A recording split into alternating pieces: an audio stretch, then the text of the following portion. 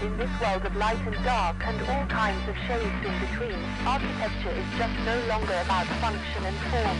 It is about our emotions, our senses, our humanity.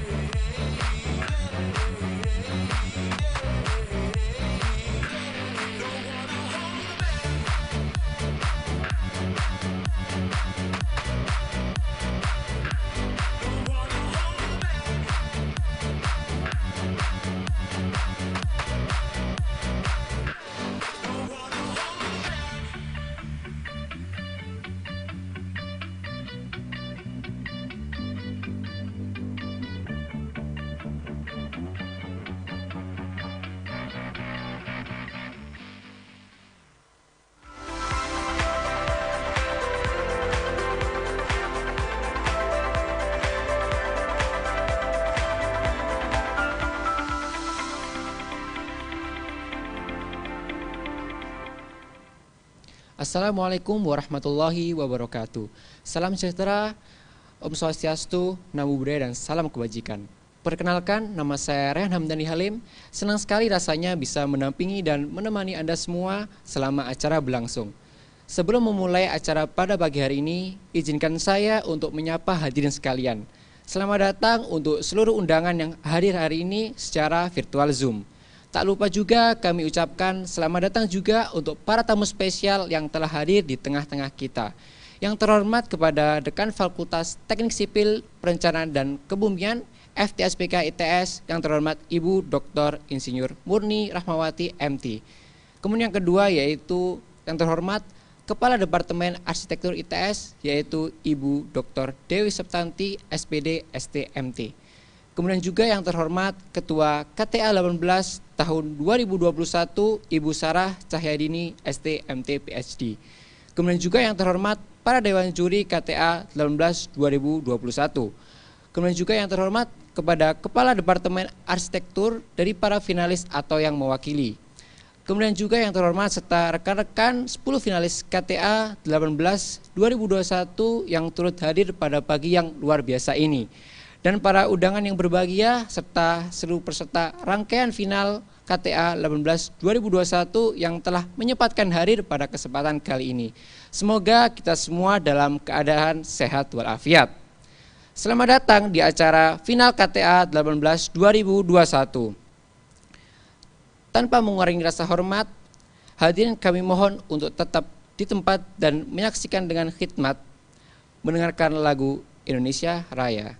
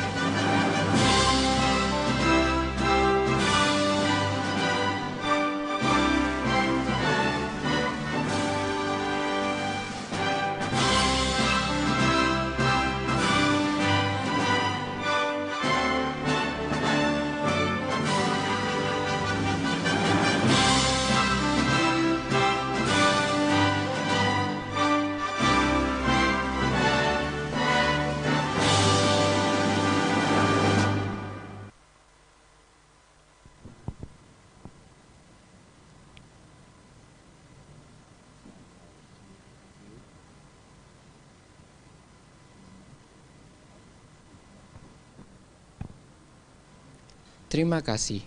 Kompetisi Nasional Tugas Akhir Mahasiswa Arsitektur adalah sebuah kegiatan yang dilaksanakan oleh jurusan Arsitektur ITS dalam rangka memberikan wawasan bagi mahasiswa arsitektur tentang perancangan, khususnya pada sebuah tugas akhir.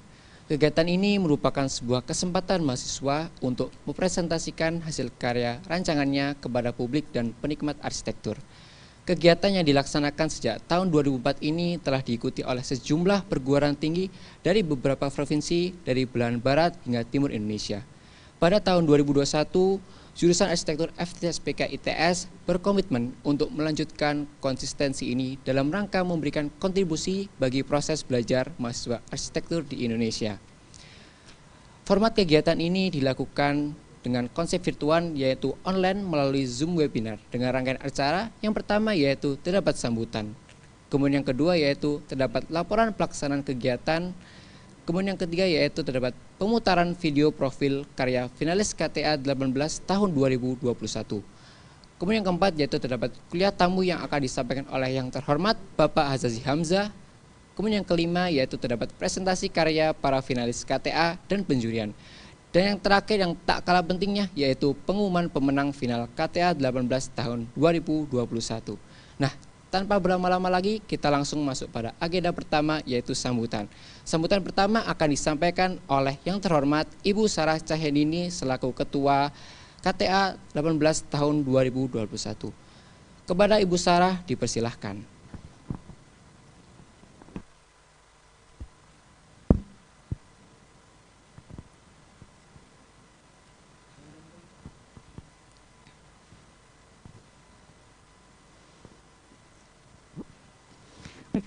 Terima kasih Mas Rehan.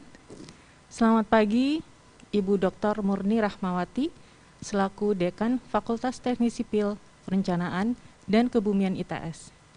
Ibu Dr. Dewi Septanti, Kepala Departemen Arsitektur ITS. Bapak dan Ibu tamu undangan, para finalis dan rekan mahasiswa sekalian. Assalamualaikum warahmatullahi wabarakatuh. Senang sekali pagi ini saya mewakili seluruh panitia KTA 2021 dapat menyambut Bapak dan Ibu meskipun dalam kondisi daring. Kompetisi Nasional Tugas Akhir atau KTA merupakan kegiatan tahunan yang telah dilaksanakan sejak tahun 2004. Pada kali ini memasuki pelaksanaan yang ke-18. Beberapa perubahan telah dilakukan dengan memperhatikan perkembangan pendidikan arsitektur di Indonesia. Beberapa tahun terakhir ini kami menggunakan 5 kategori karya yang didasarkan pada topik pengetahuan dasar sesuai UIA Accord, yaitu Design Studies, Social Studies, Technical Studies, Environmental Studies, dan Cultural and Artistic Studies. Di tahun-tahun mendatang, kami berharap dapat memperluas jangkauan pelaksanaan sehubungan dengan bergabungnya Departemen Arsitektur ITS dalam The Belt and Road Architecture University International Consortium. Tugas akhir merupakan puncak pencapaian mahasiswa arsitektur, dan 10 karya finalis yang akan kita saksikan hari ini merupakan bukti dari semua usaha dan kerja keras mahasiswa arsitektur, khususnya di Indonesia. Tahun ini kami menerima 40 pendaftaran, dan setelah melalui tahap verifikasi serta penjurian internal pada tanggal 1 sampai 10 November yang lalu, menjaring 10 karya terbaik dari 5 kategori. Karya-karya yang lain dapat Bapak Ibu saksikan juga melalui tautan virtual gallery Selasar Arch ITS melalui platform Behance. Beragamnya karya yang kami terima memberikan gambaran bahwa arsitektur dapat diinterpretasikan dengan sangat luas, namun juga secara spesifik dapat memicu dialog mengenai beragam isu yang kita hadapi. Karena itu tema In of Architecture dipilih dengan semangat selebrasi keragaman ini. Terima kasih banyak kami ucapkan untuk semua pihak yang telah membantu, para juri internal, juri eksternal, semua panitia yang telah bekerja secara keras untuk mempersiapkan dan melaksanakan acara. Semoga 10 karya ini bisa menjadi pemicu dan refleksi bagi kita semua, baik sebagai pengajar, mahasiswa, fresh graduates, atau kita sebagai bagian dari masyarakat yang lebih luas. Akhir kata, selamat menikmati acara. Wassalamualaikum warahmatullahi wabarakatuh.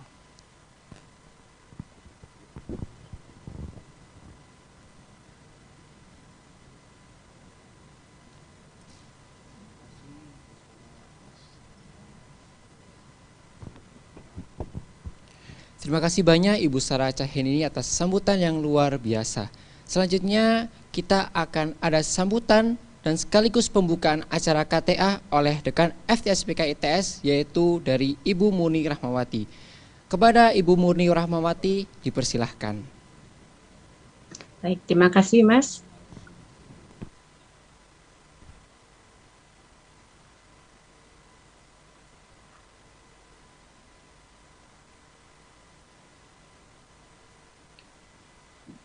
Baik, terima kasih Mas. Selamat pagi. Assalamualaikum warahmatullahi wabarakatuh. Alhamdulillah hari ini kita semua dapat berkumpul di hari yang cerah agak mendung ini bersama dalam acara kompetisi tugas akhir, kompetisi nasional tugas akhir tahun 2021 yang diselenggarakan oleh Departemen Arsitektur FTSPK ITS. Yang pertama saya akan menyapa Bapak Azazi Hamzah yang sudah berkenan memberikan materi pada sesi pagi ini. Matur nuwun, terima kasih Pak, dan tentu juga sebagai juri internal di KTA hari ini. Lalu yang terhormat Pak Yuli Carlson, juri eksternal kita juga, dan Pak Hari Kurniawan, juri eksternal kita. Matur nuwun rawuhnya dan berkenannya untuk menjadi juri dari kompetisi ini. Juga yang terhormat para juri internal dari dosen Departemen Arsitektur, Pak Andi Mapajaya, Pak Yohanes Kristianto, dan Bu Kirami Bararati. Terima kasih Bapak Ibu sudah berkenan menjadi juri internal kita. Tanpa Bapak Ibu semua acara ini tidak akan berlangsung dengan sempurna, insya Allah. Terima kasih atas berkenannya menjadi juri internal kita semuanya dan eksternal. Dan yang berikutnya adalah yang terhormat Ibu Dewi Septanti. Bu Dewi, panggilan kesayangan kami, Kadep Arsitektur FTSPK ITS, dan tentu para dosen dari ITS maupun dari perguruan tinggi lain, dari perwakilan peserta, dan tentu juga selamat pagi juga untuk para peserta finalis.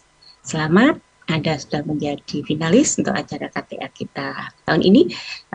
Semoga mendapatkan yang terbaik. Ya, terima kasih. Dan yang terutama adalah terima kasih tak terhingga saya sampaikan kepada panitia yang telah berusaha keras untuk menjadikan KTA kali ini menjadi yang terbaik.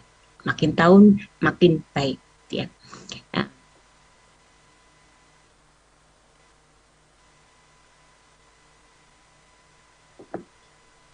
Bapak Ibu sekalian dan anak-anakku para mahasiswa peserta kompetisi nasional tugas akhir, tadi sudah dijelaskan apa itu kompetisi nasional tugas akhir mahasiswa arsitektur dengan fokus pada tugas akhir yang kemudian berkembang. Kegiatan ini merupakan kegiatan tahunan dan saya rasa termasuk salah satu dari kegiatan yang sangat ditunggu-tunggu oleh mahasiswa arsitektur di seluruh Indonesia. Nah, tadi juga ada dikatakan mulai tahun 2004, berarti sudah 18. Ini penyelenggaraan ke-18, luar biasa. Saya berharap makin maju, makin baik, makin berkembang, dan pelaksanaan yang ada kegiatan-kegiatan pendukung itu sangat menarik, gitu ya. Apalagi dengan mengusung 5 topik yang didasarkan pada pengetahuan desain sesuai UI record. Nah, ini diharapkan dapat ditampung spektrum yang lebih luas bagi peserta dan yang tentu dapat disesuaikan dengan tugas akhir atau pembelajaran arsitekturnya. Dan tentunya itu akan bisa dipakai untuk memperhatikan perkembangan arsitektur yang sangat pesat dan kita perlu menyesuaikan diri dengan kebutuhan dunia Kenapa? Karena arsitektur adalah dari manusia dan untuk manusia, bagi kemaslahatan manusia juga.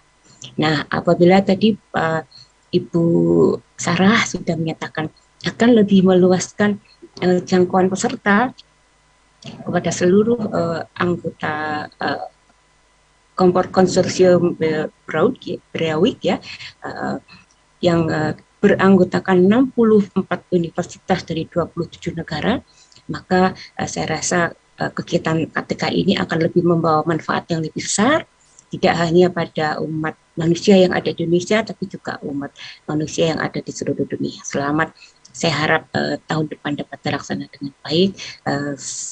Kami dari Dekanat sangat-sangat mendukung. Jadi sekali lagi, selamat atas terselenggaranya acara ini. Semoga berjalan lancar hingga usainya acara. Selamat berkompetisi.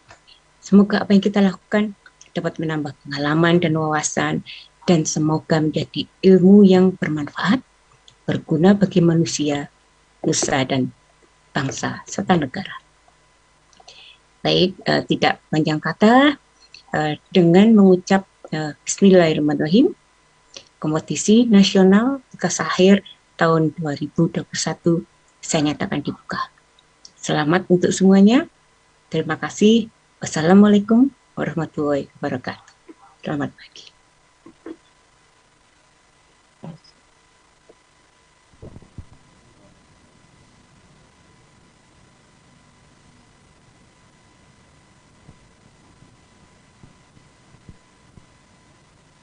Terima kasih banyak Ibu Muni Rahmawati atas kata sambutannya.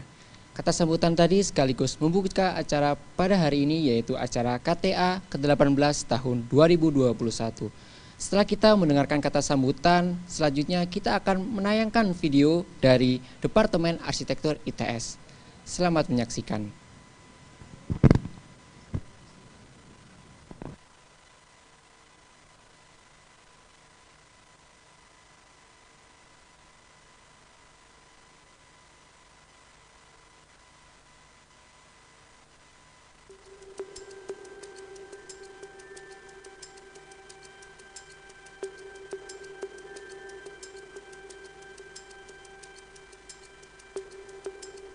Arsitektur ITS itu kan punya banyak sekali kelebihan ya. Misalnya kita punya prestasi-prestasi yang banyak, itu sudah sejak dulu. Terus kemudian kita juga mempunyai lengkap S1, S2, PPR dan juga S3. Kemudian kita juga banyak berkolaborasi dengan perguruan tinggi di dalam ataupun di luar negeri. Kita punya 5 alur di sini, 5 rumpun mata kuliah. Yang pertama itu adalah perumahan pemukiman, kemudian yang kedua adalah teori sejarah dan kritik arsitektur, kemudian yang ketiga itu adalah perancangan arsitektur. Ini yang merupakan core dari pendidikan arsitektur sendiri, yang mensupport mahasiswa baik dari dasar perancangan arsitektur 1 sampai kemudian studio arsitektur 1, 2, 3, 4, 5 dan tugas akhir. Kemudian yang berikutnya adalah sains bangunan, sains arsitektur dan teknologi bangunan. Ini juga banyak hal yang dibicarakan di sini, misalnya juga tentang akustik, tentang lighting dan sebagainya. Kemudian yang terakhir itu adalah perancangan kota. Jadi mahasiswa juga diajarkan bagaimana teori-teori dan juga hal-hal yang mengenai perancangan kota.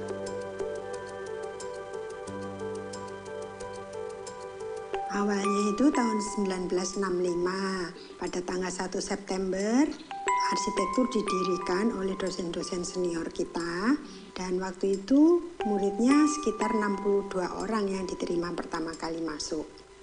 Dan semua itu sudah tersebar di mana-mana, mengajar maupun menjadi profesional arsitek, dan sudah banyak kemajuan yang dicapai dari saat itu sampai sekarang. Masih banyak A1 itu yang berkiprah di lapangan.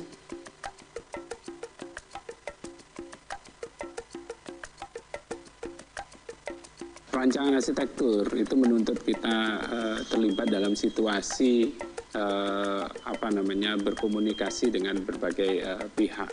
Selain juga punya satu tempat untuk bisa merenungkan atau menggali apa yang kita pikirkan. Jadi kalau kita bicara tentang fasilitas di pendidikan arsitektur, yang utama adalah studio. Ya, karena itu adalah tempat yang secara tradisi mulai sekolah arsitektur itu ada, dia juga ada. Jadi tempat di mana dia bisa berkomunikasi dengan banyak orang. Arsitektur sendiri itu adalah sebuah bidang yang sangat abstrak. Dia adalah sebuah bidang yang membahas banyak hal dan mengeksplorasi banyak hal. Jadi di ITS saya mempelajari untuk bagaimana saya mengaplikasikan dan mentranslasikan konsep-konsep itu menjadi sesuatu yang aplikatif di dunia nyata. Hal yang menarik di dalam pendidikan arsitektur, dia selalu bersifat kontekstual. Jadi kearifan lokal menjadi komponen penting di dalam perletakan acuan sebuah ide. Seperti karena itulah yang membedakan nanti arsitektur dari satu tempat ke tempat lainnya. Itu sehingga interaksi antar orang yang menjadi salah satu komponen dari revolusi industri 4.0 itu adalah kolaborasi. Jadi kita bisa bekerja dengan stakeholder yang lainnya secara baik, dan itu menjadi penting dan diajarkan di Departemen Arsitektur ITS. The local culture in Surabaya city, it was very, very different from the culture at home, and it was not, for me at least, it was not so difficult to become acquainted with the culture, the people. The people are very friendly and helpful, so if you ask for help, they would definitely come to your aid, and maybe if you don't ask for help, they would also be willing to help you. And getting around in Surabaya city, it also was not difficult, so even if you don't know a place or you don't know exactly where you're going, you can use Google Maps and you can pay online. And that is quite safe because Surabaya is also one of the safest cities in the world.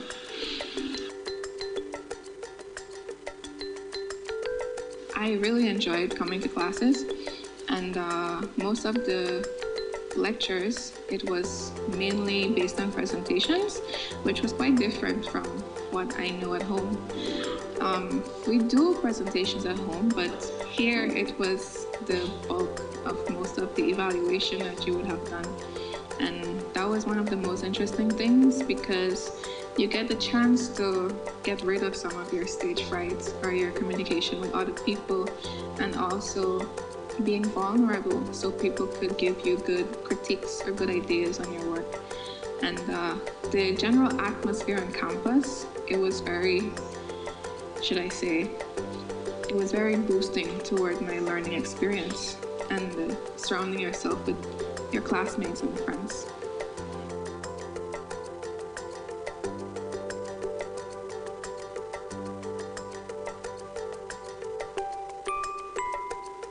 Jadi ikatan alumni harus bisa menjahit itu semua. Jadi ikatan alumni ada IAI, ada kampus ya. Ikatan alumni itu bayangan saya ya, harapannya bisa menjahit, oh mahasiswa ini hebat di sini, oh profesi ini jago di sini, ya dijahit. Segala sesuatu itu dilihat bagaimana solve the problems, memecahkan masalah, lalu melihatnya bukan lagi sebagai masalah, tapi sebuah challenge untuk dirubah atau diselesaikan menjadi punya manfaat untuk orang banyak.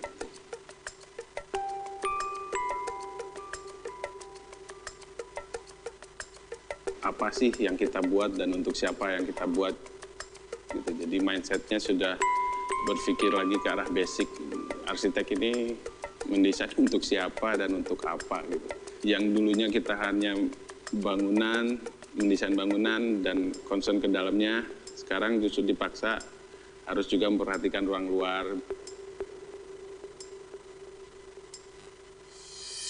Kalau prestasi, sebetulnya mahasiswa kita hampir setiap tahun dan setiap saat itu banyak sekali yang mempunyai prestasi-prestasi baik nasional, lokal, dan juga internasional. Jadi misalnya semacam future art, kemudian juga mahasiswa memenangkan kejuaraan-kejuaraan yang dilaksanakan oleh baik itu dalam negeri ataupun dari luar negeri, itu banyak sekali. Tetapi yang jelas kita, baik itu S1, S2, dan S3, kita mempunyai akreditasi yang sudah bagus, A semuanya. Jadinya itu saya rasa juga akreditasi itu adalah perwujudan dari prestasi-prestasi yang dimiliki baik oleh mahasiswa, dosen, ataupun tendik yang ada di sini.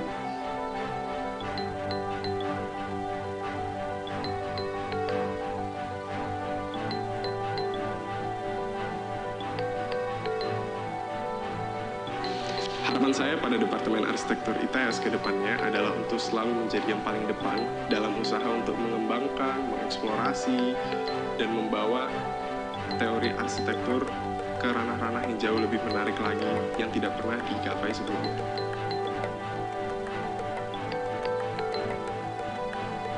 Jadi kalau melihat Departemen Arsitektur sebagai sebuah institusi, dia memang memiliki tridharma sebenarnya. Perguruan tinggi itu satu sebagai lembaga yang memberikan pelayanan pendidikan, kemudian yang kedua adalah penelitian atau riset, dan terakhir adalah pengabdian pada masyarakat. Jadi sebagai sebuah elemen dari perguruan tinggi tidak terlepas kita punya kewajiban untuk membagikan apapun yang kita miliki atau telah kita capai kepada masyarakat yang ada di sekitar kita.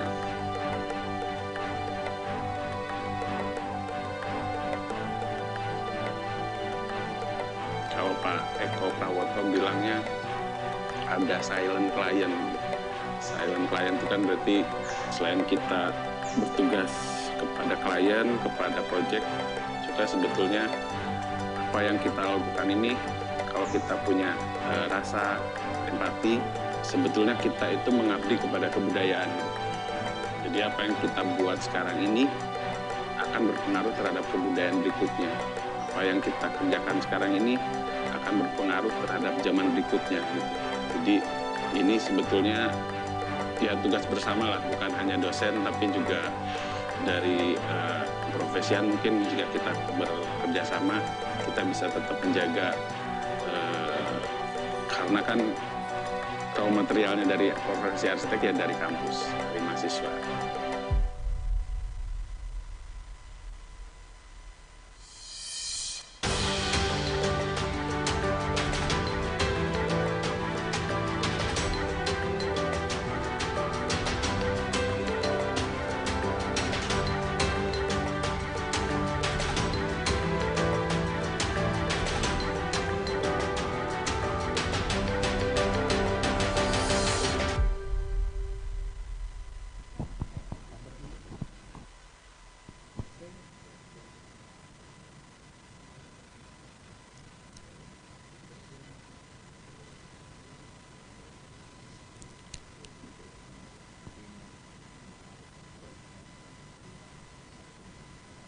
Itu tadi sudah kita saksikan bersama, yaitu video profil dari Departemen Arsitektur ITS.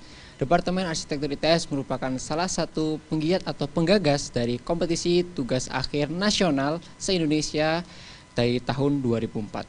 Nah, selanjutnya akan kita saksikan bersama video teaser KTA tahun 2021 dan juga video hasil penjurian internal yang menunjukkan hasil karya dari para finalis kita. Selamat menyaksikan.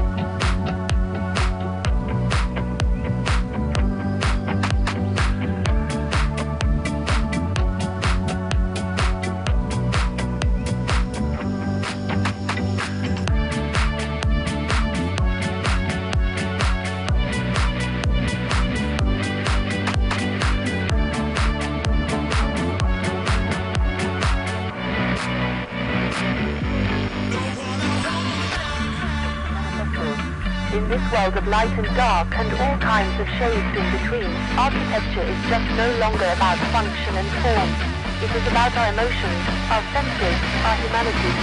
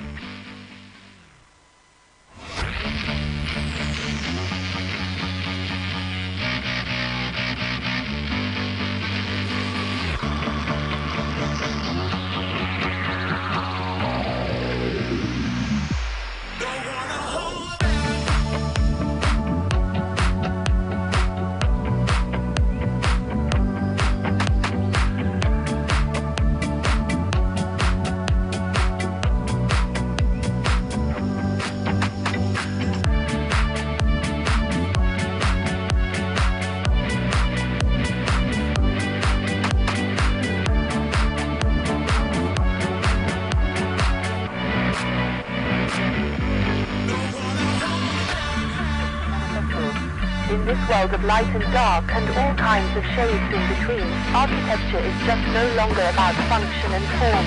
It is about our emotions, our senses, our humanity.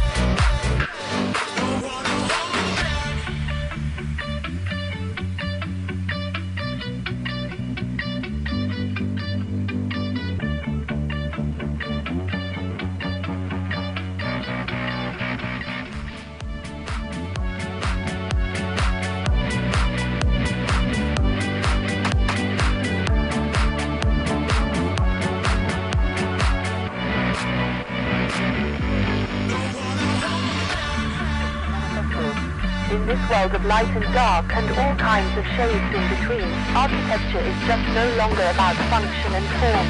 It is about our emotions, our senses, our humanity.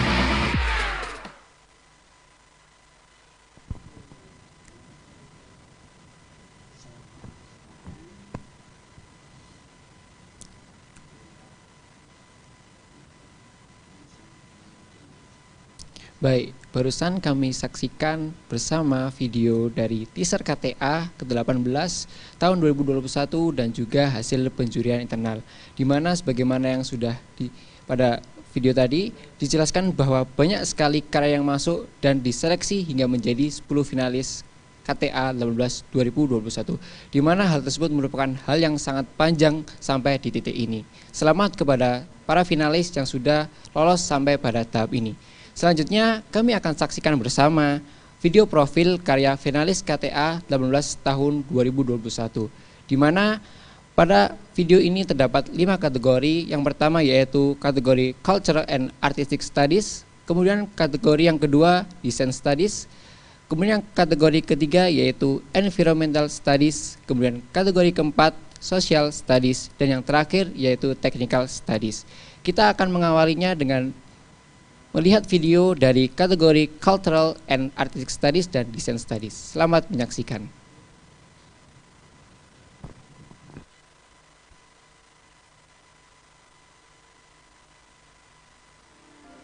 Untuk menghindari kemubaziran dan mempertahankan existing, digunakan konsep infill design dengan kompatibel laras. Terdapat beberapa pengalihan dan penambahan fungsi pada bangunan existing, yaitu pada masjid terdapat penambahan ruang wudhu, joglo dialihkan fungsi sebagai galeri, pada parkiran akan digunakan untuk fungsi lain dan parkiran dipusatkan pada satu area. Toilet, bagian toilet akan difungsikan untuk fungsi lain karena penempatannya yang tidak efektif atau sulit diakses banyak orang. Balai-balai atau penadaran, pada bagian penadaran dilakukan tindakan restorasi berkala, di mana sudah dilakukan sebelumnya pada tahun 2016. Makam, pada bagian makam, penutup lantai diganti menjadi lebih nyaman dan selaras dengan objek lainnya. Berikut adalah orientasi dan tata masa bangunan.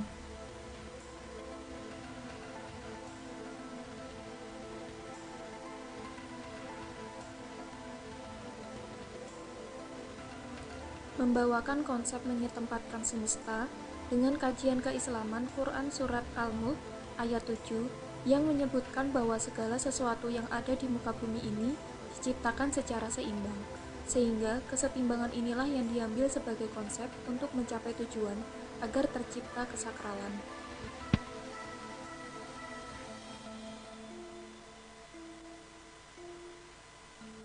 Pada tapak dimasukkan prinsip nilai vertikal dan horizontal, di mana yaitu membagi area makam menjadi dua bagian, yaitu batiniah dan lahiriah.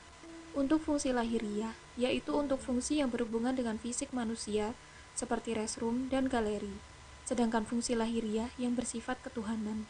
Sedangkan untuk desain diterapkan nilai kesetimbangan dan kesetempatan dengan penerapan ekspresi sakral meliputi terang gelap, keheningan keramaian, kehampaan keributan, dan kerendahan kemegahan.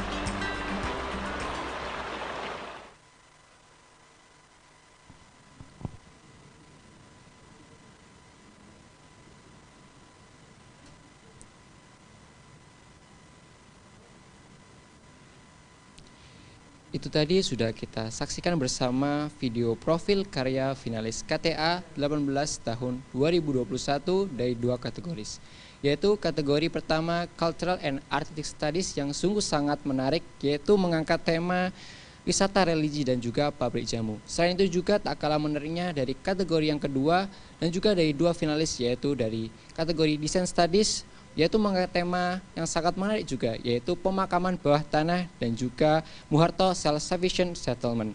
Nah, selanjutnya kita akan saksikan bersama kembali dan tak kalah menariknya yaitu dari 2 kategori selanjutnya, yaitu kategori Environmental Studies dan juga kategori Social Studies. Selamat menyaksikan.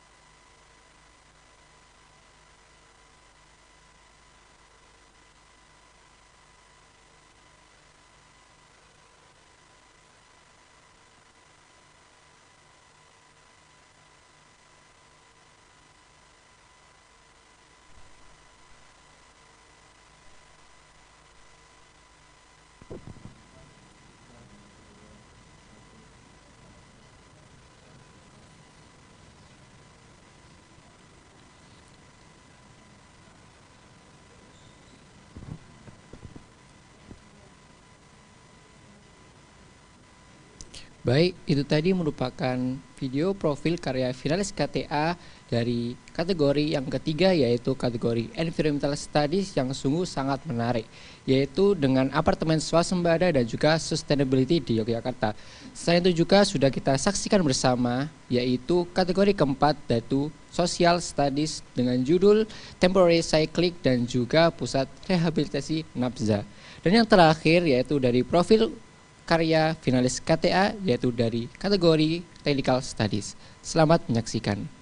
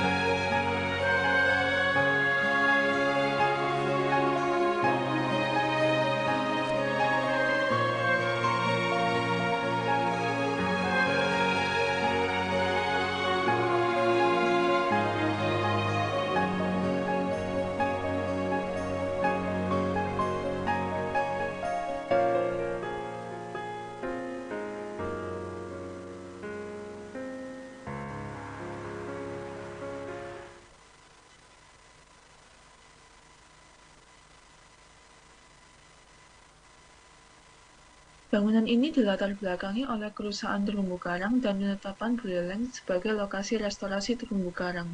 Dengan fungsi utama bangunan ini adalah sebagai edukasi, penelitian, dan budidaya terumbu karang. Kemudian masalah utama bangunan ini adalah bagaimana menyediakan fasilitas yang memadai bagi kelangsungan hidup terumbu karang dan biota laut lainnya, dan bagaimana pengunjung dapat memahami objek edukasi. Kemudian terdapat masalah khusus di mana lokasi tapak ini berada di area yang berpotensi mengalami bencana alam, gempa, dan tsunami. Oleh karena itu, pendekatan yang saya ambil adalah pendekatan sistem untuk mewujudkan konsep desain, yaitu fasilitas edukasi wisata interaktif yang aman bagi keberlanjutan hidup terumbu karang, biota laut, dan pengguna bangunan. Berlokasi di pantai pemutaran yang terkenal dengan marinescaping restorasi terumbu karangnya merupakan alasan pemilihan tapak. Berikut adalah tata masa dan bentuknya. Yang pertama dimulai dengan peletakan bangunan yang memisahkan area parkir dan outdoor pantai. Kemudian yang kedua, masa dipecah menjadi 3 sesuai dengan jenis pengguna bangunan. Kemudian yang ketiga, masa-masa utama ini diangkat dan pada lantai 1 menjadi area yang bebas dinding untuk mengutamakan view pantai. Kemudian yang keempat, masa-masa ini diberi void agar dapat memberikan cahaya pada masa yang bisa dibilang gemuk. Kemudian terakhir, area outdoor tidak hanya sebagai fasilitas penunjang, tetapi juga sebagai media edukasi interaktif. Berikut untuk sistem sirkulasinya, di mana tata masa bangunan ini dibentuk oleh sistem sirkulasi, dengan memisahkan akses-akses utama setiap pengguna. Akses pengunjung terletak di bagian timur bangunan, kemudian akses pengelola terletak di bagian selatan bangunan, dan akses peneliti dan biota laut terletak di bagian barat bangunan. Kemudian untuk sistem sirkulasi pengunjungnya sendiri, pada lantai 1 menggunakan sirkulasi radial, lantai 2-nya menggunakan sirkulasi linear agar pengunjung dapat menerima edukasi secara lengkap dan runtut. Kemudian ini untuk program edukasi indoornya, ini adalah perspektif dari area digital yang menjelaskan tentang klasifikasi terumbu karang. Kemudian ini aquarium display, kemudian ini untuk aquarium theater, dan ini area pengamatan laboratorium terumbu karang dan area workshop struktur buatan terumbu karang. Kemudian ini untuk program edukasi outdoor interaktifnya. Sebagai contoh, area makan outdoor menggunakan bentuk dan tekstur terumbu karang, meja, atau piring. Dan ini untuk area bilas yang menerapkan bentuk dan tekstur terumbu karang gerak. Kemudian ini area persiapan dermaga yang menerapkan bentuk dan tekstur terumbu karang masif. Dan ini untuk kolom bangunan lantai 1 yang menerapkan bentuk dan tekstur terumbu karang bercabang. Kemudian ini untuk sistem sirkulasi peneliti dan pengelola menggunakan sirkulasi radial. Dan untuk terumbu karang dan biota laut menggunakan sirkulasi linear, di mana ruang-ruangnya sudah ditata secara runtut untuk meminimalisir jarak perpindahan. Karena bangunannya berlengan, maka diberikan 2 siar. Dan masa utama diangkat setinggi minimal 5 meter untuk jalur lewatnya air jika terjadi tsunami. Dikarenakan kolom yang cukup tinggi dan masa di atas berat, maka bangunan ini rentan mengalami soft story. Oleh karena itu, dimensi kolom lantai 1 diperbesar dan diberikan base isolator untuk meminimalisir momen pergeseran yang terjadi. Untuk bentuk kolomnya, bentuk dasar kolom disesuaikan dengan diagram momen kolom, yaitu membesar ke bawah. Bentuk kolom juga disesuaikan dengan kebutuhan edukasi. Pada bagian akuarium besar, memiliki beban yang besar. Oleh karena itu, pada bagian ini dimensi kolom diperbesar lagi dan menggunakan balok grid berjarak 2 meter antar baloknya. Kemudian ini sistem utilitasnya, di mana penyaluran kebutuhan utilitas di setiap lantai disalurkan melalui 2 shaft yang terdapat di sisi timur dan barat bangunan. Kemudian ini untuk perspektif remnya, di mana rem ini selain sebagai akses masuk utama ke area edukasi indoor, juga sebagai rem evakuasi ketika terjadi tsunami. Kemudian ini untuk perspektif main eye-nya, dan ini untuk perspektif bird eye-nya. Terima kasih.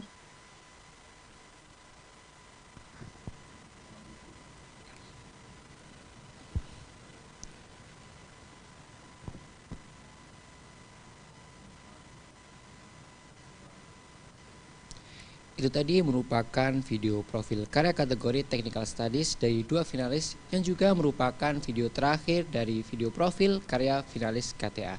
Sungguh sangat keren sekali dan sungguh sangat menakjubkan video-video profil dari karya finalis KTA. Sebelum kita memasuki kepada segmen selanjutnya, kita akan memutarkan video profil dari Institut Teknologi 10 November. Selamat menyaksikan.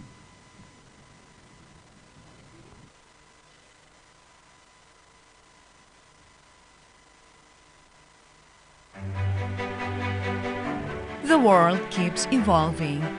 The times keep changing. The new generation of technology. The new generation of information. They bring the future before us. Institut Teknologi 10 November, a place where the spirit of heroism underlies the new generation to research and innovate in technology. The University of Heroes, ITS. ITS is one of the best science and technology universities in Indonesia, which was founded by Dr. Angga in 1957.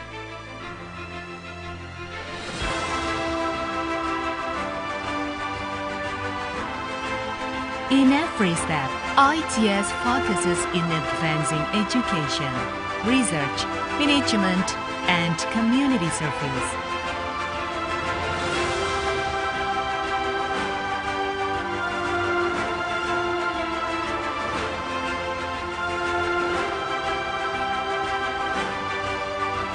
As an incorporated public university, ITS has been able to manage autonomously the policy of academics, organizations, finance, students' affairs, human resources, facilities, operational, and infrastructure. In the spirit of Indonesian heroes, during the battle in the 10th of November 1945, ITS always makes efforts to be the best in education, research, and community services, especially in the fields of industry and maritime. ITS also actively contributes to the nation development, and in the future, ITS will become an entrepreneurial university with world-class reputation.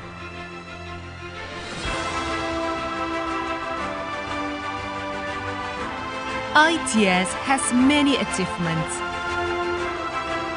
Both national and international achievements prove that ITS keeps growing and gives the best contribution to the nation of Indonesia.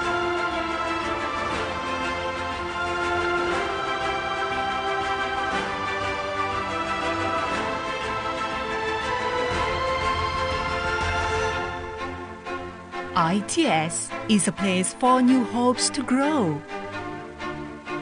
An ideal environment for the new generation to flourish in 3 strategic locations within the industrial city of Surabaya.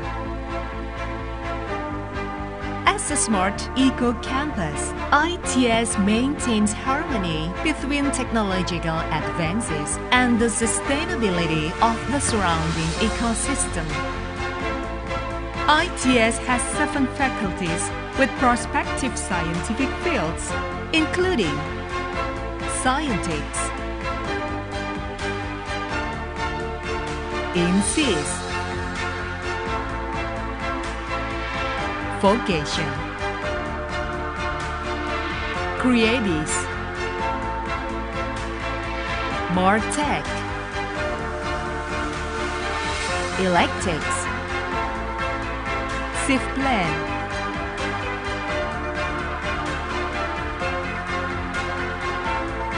interdisciplinary school. ITS is a space for the new generation who are hungry for knowledge because it provides a wide range of references in both physical and digital form. ITS makes it easier for the new generation to access information by providing flexible classes.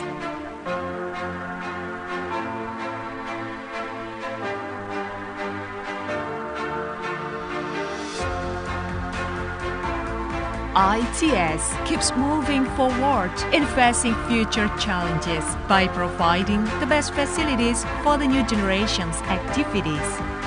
The facilities support both spiritual and physical needs.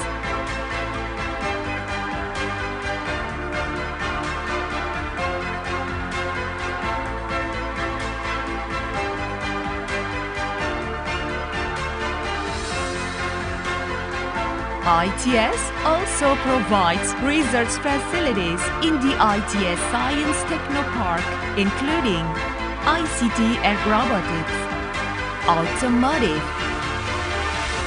maritime, and creative industries.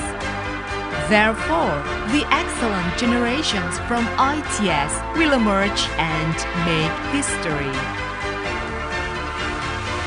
ITS is a space for the new generation to express themselves. ITS is a place where the new generation learns new things and finds their purpose.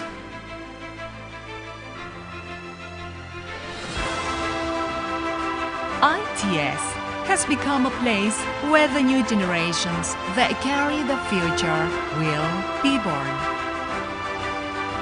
ITS is a campus of science and technology, which focuses on the research and innovation, presenting technology for prosperity.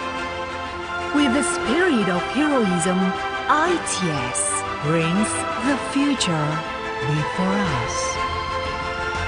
ITS, advancing humanity.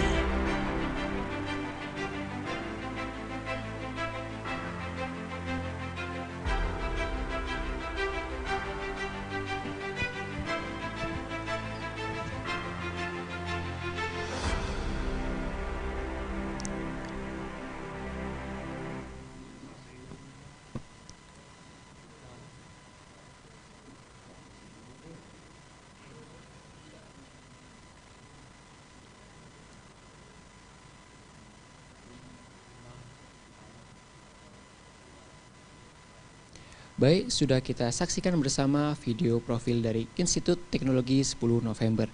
Terima kasih para hadirin sekalian yang sudah menyaksikan video dari awal hingga akhir sesi ini.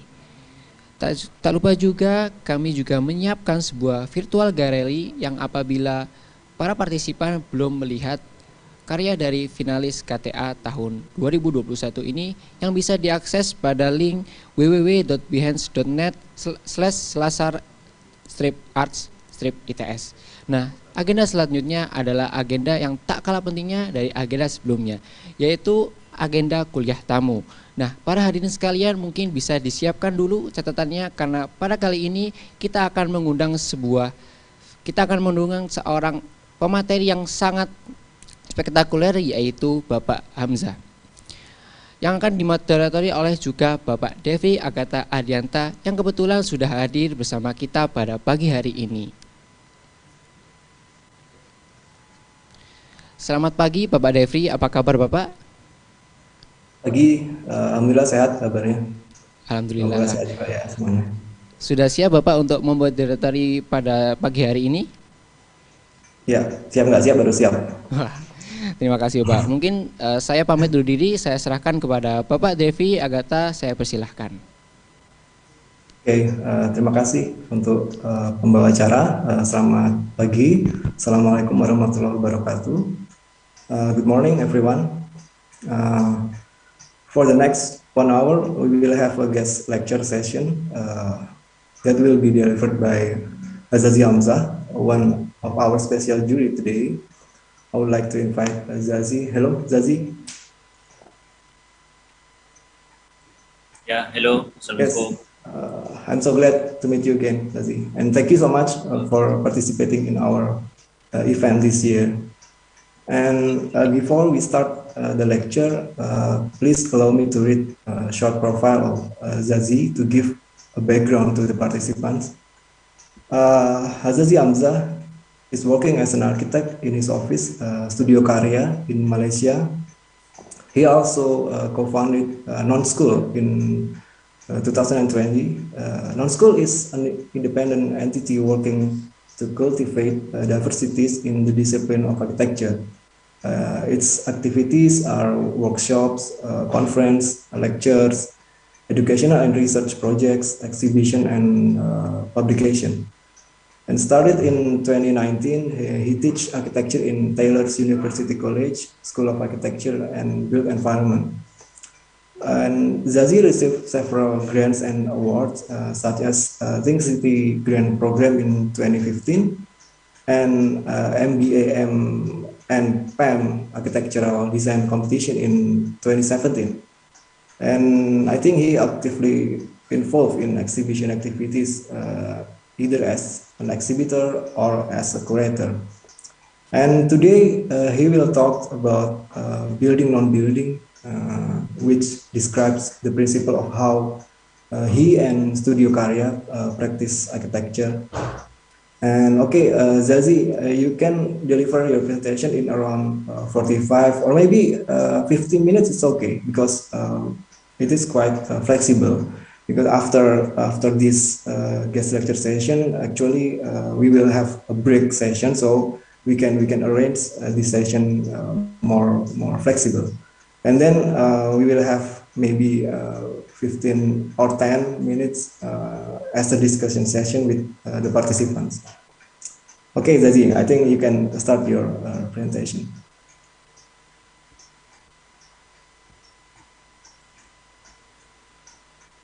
Okay. Assalamualaikum and good morning. Selamat pagi. Okay, hari ini basically my name is Zazie Hamzah from Studio Karya. I mentioned just now I also teach part-time in Taylor's University, and also I from the initiative like Non-School. Okay, so basically today I'm going to talk about building non-buildings. Sharing my screen now. Boleh nampak screen-nya? Okay. Yes, good. Alright. Okay, so Studio Karya, myself and my partner Ashran Bahari, co-founded Studio Karya, and before that it started out as a collective. Right after graduation, we started this initiative called Karya itself, and then eventually it evolved, become an architecture practice, a design practice. So today we're going to talk about building non-buildings. Basically, just a background about what is building non-buildings. So Studio Karya first used building non-building as a lecture title for the KLAF course 2016 to explain our practice. And since then, all lectures delivered by Studio Karya from the period of 2016 to 2021 was titled Building Non-Buildings, if we're not talking about something else. So for us, this is maybe a period in our practice where images and text are used as tools to produce architecture, other than, let's say, the normal means of design exercise, producing drawings and design for projects. I would like to start with the notion of building itself. Building, as we know, as a noun, bangunan, as a noun. It means a structure with roof and walls, and it also means development of something over a period of time. So something that you constantly building upon. So as a verb, the word building with the ing suggests an ongoing nature of putting things together. We do not call it the build, right? We call it building. So something yang sentiasa dibina, something that always built upon. So since this is a project, since this is a session of Project Akhir, so this is basically my student work when in my final year upon graduation. This title Hatch 2007. So it's actually a project of underground facilities in the normal days, and then let's say when emergency happen, let's say you have war and stuff like that, and then you can somehow transform this space into like underground bunker or something like that. And I mean, like since study years, I'm interested in looking into, let's say, the notion of architecture that contributes to society, or the notion of architecture not beyond the idea of aesthetics and stuff like that. But I believe like theory of architecture should go beyond that. We should somehow try to contribute to society, to contribute something that we actually need for the country, for the people, for the rakyat and all that. So with this project, actually, even though it's quite in a way utopian, but I feel like we have abundance of spaces, but we don't really use that much. And I think like at that time in Malaysia also we have this project Smart Tunnel, which is a highway, underground highway, that during flood you can actually channel the water to prevent flood from happening in the capital city of Kuala Lumpur. So we thought that as an idea, if we can create infrastructure that has dual function, that would be great. It could save people's life and could build upon that kind of idea. But today I'm not going to talk much about this project, just as a starting point. And after that, we always talk about ideas from the past, like archaic ideas. We call it archaic ideas because we think that, let's say, previously 100, 200, 300 or 1,000 years ago, or even until now, people are still living in this so-called kampung houses. So this is a typical kampung house. It's actually not in a kampung setting. It's actually in one of these public university in Malaysia. So they actually built and built this over here as something that people could learn from. So this architecture on steel and all that. And I think like nowadays people always romanticize the Malay or traditional timber construction and all that. But whether it is still a relevant idea for us to live in this kind of houses is also something that is questionable. But for us in Studio Korea, we think that there are some substance in this kind of design and thinking that somehow we could develop into the kind of architecture that we could build for the future. And we look around, let's say in your country, like Borobudur and all that, this is the kind of architecture that is not the architecture for the everyday people, but the architecture for I would say like it's for religious purposes and all that, but it's also to show a little bit in terms of peradaban ataupun technology, ataupun to show like advancement in civilization and all that. So this is another thing, whether that is whether that particular thing is an archaic idea or something that we should still build upon. And if we look into the ideas of cities, towns, and even kampung, so you see like this is Kuala Lumpur in 1884, and now 2021 you see like how different it is. And I think you can also compare that for Jakarta, Yogyakarta, Surabaya, and all that. Cities have been developed so rapidly, and of course with this neoliberal system and all that it becomes cities that we live in today. But of course it comes with lots of problems and all that. So again, the question whether this is archaic ideas, or let's say the system that we have now could probably be an archaic idea in the future. And you go around in all these cities, like in Kuala Lumpur itself, this is a photo taken by myself, a colonial facade in Kuala Lumpur trying to be preserved. So in a way, like over time, governments and policymakers try to preserve things that we call heritage for future generation to understand. But then again, this is like colonial legacy, and in this case, you see like the building is almost gone, but they try to maintain or preserve the facade.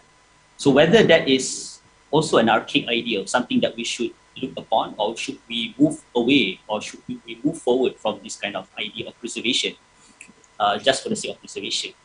And then we look around, let's say in Kuala Lumpur, we have this Kampung Baru in Kuala Lumpur, which is a traditional settlement in the heart of Kuala Lumpur, which is not very far from the famous KLCC, Petronas Tower.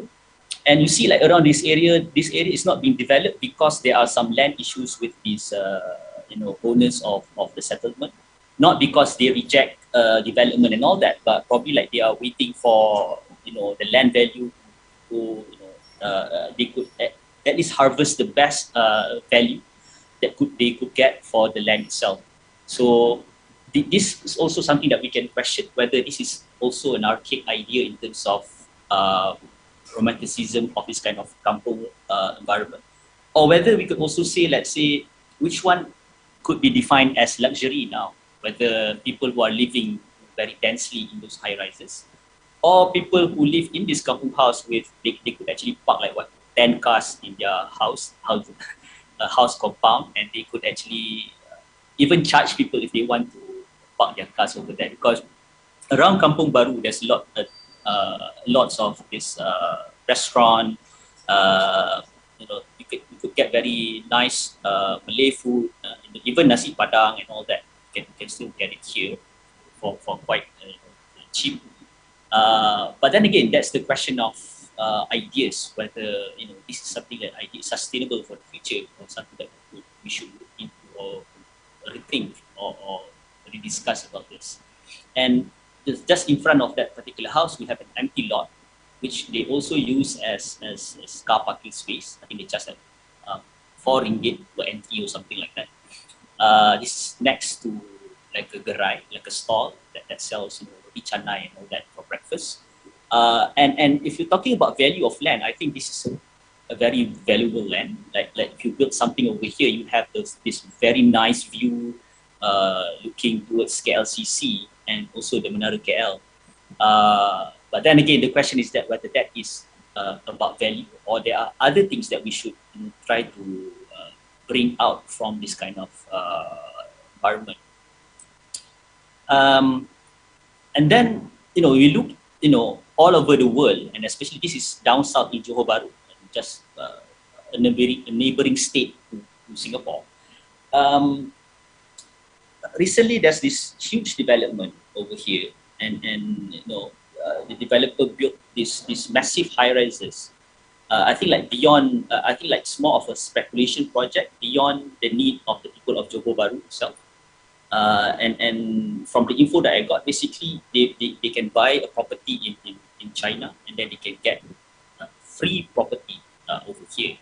So this kind of it goes together with like a government program like Malaysia My Second Home or something like that, so that you can buy a property and then you can also own another property in Johor. So it is also just to open up investment for the state, memberi peluang pekerjaan and all that for the people. But then again, whether we should ask the question whether this is the idea for the future, or is also we can consider as an archaic idea that it's not sustainable for the community and for the country as a whole.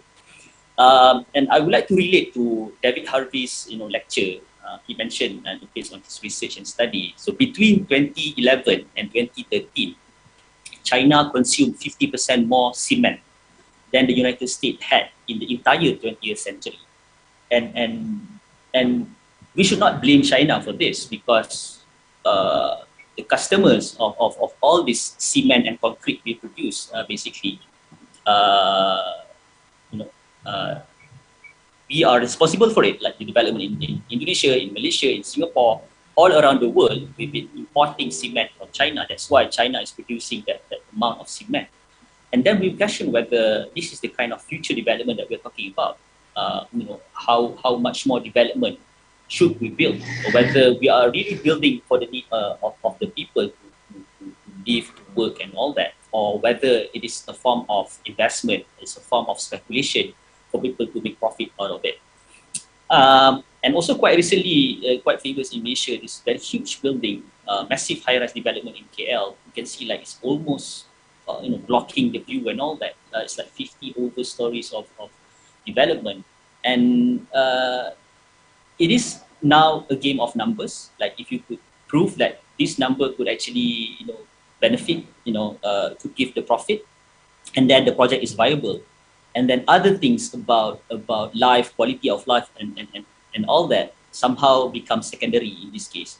So this is the kind of question whether this is archaic ideas. And more interestingly, like I've been discussing with my colleague and partners and all that, like we see this kind of proposals in Le Corbusier's master planning, or Hilbert Simon high-rise city and all that. So these are the kind of ideological proposal or theory in architecture in terms of the projection of ideas or notion for the cities for the future.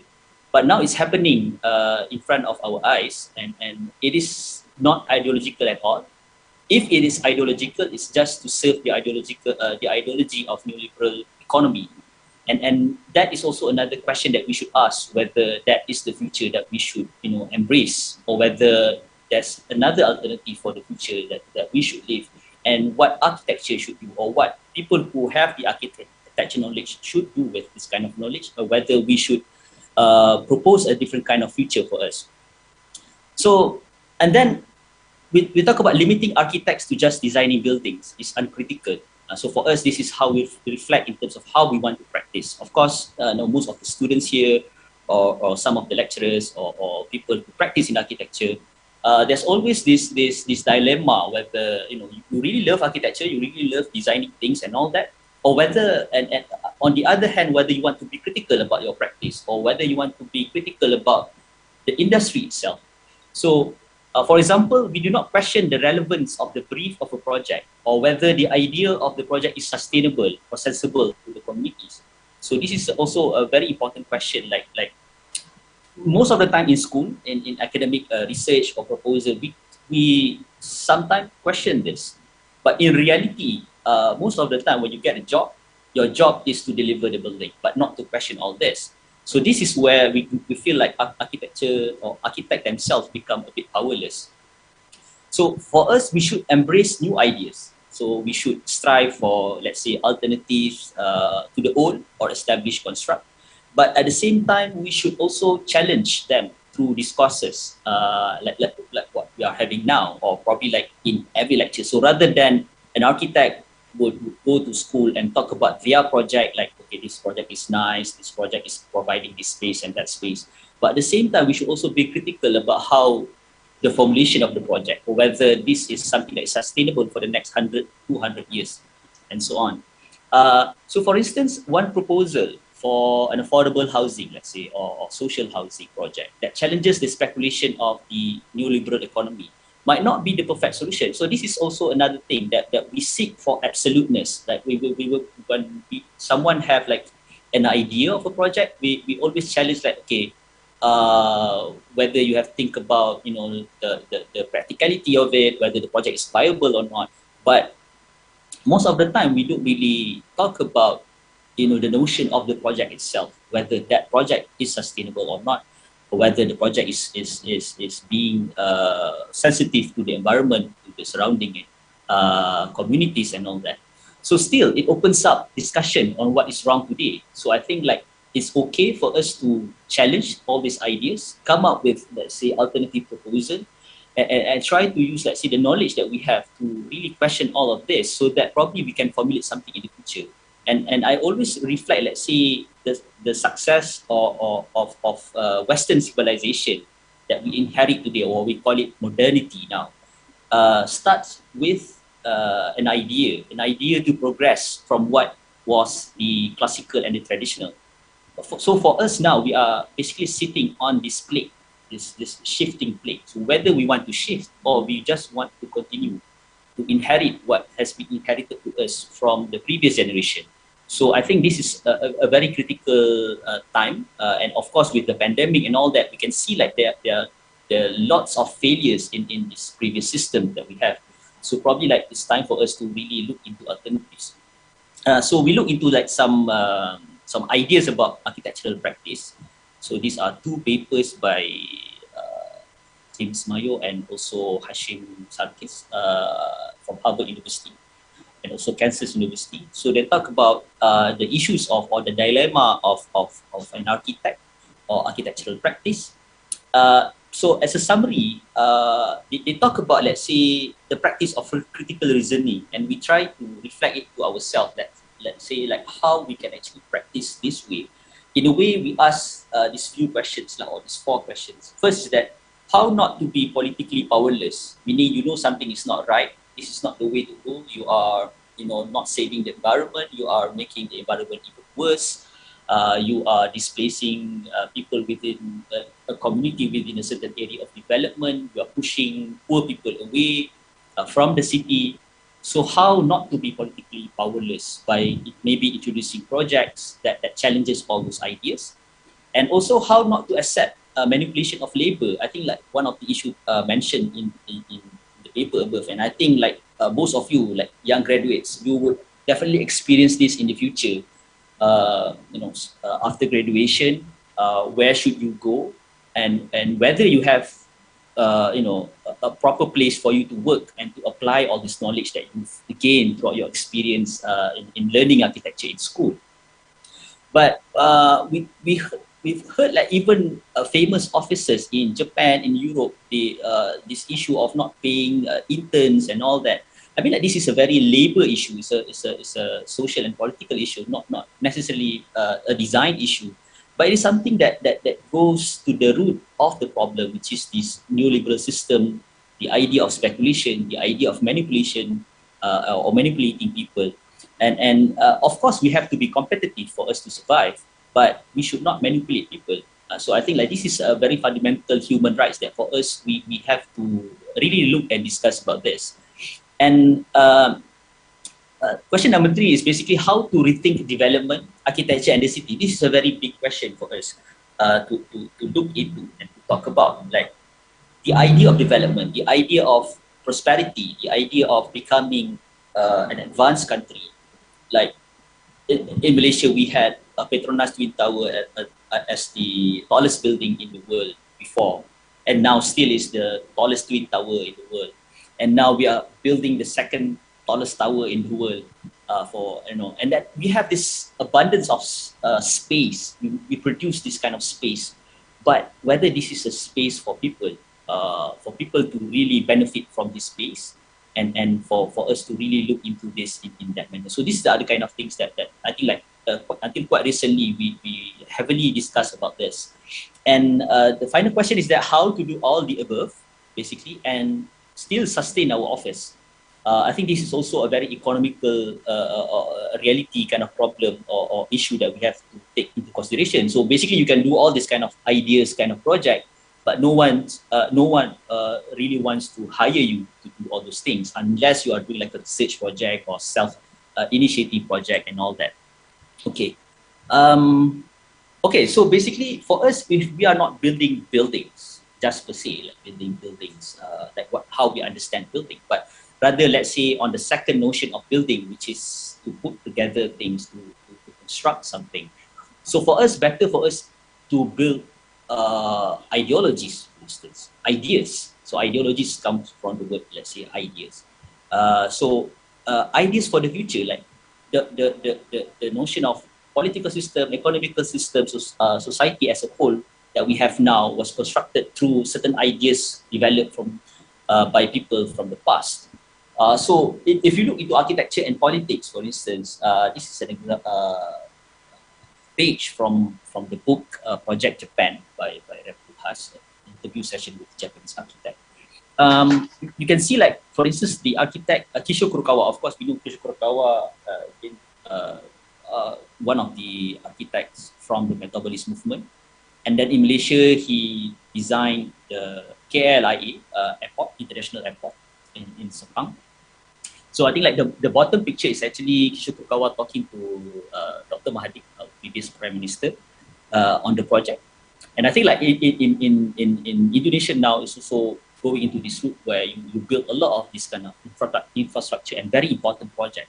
So the criticism here is not to criticize all this kind of project, but in a way for you to move forward, for you to deliver your ideas, you have to somehow be in a way political. And if you refer to a lecture by PV in the Architecture Association, it talks about whether architecture is political or architecture is political. So in a way, architecture as a profession, like we already mentioned, is a bit powerless, but architectural design is something that is very political. The way that you design something will influence in terms of the formal quality or the political quality of the project.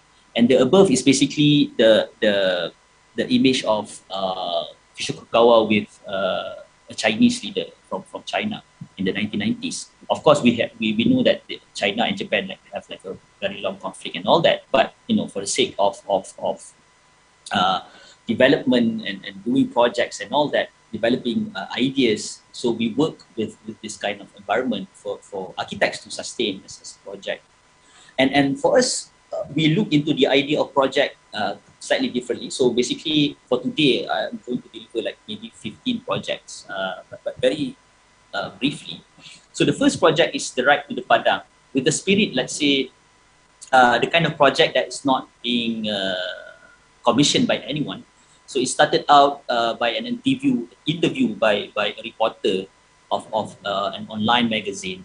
The question was, what are your five favorite buildings in Kuala Lumpur or in Malaysia? So for us, we want to talk about the significance of Dataran Merdeka. So Dataran Merdeka is this field where our first Prime Minister, iconically bring down the Union Jack, the British Union Jack, and then raise the flag of Malaya at the time, now Malaysia. So for us, this is very significant. How, in terms of this very iconic space, whether until today it becomes a democratic space, or whether it remains just as a ceremonial kind of feel for people. So we look into the idea of course, this is after that, but we've been through places like, say, for example, this is Pantai Penarik in Terengganu, east coast of Peninsular Malaysia. You see like people, having their meal under this coconut tree or palm trees, and it has like a little bit of shading. So they can basically put tables and chairs and all that. It's very comfortable. And you see like in the countryside of most part of Malaysia, maybe not so much now, but previously we have this kind of very iconic pohon kelapa, coconut tree. And you see like, even though you can still see the element of the padang that which is very flat in a way, but you have some elements of shading as well, the elements of proximity of space. So you can see like all the cows are, basically, living down there quite comfortably in a way. And the project itself are based on like images, series of images and an essay that we wrote. And this is also a model, a sculptural model that we constructed using steel for an exhibition by PAM. So we try to somehow visualize the iconography of Bangunan Sultan Abdul Samad, which is the backdrop of the Dataran Merdeka, and then we try to represent the trees through this series of steel columns or steel rods. And the project comes with a series of images, and we try to use like some ideas from some techniques from collage, try to show this idea of how we can, because now the padang itself is empty, it's totally an empty field. So and previously, why the planting of trees, or we call it planting hopes over here, why it's important? Because it signifies the idea of reclaiming back the land. Because previously it was this land where the locals in the area, they planted vegetables and fruit trees and all that over there. And then when the British come and then they want to formalize the area as a field for them to play cricket and all that. So the locals have to move away. So now let's say we want to symbolize the idea of reclaiming. So why can't we let the people plant trees over there, for instance? Of course, we can do this not ad hocly, but through, let's say, series of discussion and all that. Then we can create this kind of space that gives shade, where you can actually use the space underneath. But at the same time, it's very open for people to speak up, for people to criticize and all that. And we can see like the significance of Dataran Merdeka or the Padang previously is that all the rallies or political rallies or demonstration that happened because of political issues, for instance, let's say in 1970s, mahasiswa turun ke jalanan kerana ada masalah kebuluran, kekurangan makanan. And then the reformasi movement, and then the Bersih movement and all that. Although this is, for some people this is political, that architects should not get involved with this, but for us, we are talking about the space, whether the space really allow you to do that.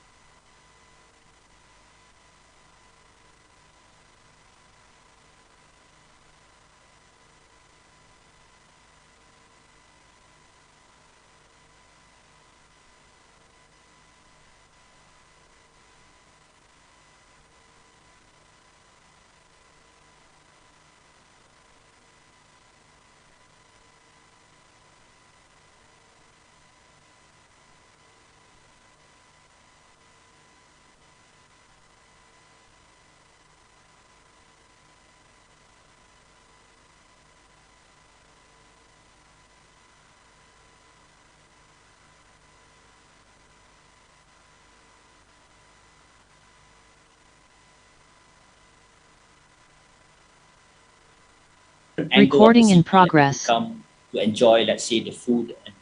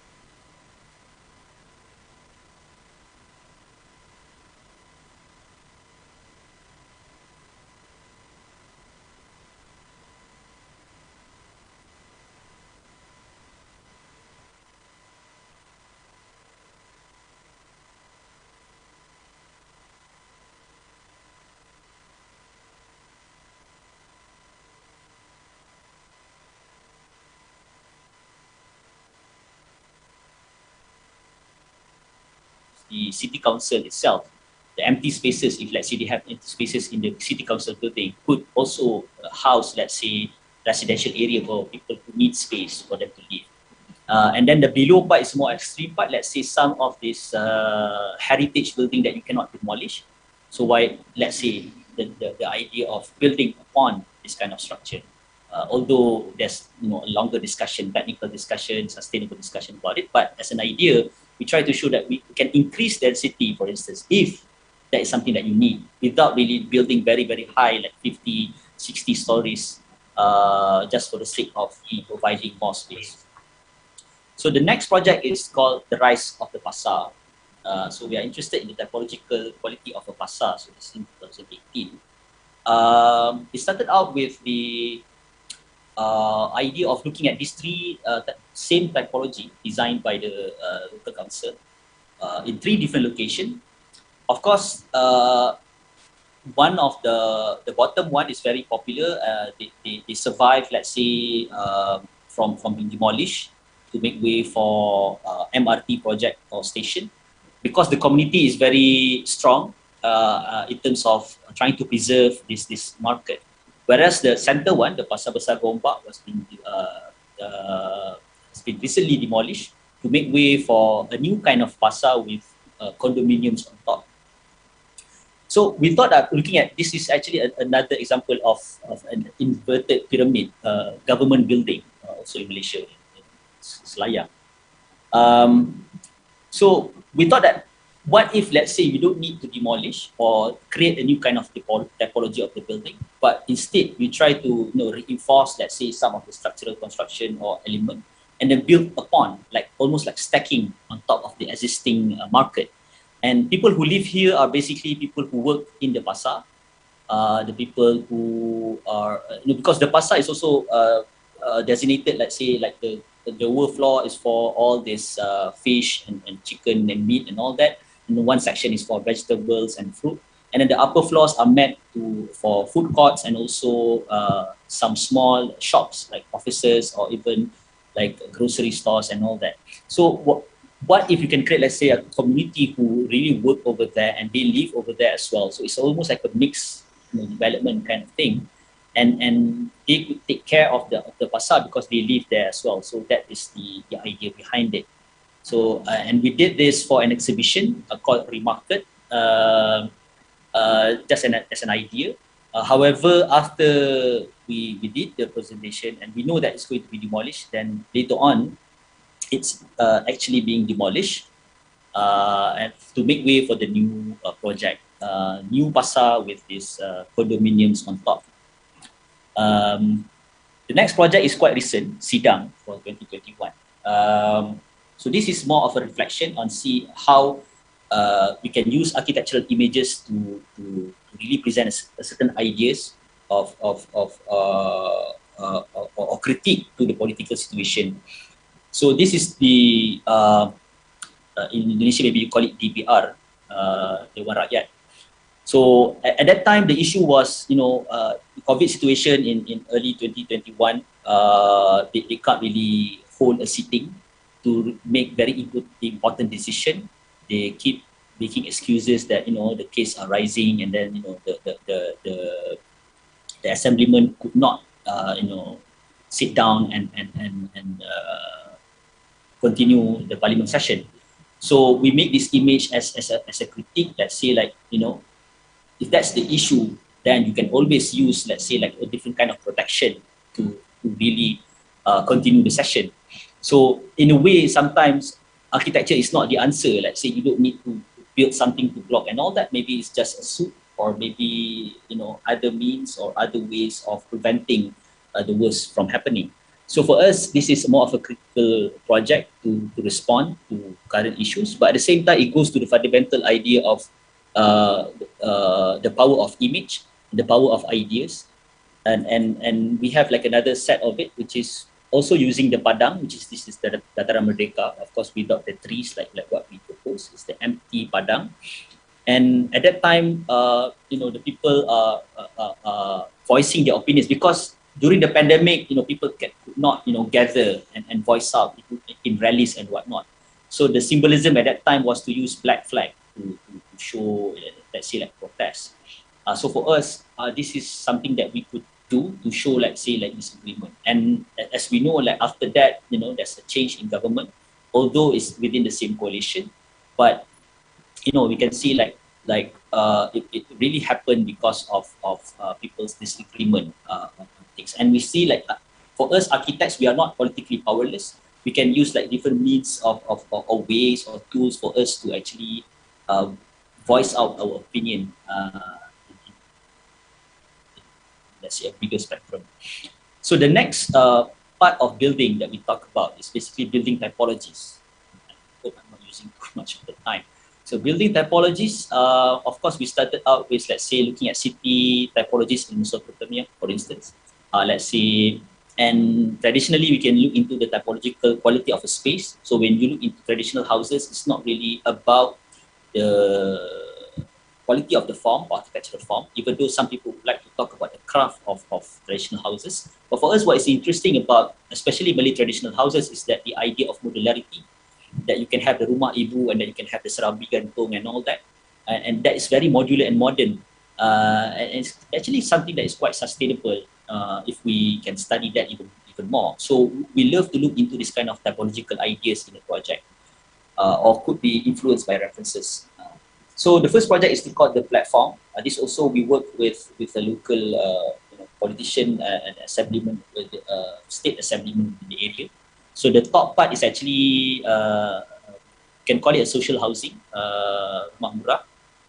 And the problem with all this rumah murah is that they don't have, let's say, like proper open space or public park for them. You can see, let's say, the blue color futsal courts constructed by the local council, and the community over there really love to play in this area because they are very limited in terms of having this kind of public spaces compared to, let's say, people who live in the gated garden community. So we think that probably like the center part could be like more of this very small park designed in such a way that, as a platform. So it could be like a platform for the people to, I don't know, perform or to do activities and all that. So we design it in a circular way, designing to be constructed using very cheap material like bricks, and people could use this platform as a platform for them to interact and communicate better within the community. But unfortunately, it did not happen, this project, but we presented it to the council. The next part is, the next project is called the Portal. This one is a collaboration project with New Office. So just as an explanation, so Studio Karya is myself and Ashran. And then we also collaborated with this New Office, which is also ourselves with some of our partners and friends or collaborators. And we did enter some competitions, some national competitions using this platform for New Office. So the project of the Portal is to design like a new institution building to for MBAM, so Master Builders Association of Malaysia. So it's a association for contractors basically. So they are looking for this kind of very huge iconic building for them to do. Of course, we don't really support the idea of iconic, but for us, it's interesting for us to explore, let's say, like a new way of looking at a different type of portal space. With an empty void in the middle, because part of the requirement is to have like these very huge labs that they could actually test out materials. So we did like series of collages showing that, let's say, the portal part in the middle is huge enough for them to help, conferences or to do material testing and all that. And the units are basically at the left and right side. And on the top, there's a rooftop, and then there's some spaces that links as a bridge from one side to the other side. So it's a very, typological exercise of a project that we did. And this one, we did not won first. There's no first prize winner. We won the 3rd place, and there's another 2 second prize winner. So I'm not sure in terms of the current status of the project, whether it's still ongoing in terms of constructing it. But for us, it's about to demonstrate this idea of a different type of portal. The next project is City Dining Room. It's actually also another invited competition by the developer. So they want to construct, let's say, a food court area in a mall in a very prime location, the TRX development. So we look into, let's say, the typology of street food that we have. Let's say this is an alley where we used to work quite near this area, near Petaling Street as well. So this alley is filled with this kind of very informal stalls. And people just sit down there with plastic table and chairs. And for us, it's very lively and something that is, in a way, quite a quality space in terms of it's very human, very everyday and very human. And you know, at night they can just simply close it off and it becomes like an empty street. So we try to push, let's say, like that kind of idea. Let's say in the mall, normally you would have, let's say, the food court tucked into one area. But for us, maybe we can, you know, spread it out to the whole mall, and it becomes like a street kind of, you know, like the kind of street environment, the hustle and bustle, and people sitting down and all that within these small alleys, like what you can experience in the city, but in a more indoor setting. And of course, we also did not want this competition. We did not win this competition. And then the next one is another project. This one, we want to explore, let's say, the quality of a shop house typology. So this is located in a very famous old 4 or 5 story shop house typology. If you want to call it shop house typology. So basically, they want to turn it into a gallery at one end. So it's a build project. So this one, we also try to demonstrate the idea through, let's say, series of images that we try to, portray in an almost modern art kind of collages, just to try to push a little bit in terms of the idea of a collage rather than, let's say, like a normal collage that you see, but rather in a more abstract way. Of course, inspired by works by, let's say, Bauhaus artists or Malevich. So you can see, let's say, this is the elevation facade of the gallery with the shop house unit on top.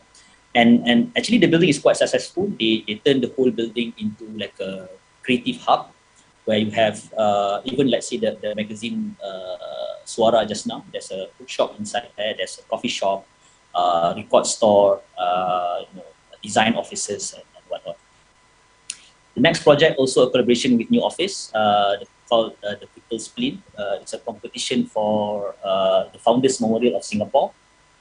So we entered this competition by also looking into the idea of the plane as a typological, tool or language or apparatus. And we made a real painting for submission and a model.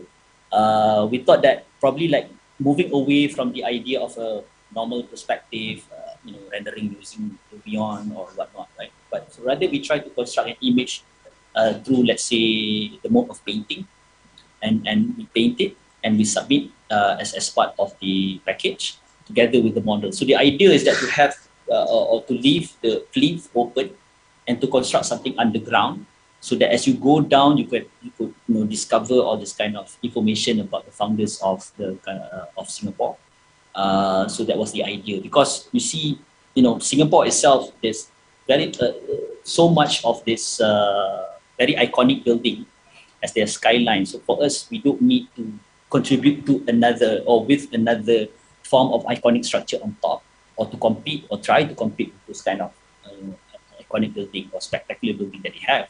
But rather we just create like an empty plane for the people to go there and stand and really appreciate, let's say, what Singapore had become. And when you go down, you could rediscover what it was before. Let's say when the time when Singapore is part of Malaysia, the independence, the British, the Japanese occupation, and all that. So for us, that is something that is quite interesting for us to use the plane as a transition between these two kind of idea of Singapore.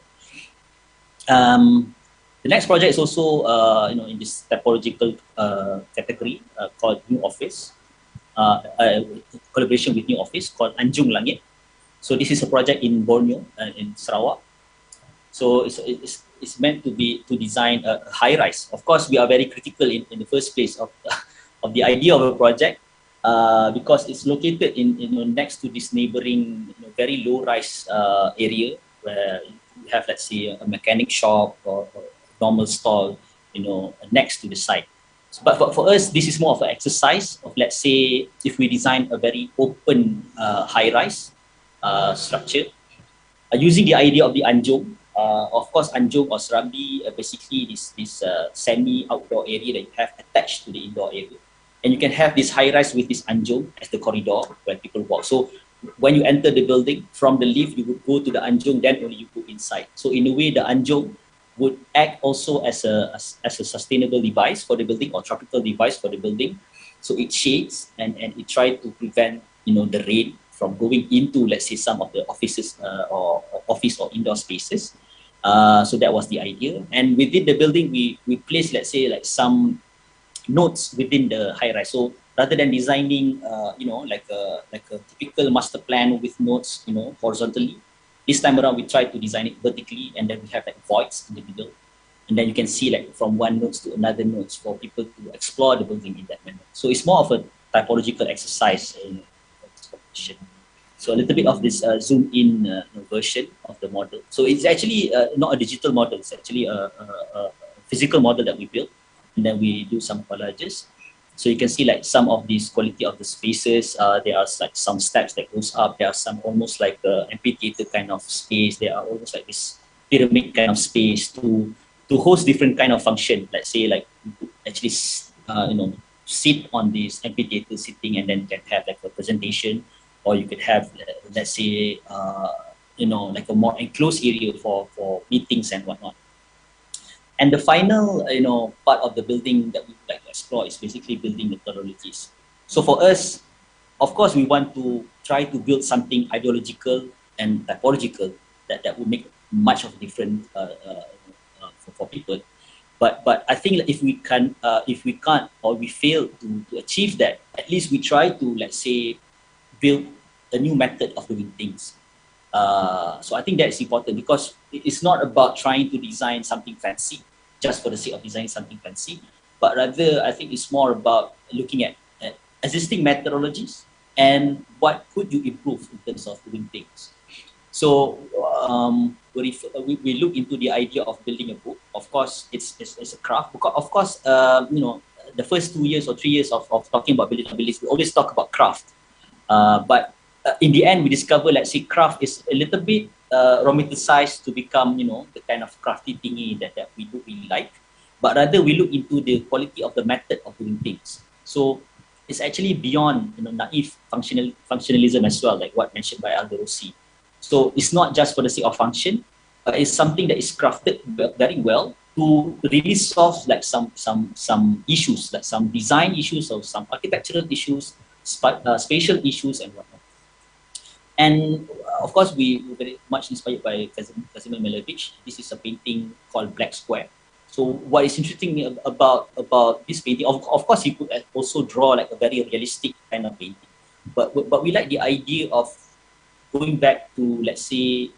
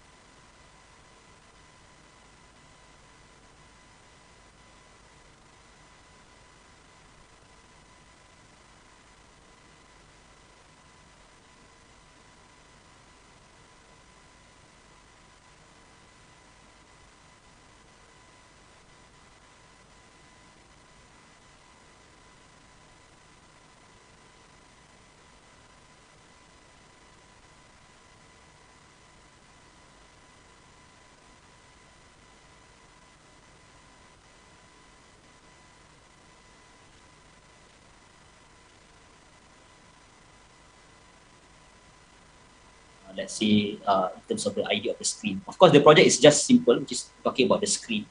The existing building is quite open, and then because they have very lack of space in the area, so the madrasah students would play football in front of the building, and because of that they would kick the ball and then they would hit the windows and all that. So because of that, by introducing this lightweight concrete screen or cement screen, then this could prevent that from happening. And of course we made a few collages just to demonstrate the idea of the screen. And this is the image during construction of the screen itself.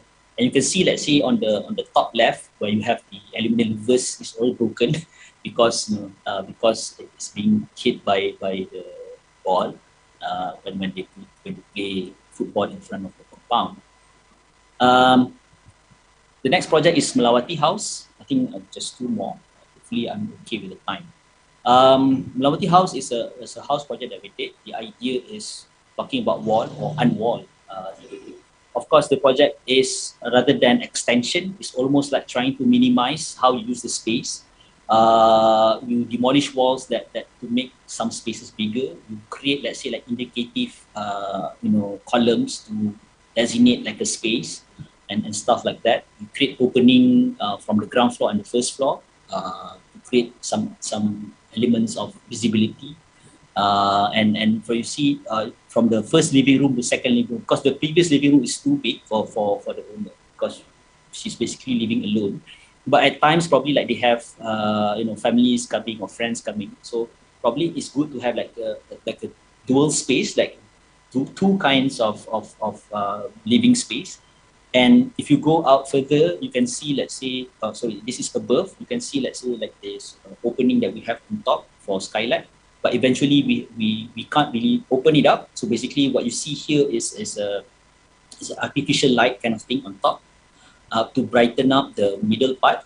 But I think like the quality of light is good enough for the plants. Of course, this is also something that we are quite critical to ourselves as well. But as an idea to open up the space, and we feel like because existingly or previously the family room on top is not being used or utilized that much. So it's nicer to have this kind of void in the house.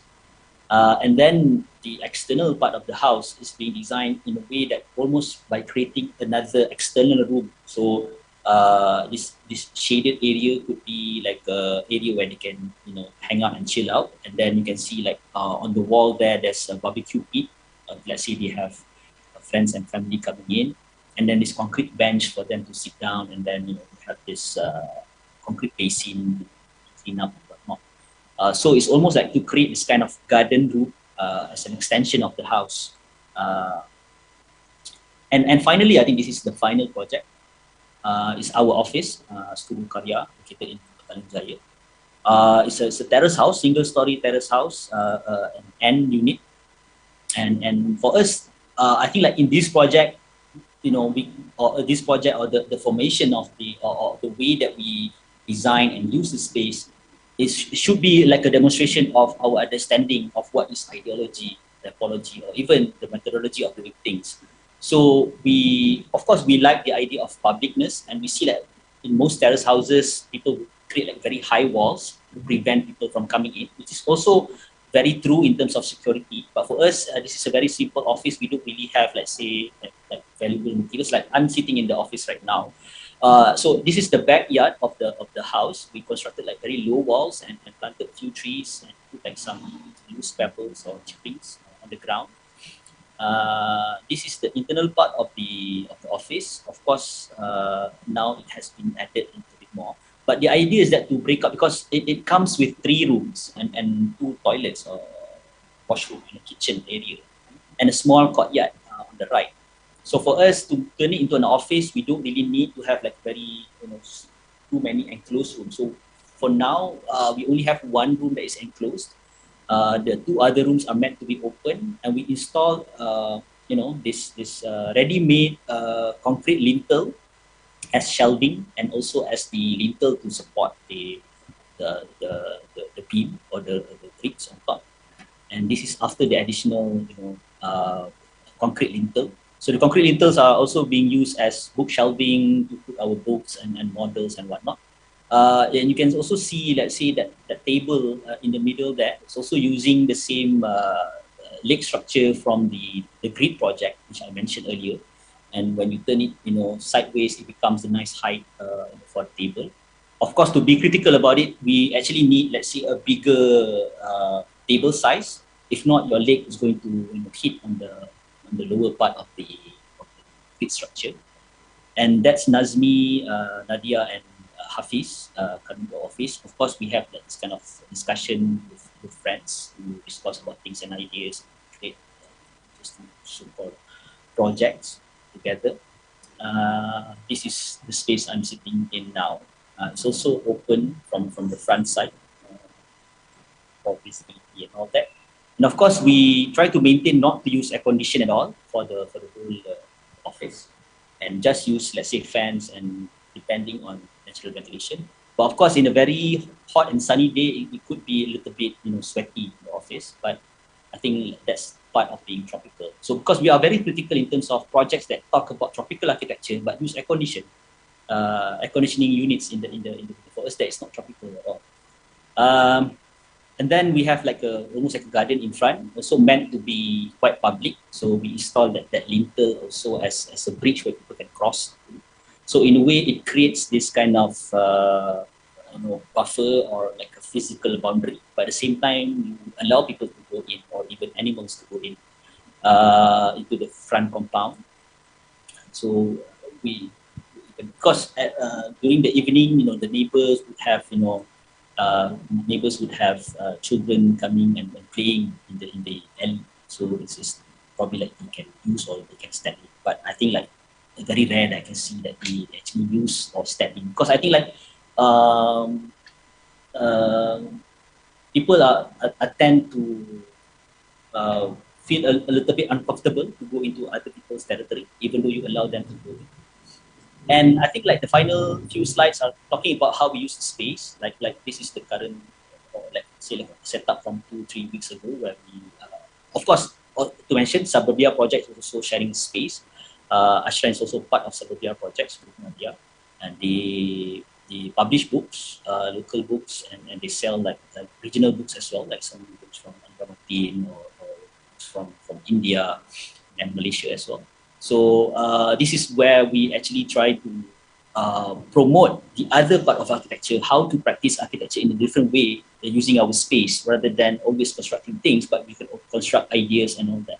So this, in a way, for us to try to apply those ideas. And like for myself and Brian T, we also part of non-school. So we did 2 workshops, one last year and also this year. Like now we are having this one workshop with C-Lab from India. And previously we had one with FAR from Indonesia.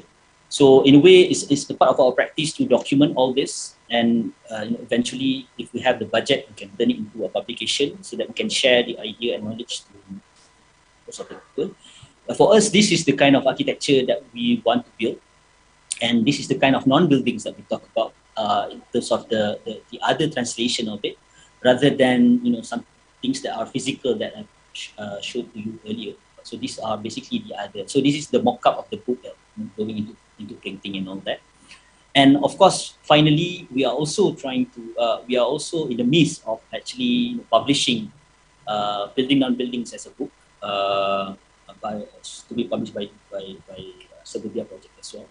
But we want to focus on the images rather than much with the essay. So of course, this is just check the space and all that for that. It's some of the sneak peek of the design.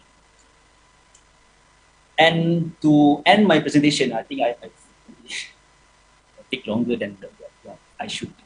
Okay, so about future discourse. For us, or for myself personally, I would like to delve into the idea of post-tropical architecture, what comes after the idea of tropical architecture, or post-identity. If people still talk about identity, what is identity and whatnot, for us, maybe it's time for us to talk about post-identity. And also to redefine development, architecture, and the city. I think that it goes back to the first few slides that talk about what is our idea of the city and how should we build the city for tomorrow reflect to our own context or our own vision. So with that, I would end my presentation. Sorry if I take a little bit longer than I should. So thank you very much. Terima kasih semua. Assalamualaikum. Okay, terima kasih. Thank you, Zazie. It's okay because I think we need to hear all of your presentation because the three category is quite important that we need to learn all of them. And I think your presentation is very inspiring and also intriguing because it's like you just reveal, if we cannot say the ideology, maybe at least the paradigm of Studio Karya, how Studio Karya built some frameworks or maybe point of view in every projects, and also as an architect practicing in Malaysia. Thank you so much, Zazie. And now we will have maybe we already have several questions in chat box, and I think the organizer will show on the screen, so all of us can directly read the question. Please, maybe the organizer can start the question list.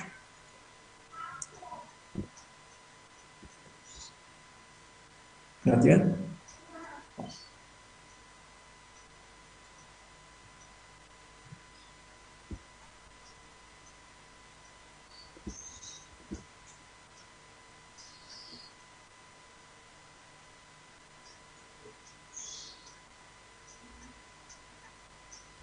Technical organizer, can you help me to show the question on the screen?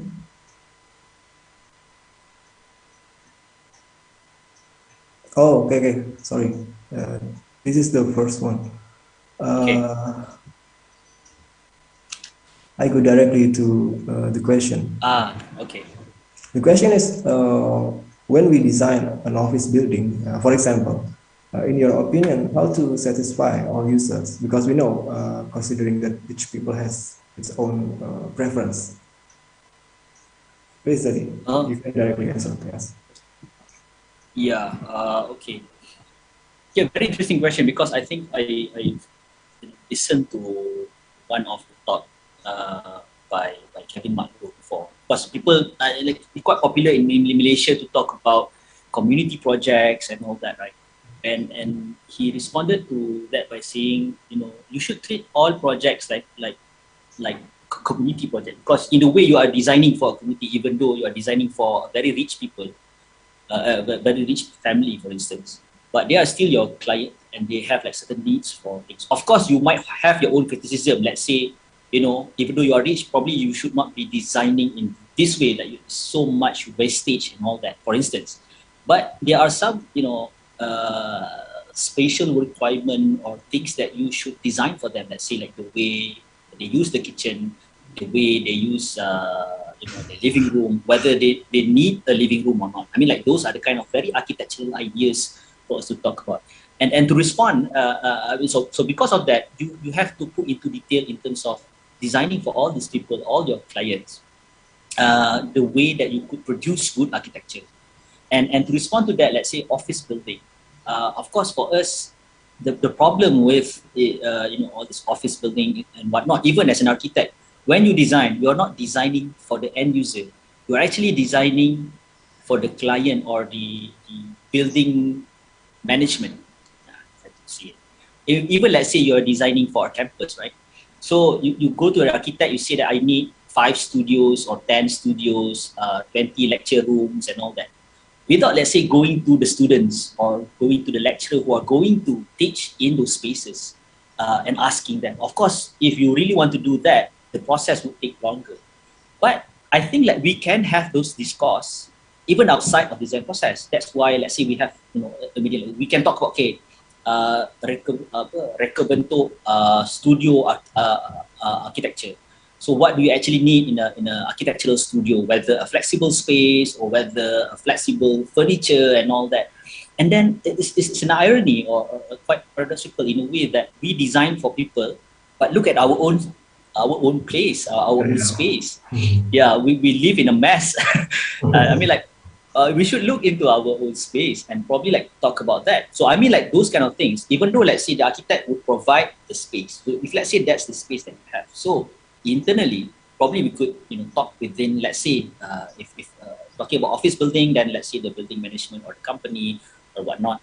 And if let's say talking about institution building or school, let's say like the school itself, they can talk, okay, what would be, the most efficient, the best way, what are the issues of this kind of spaces and all that. And we have to talk more about all these issues and subject. And when we talk and publish more about this, then only when people start to design, they can start to discover all these things. I mean, the problem is that when we are not critical in using the space, and I think like we are critical basically, but we maybe rant on our social media, and then it becomes like a discussion for at least 1 week or so. But after that, you forgot. I mean, like that's the issue, and that's the trap that we are in. I mean, like when you publish it into something like a document or a book, and then people that, okay, we already talk about, let's say, the problem of institutional building or office buildings, or the issue of parking in an office building, or issue of working culture or work culture in an office building. And then eventually you can actually start to develop more ideas and more critiques on how we design spaces. So I feel it's more of that way. Of course, to consider each people has their own preferences and whatnot, it's very difficult. I mean, like, you have to tailor-make one by one. But you can create a typology. You can create, let's say, like for open offices, let's say whether it's an open office or it's, let's say, like, I don't know, like kind of cubicle offices, or let's say like a segmented hybrid kind of office space and all that. And then you work upon, let's say, in terms of the need of the user. I mean, like the need of the user, how would you understand the need of the user if you don't have a platform where the user talk about the space?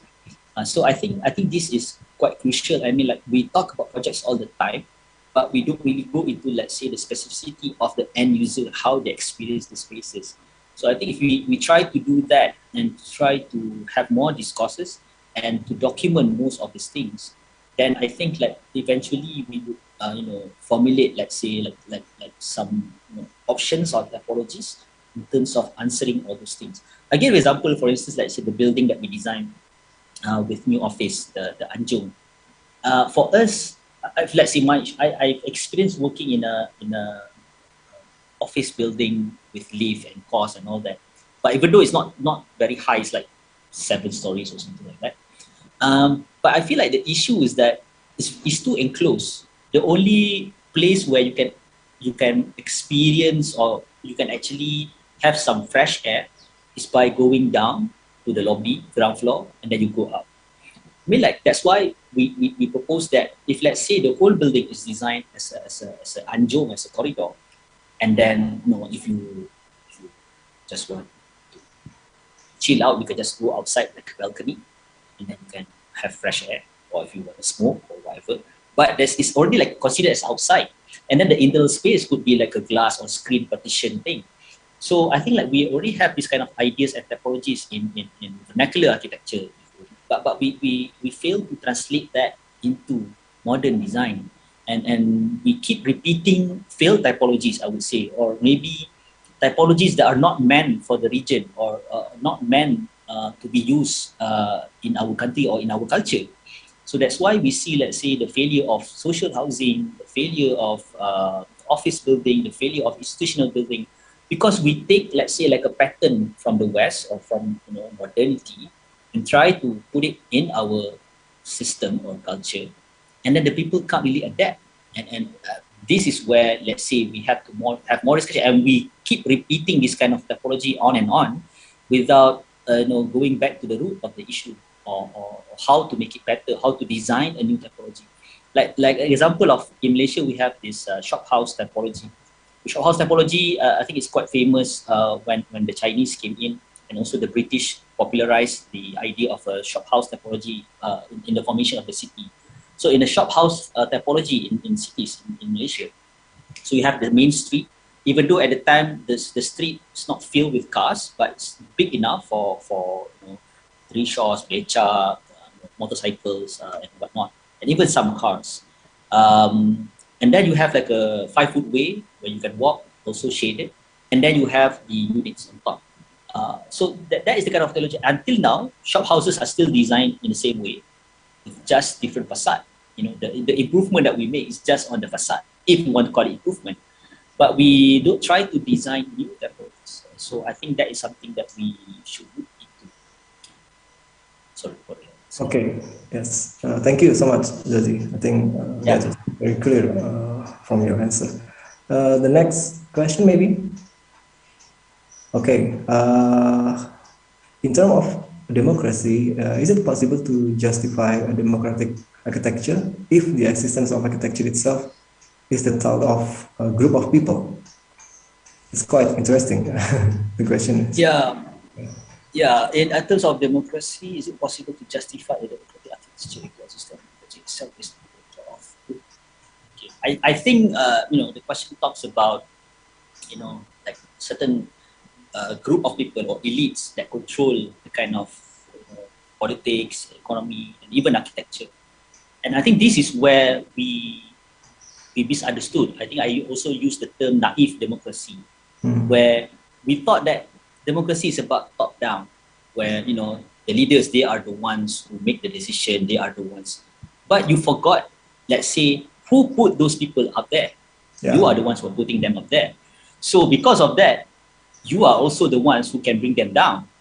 So the problem is that you play along with the issues being played by them to segregate among the people, so that they talk about petty issues, they talk about this, they talk about that, but they don't talk about the root of the issue, like why they are controlling you like that, why they just want you to think like that, why they just want you to read only certain kind of stuff without looking at other kind of stuff. So I think it's possible to talk about democratic architecture, even though, let's say, most of the people also fail to do that through participatory architecture. Let's say, like when you want to design something, you involve the whole village to design.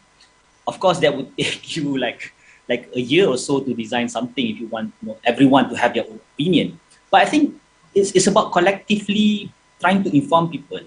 I mean, there's a hierarchy in a society. You don't need to talk to everyone in the family, but you can talk to the leader of the family. You don't need to talk to most of all of the people, but they have like a representative of them. So I think that's the role in terms of restructuring all those things. And for me, that is what I understand about democracy. Even though people say democracy is also something that is from the West, it's kind of thing that is not part of our culture and all that. But I think with the current system that we have now, we can actually, if we don't talk about all these issues, then it's easy for them to manipulate. But if we talk about this...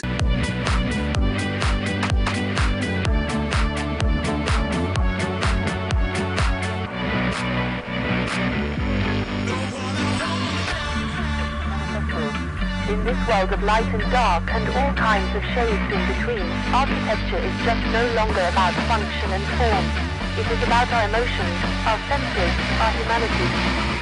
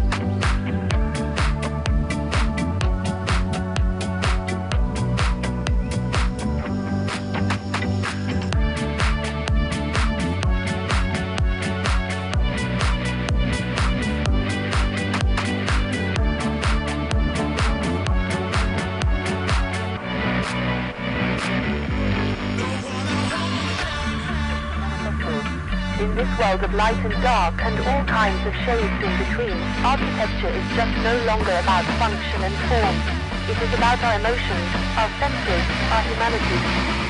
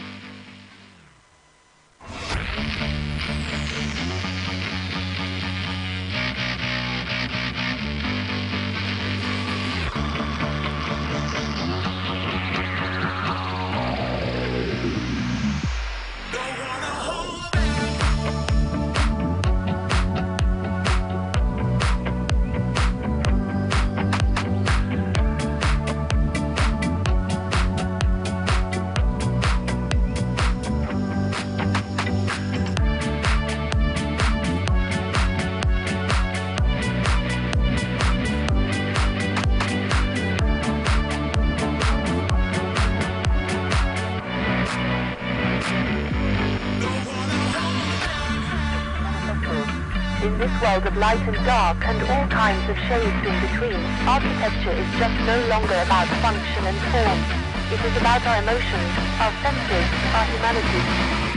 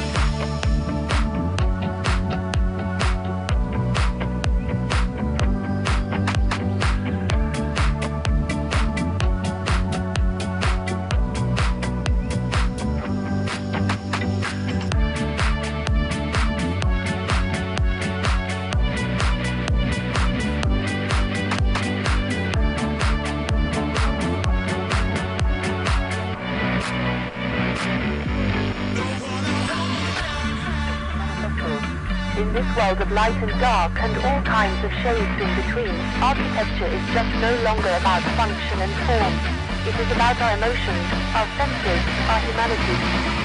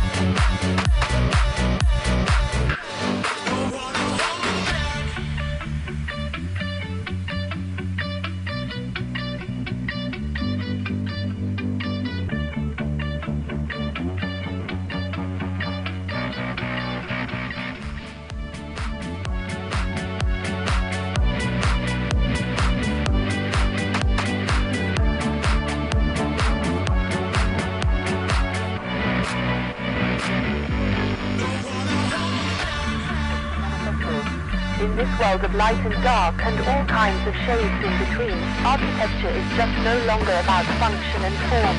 It is about our emotions, our senses, our humanity.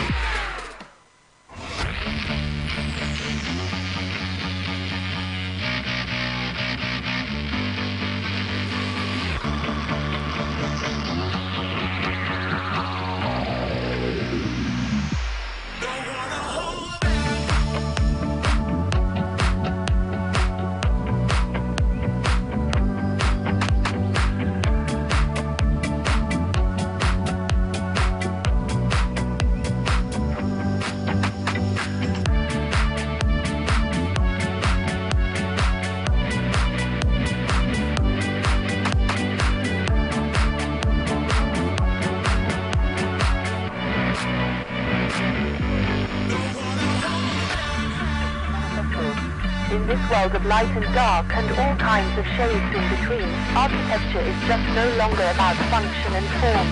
It is about our emotions, our senses, our humanity.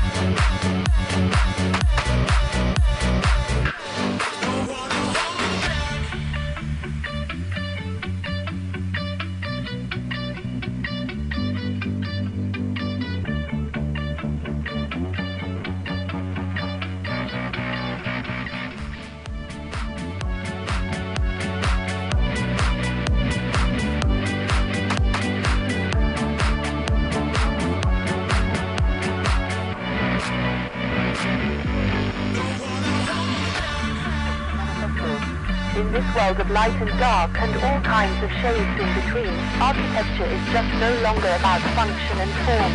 It is about our emotions, our senses, our humanity.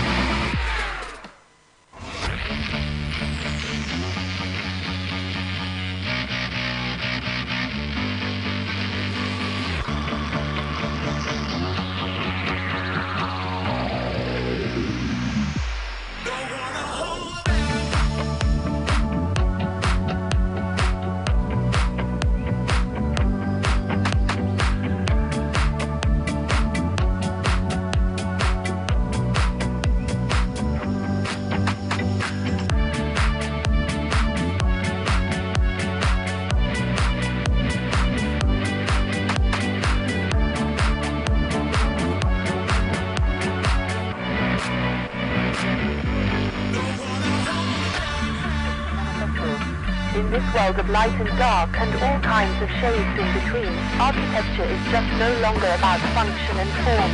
It is about our emotions, our senses, our humanity.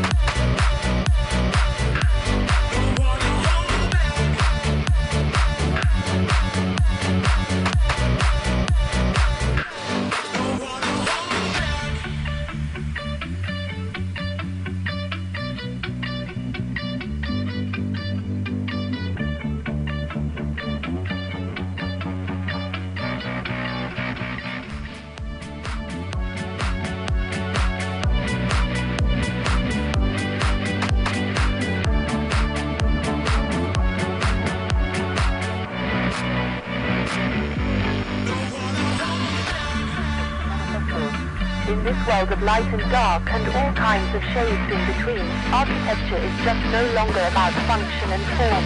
It is about our emotions, our senses, our humanity.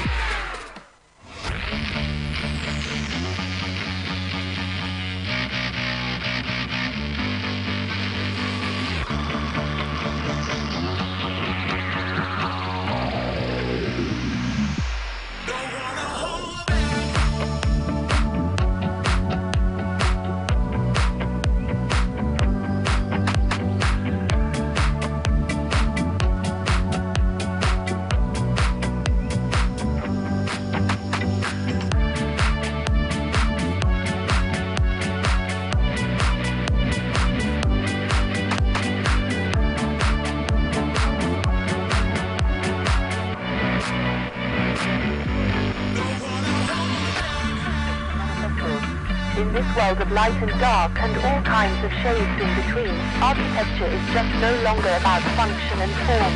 It is about our emotions, our senses, our humanity.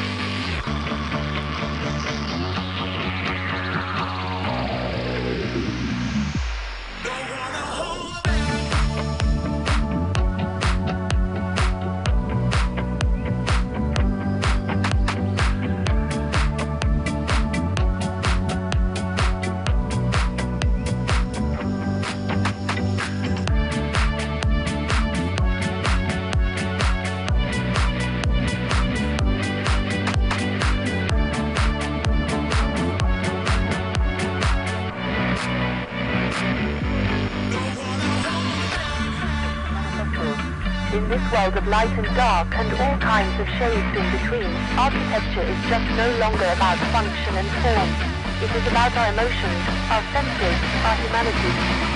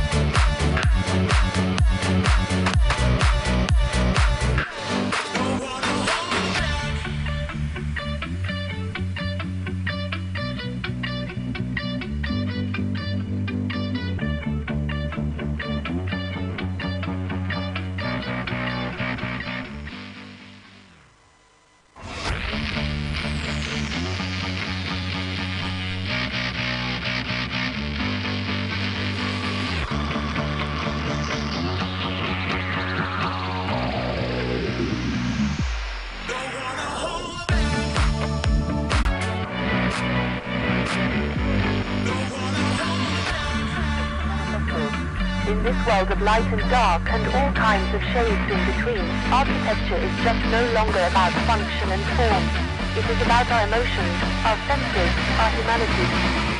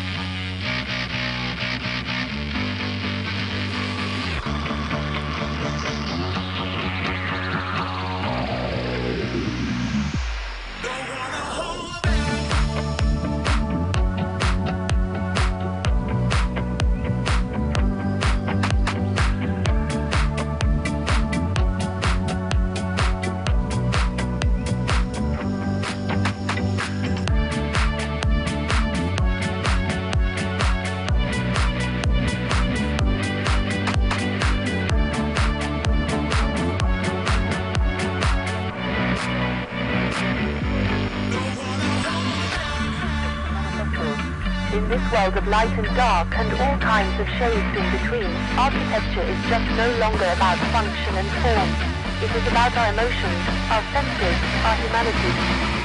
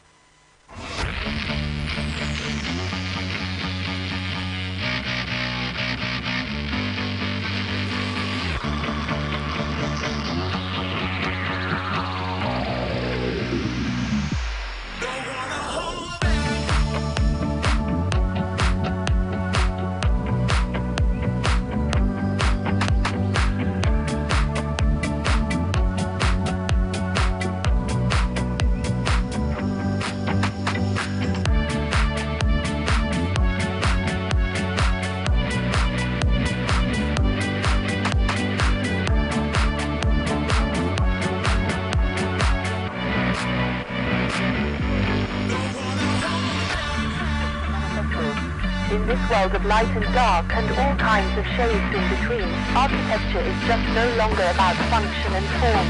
It is about our emotions, our senses, our humanity.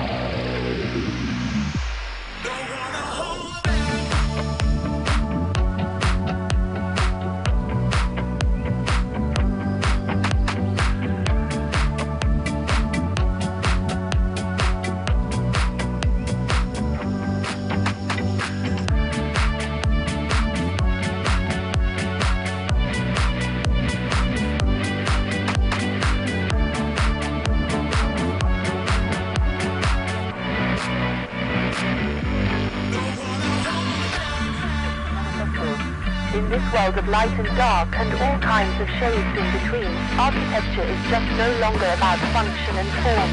It is about our emotions, our senses, our humanity.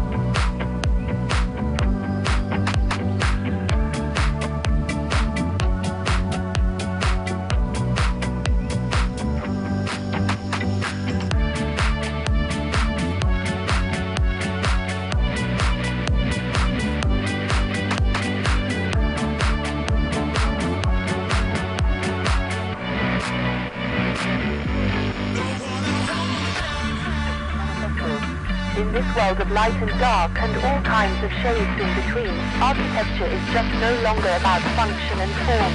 It is about our emotions, our senses, our humanity.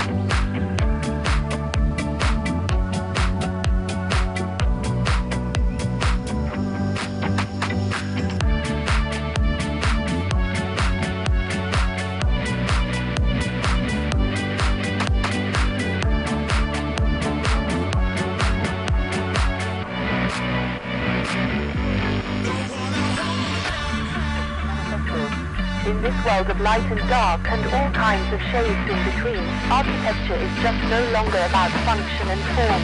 It is about our emotions, our senses, our humanity.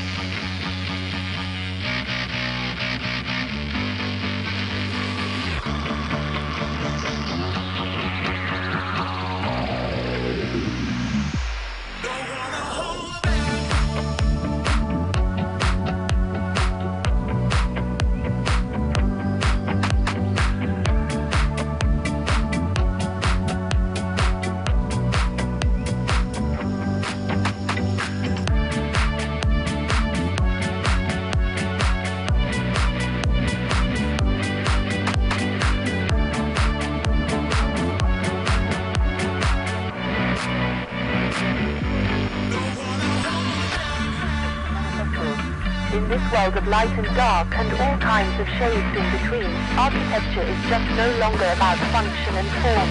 It is about our emotions, our senses, our humanity.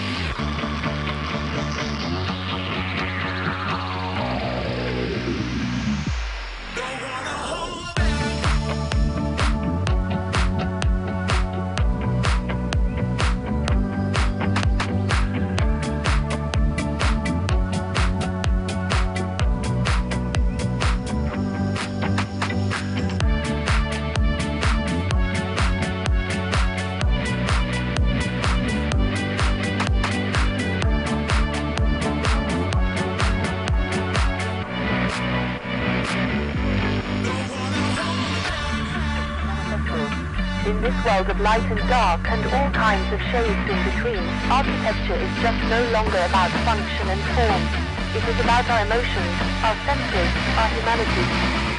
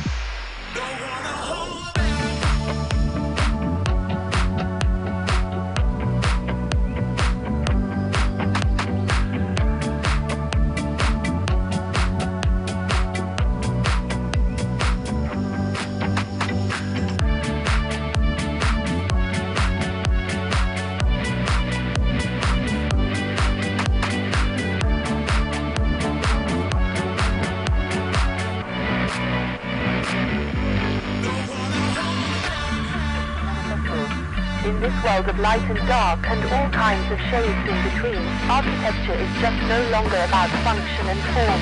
It is about our emotions, our senses, our humanity.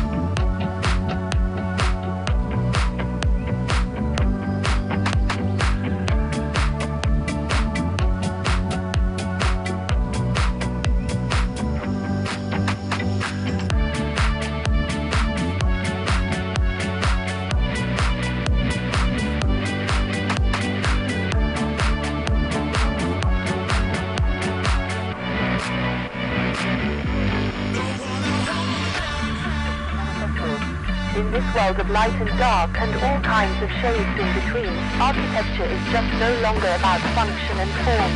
It is about our emotions, our senses, our humanity.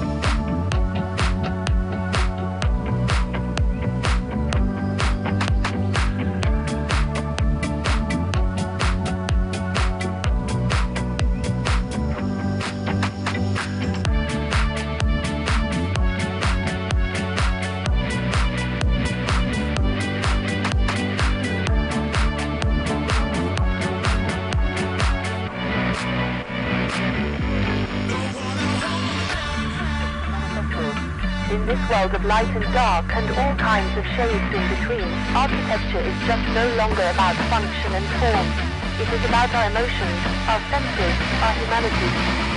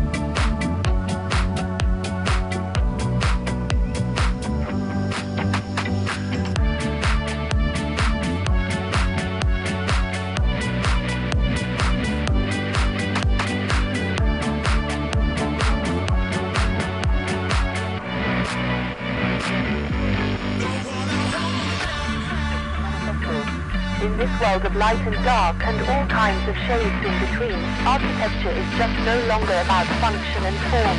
It is about our emotions, our senses, our humanity.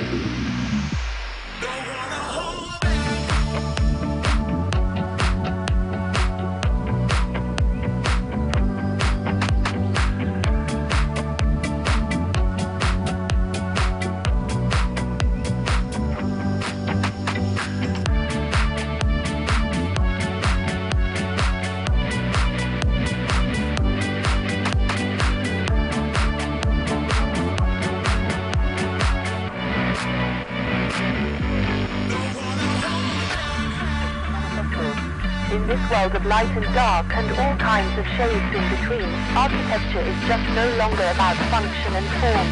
It is about our emotions, our senses, our humanity.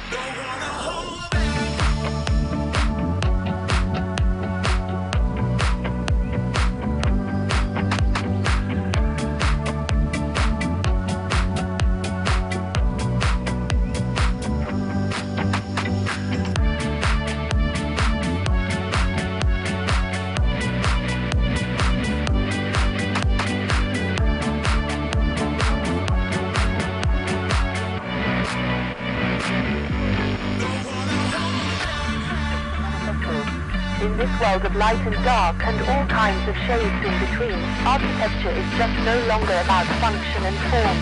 It is about our emotions, our senses, our humanity.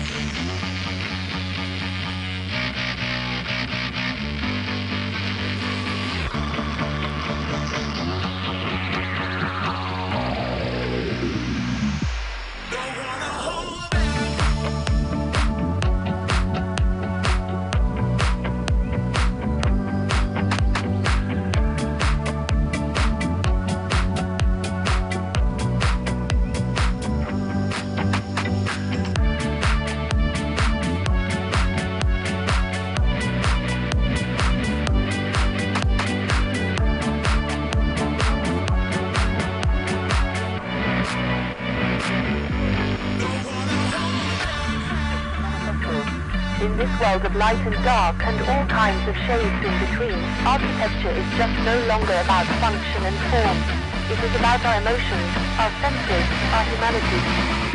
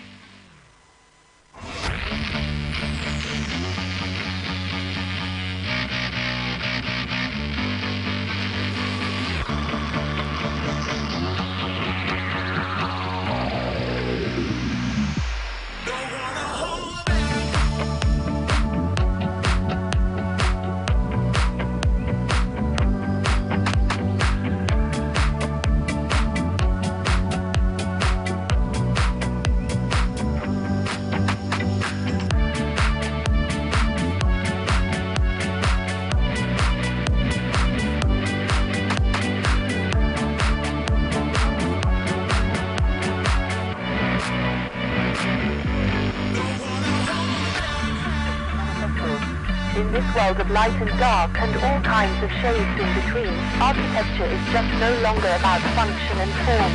It is about our emotions, our senses, our humanity.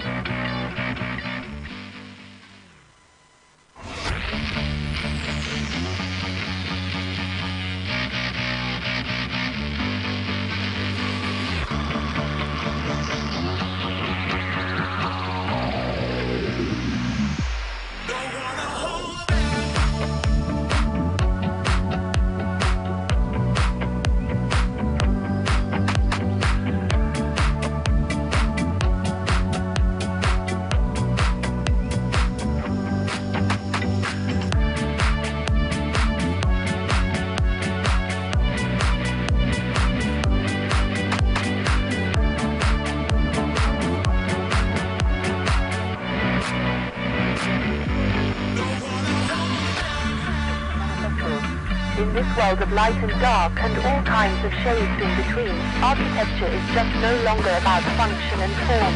It is about our emotions, our senses, our humanity.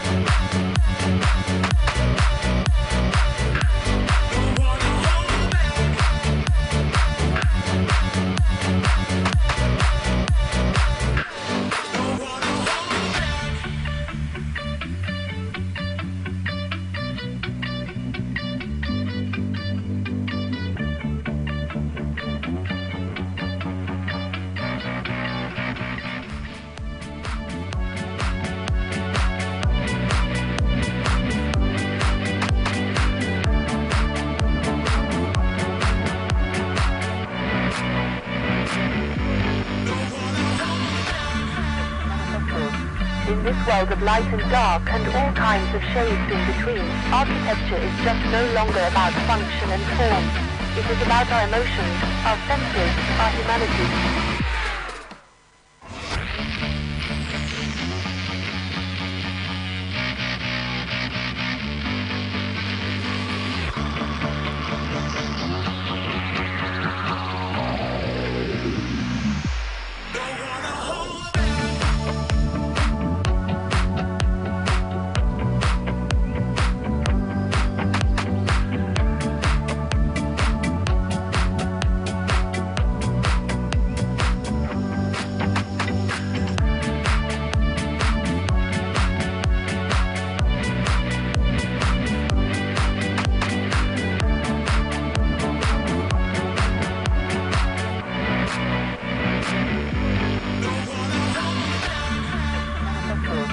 In this world of light and dark and all kinds of shades in between, architecture is just no longer about function and form. It is about our emotions, our senses, our humanity.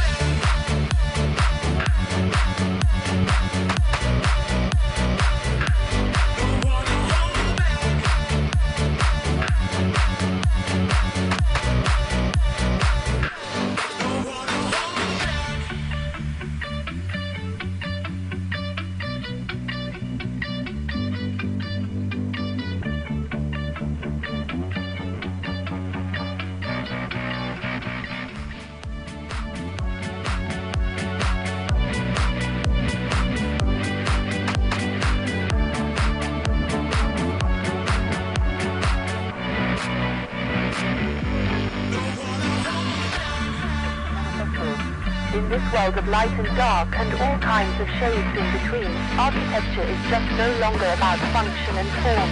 It is about our emotions, our senses, our humanity.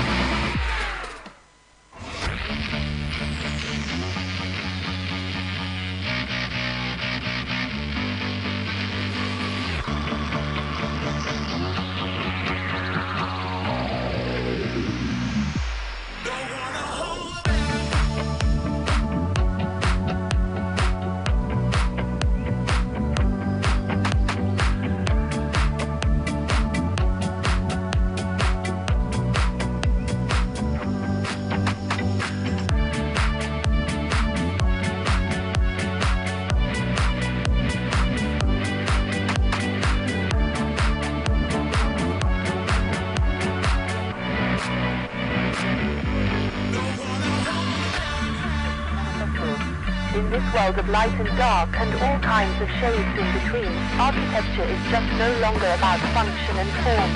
It is about our emotions, our senses, our humanity.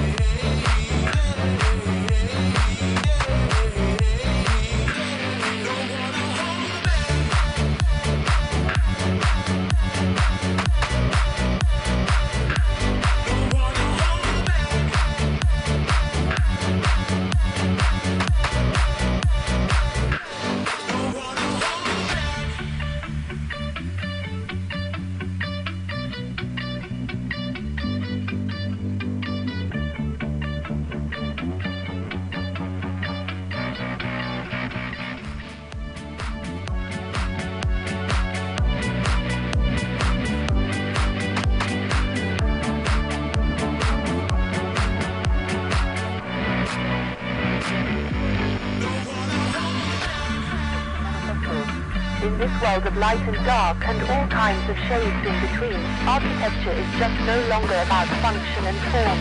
It is about our emotions, our senses, our humanity.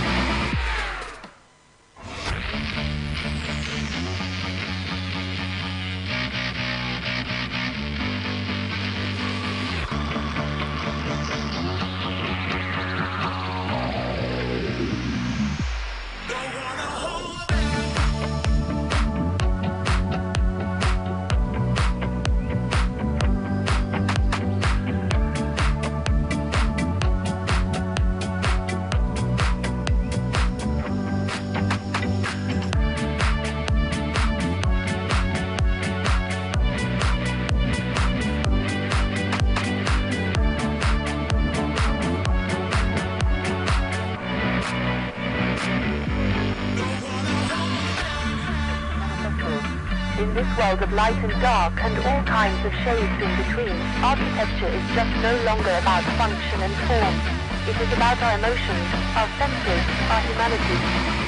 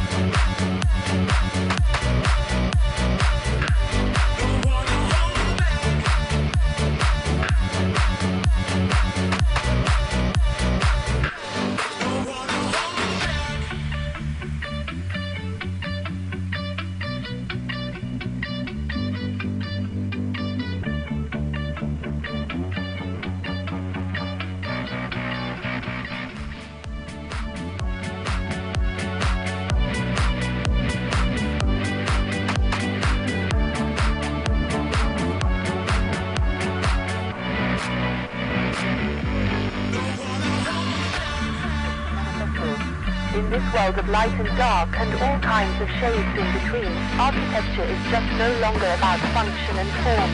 It is about our emotions, our senses, our humanity.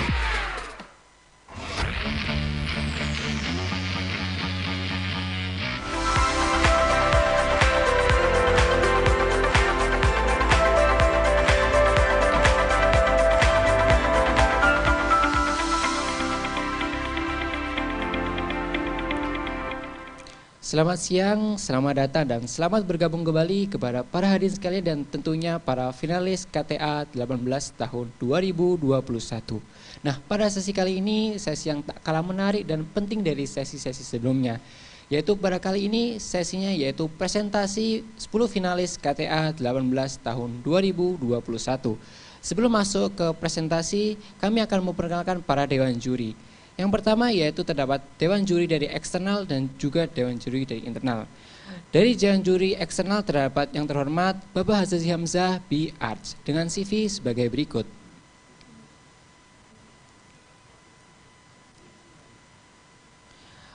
Bapak Hazazi Hamzah memulai karir profesionalnya dari tahun 2015 hingga sekarang melalui studi karya yang terletak di Malaysia. Selain itu juga Bapak Hazazi Hamzah juga memiliki non-school pada tahun 2020 hingga sekarang. Selain itu juga, Bapak Hazazi Hamzah memiliki pengalaman mengajar pada tahun 2019 hingga sekarang pada Taylor's University College School of Arsitektur and Built Environment. Selain itu juga, Bapak Hazazi Hamzah juga memiliki penghargaan pada tahun 2017 menjadi For the New MBAM Center Third Place The Portal.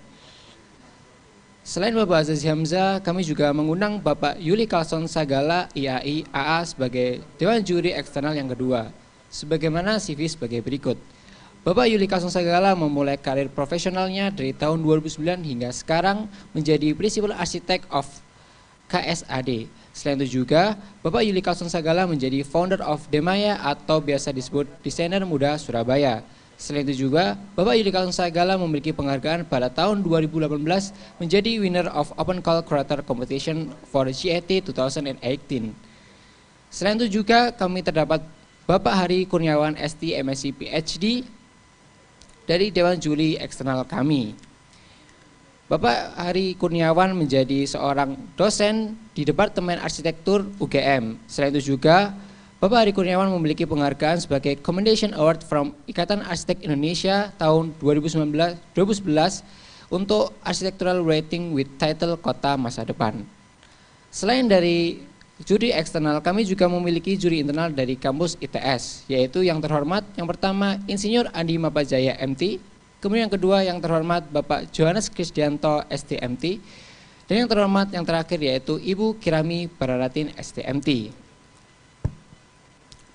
Pada sesi kali ini akan ada sesi pemaparan video overview dari para finalis dan tanya jawab untuk mencari karya-karya terbaik dari masing-masing kategori.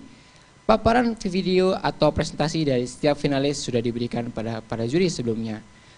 Sebelum masuk kepada sesi presentasi finalis, kami akan memperkenalkan 10 finalis pada final KTA ke-18 tahun 2021 ini. Yang pertama yaitu terdapat Saudari Miftamala Viana Putri dengan nomor registrasi KTA 2021-107 dengan judul karya Spirit Healing Wisata Religi Sunan Bejagung. Kemudian yang kedua yaitu terdapat Saudara Muhammad Noval Rizkita dengan nomor registrasi KTA 2021-095 dengan judul karya Perancangan Pabrik Jamu Mutar di Sukoharjo Pengalaman Spasial Multisensori. Kemudian yang ketiga terdapat Saudara Nasrisaf Muhammad Resal dengan nomor registrasi KTA 2021-129 dengan judul karya Seeing the Unseeable, Kamuflase Ruang Terbuka Publik pada Pemakaman Vertikal Bawah Tanah. Kemudian yang keempat yaitu terdapat Saudari Hana Halinur Rahmada dengan nomor registrasi KTA 2021-103 dengan judul karya Muharto Self-Sufficient Settlement. Kemudian yang kelima yaitu terdapat Saudara Timothy Yonggo dengan nomor registrasi KTA 2021-114 dengan judul karya Apartemen Swasembada Pangan di Surabaya. Kemudian yang keenam terdapat Saudara Bernard Remdus Nininta Navaldi dengan nomor registrasi KTA 2021-091 dengan judul karya Sustainability di Yogyakarta. Kemudian yang ketujuh terdapat Saudari Faradiba Zainina Silmikafa dengan nomor registrasi KTA 2021 125 dengan judul karya Temporary Cyclic Exegesis pada Arsitektur Darurat Pengungsi. Kemudian yang ke-8 yaitu terdapat Saudara Salviani Danizar dengan nomor registrasi KTA 2021-093 dengan judul Pusat Rehabilitasi Nabza Yogyakarta dengan metode terapeutik community atau komunitas terapeutik. Kemudian yang ke-9 terdapat Saudari Kinanti Nurmaditya dengan nomor registrasi KTA 2021-096 dengan judul karya Fashion Makerspace di Bandung dengan pendekatan arsitektur hybrid. Kemudian yang terakhir yaitu yang ke-10 dengan Saudari Michael Yang yaitu dengan nomor registrasi KTA 2001-127 dengan judul karya Fasilitas Edukasi Wisata Terumbu Karang di Pantai Pemutaran Bali. Tanpa berlama-lama lagi, kita memulai dengan presenter pertama dari kategori Cultural and Artistic Studies dengan Saudari Miftamala Viana Putri dengan judul karya Wisata Religi Sunan Bijagong. Kepada Saudari Miftamala Viana Putri dipersilahkan.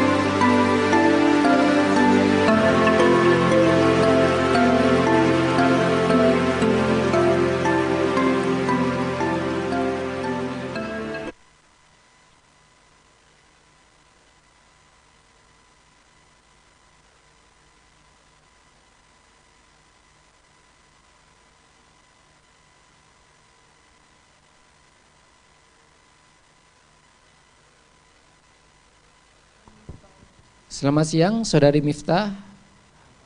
Baik, selamat siang. Mungkin bisa dipresentasikan mulai dari sekarang. Silakan. Baik, bisa share screen? Saya izin share screen. Ya, silakan.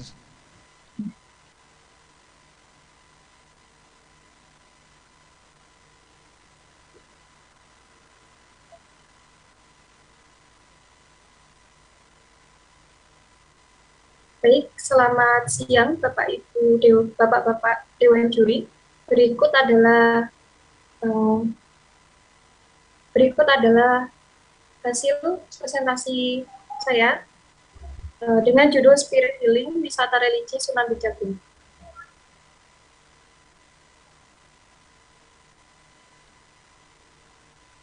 Nah, untuk studi awalnya, di mana data tapak yaitu tapak merupakan awalnya adalah sudah menjadi wisata religi, yaitu di daerah Kabupaten Tuban, di mana sebelumnya sudah terjadi pengembangan dari desa, pengembangan menggunakan dana desa. Mohon maaf, Saudari Miftah, mungkin ya, dari pihak Dewan Juri langsung bisa bertanya, mengulas mengenai dari hasil karya Saudari Miftah, begitu. Baik, saya persilakan untuk Bapak Dewan Juri.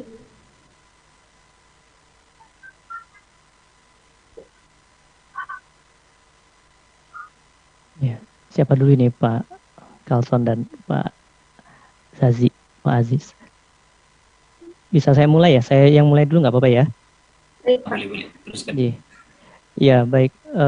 Mbak Miftah ya? Benar. Ya, Mbak Miftah, ini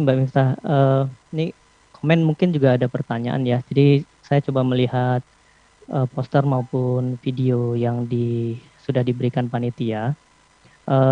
Karena ini bagian dari ini ya, Cultural dan Artistic Studies gitu. Yang di project ini sebenarnya sudah ada fungsi yang sudah berjalan sangat lama ya, Mbak Miftah ya.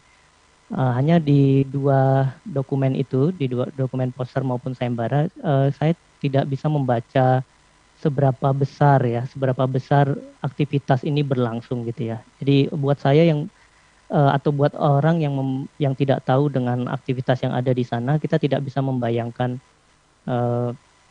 jenis aktivitasnya. Mungkin kita secara general tahu gitu, tapi seberapa besarnya aktivitasnya kapan saja itu kita tidak tahu gitu. Nah, sehingga ketika proses desain itu dilakukan dan ada hasilnya, yang belum terbaca itu bagaimana proses desain atau desain itu adalah jawaban ya dari proses identifikasi terhadap aktivitas yang ada di sana gitu ya. Itu misalnya di situ ada masjid, masjid diperbesar. Masjid itu diperbesar dalam rangka menunjang aktivitas ziarahnya atau aktivitas masyarakatnya misalnya satu itu ya. Kemudian tentang pengelolaan masanya ya, karena ini kan ziarah ini biasanya aktivitas yang cukup besar ya orangnya. Ada yang datang dengan bis, ada yang datang berkelompok dengan pick up, mobil pick up, atau datang kelompok kecil mobil pribadi gitu ya. Nah ini juga bagaimana cara mengelola masa ya, masa orang yang ramai datang itu di dalam desain itu tidak terlihat gitu ya. Jadi di luar terjemahan ke bentuk-bentuknya, arsitekturnya, masalah tentang zoning gitu, itu kita tidak tahu gitu ininya. Alasannya apa dibalik dari zoning-zoning yang ada itu gitu misalnya. Itu komen saya mungkin yang ya barangkali bisa juga dijelaskan tidak apa-apa oleh Mbak Miftah ya. Baik, terima kasih Bapak untuk pernyataannya. Saya jelaskan untuk yang pertama yaitu terkait dengan aktivitas.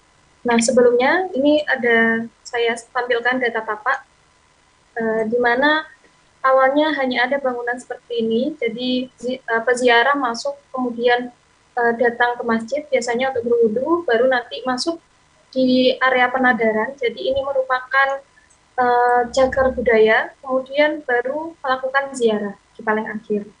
Kemudian untuk masjid sendiri tidak ada perluasan. Maksud saya tadi perluasan yaitu yang dilakukan di tahun saat ini. Jadi saya tidak menambah perluasannya, hanya menambahkan ruang wudhunya, tapi juga terpisah di bangunan restroomnya. Kemudian untuk tata masa, jadi tata masa di sini saya membagi zoningnya, yaitu ada 3. Yang pertama yaitu lahiriah, kemudian peralihan dan batinnya. Hal ini saya konsepkan karena awalnya itu peziarah tidak bisa melakukan aktivitasnya secara runtut.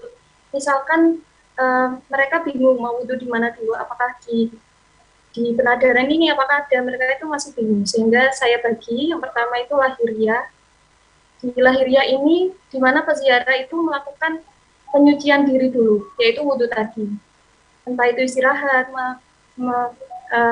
mungkin capek setelah perjalanan jauh, itu berada di area lahiriah, bagian depan.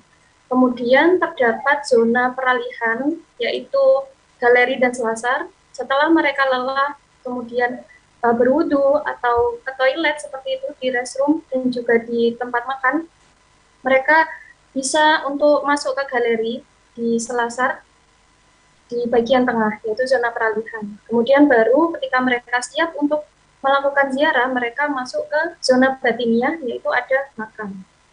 Seperti itu, Pak.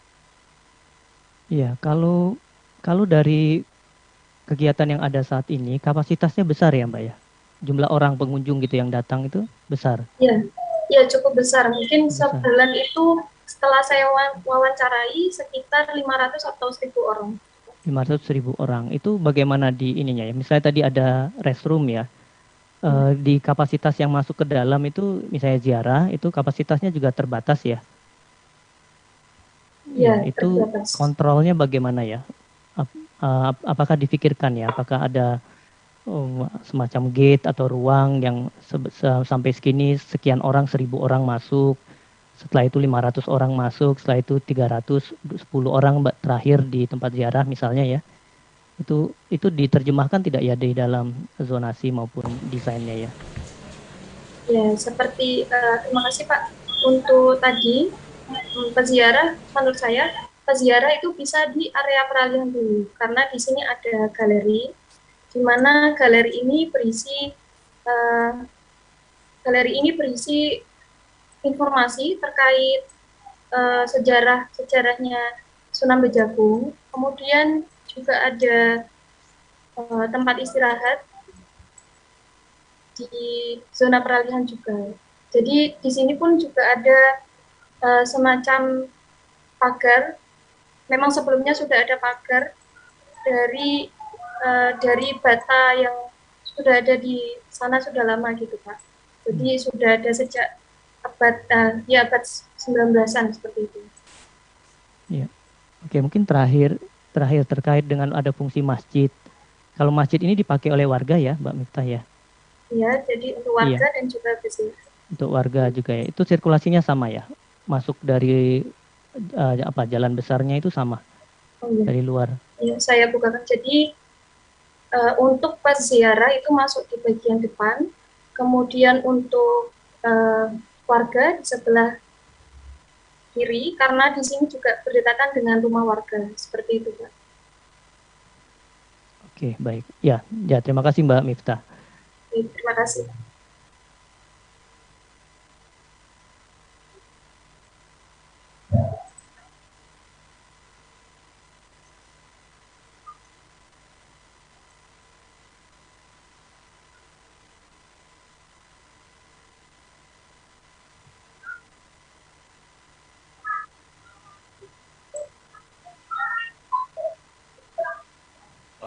Pak Heri dulu. Saya sudah selesai, Pak Carlson dan ya. Pak Zazi, silakan. Oke, Pak Carlson dulu. Ya, saya ya.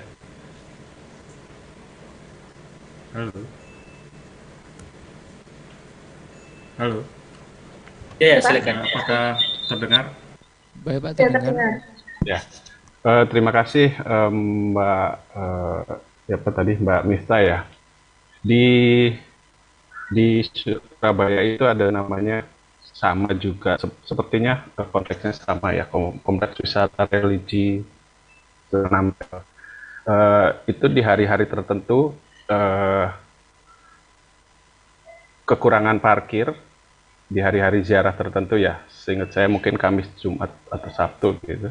Itu sangat padat, parkir kekurangan, bahkan mulai dari jalan depan sampai ke gang-gang masuk ke kawasan wisata religi yang di dalam perumahan pemukiman. Dan selain membuat macet juga sebetulnya ada yang positif juga di kehidupan warganya mulai terangkat, dan saya tidak tahu apakah kedepannya seperti apa perkembangannya.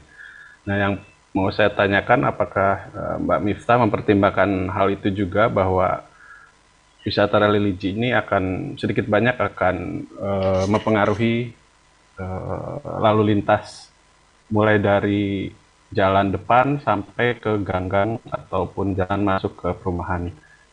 Lalu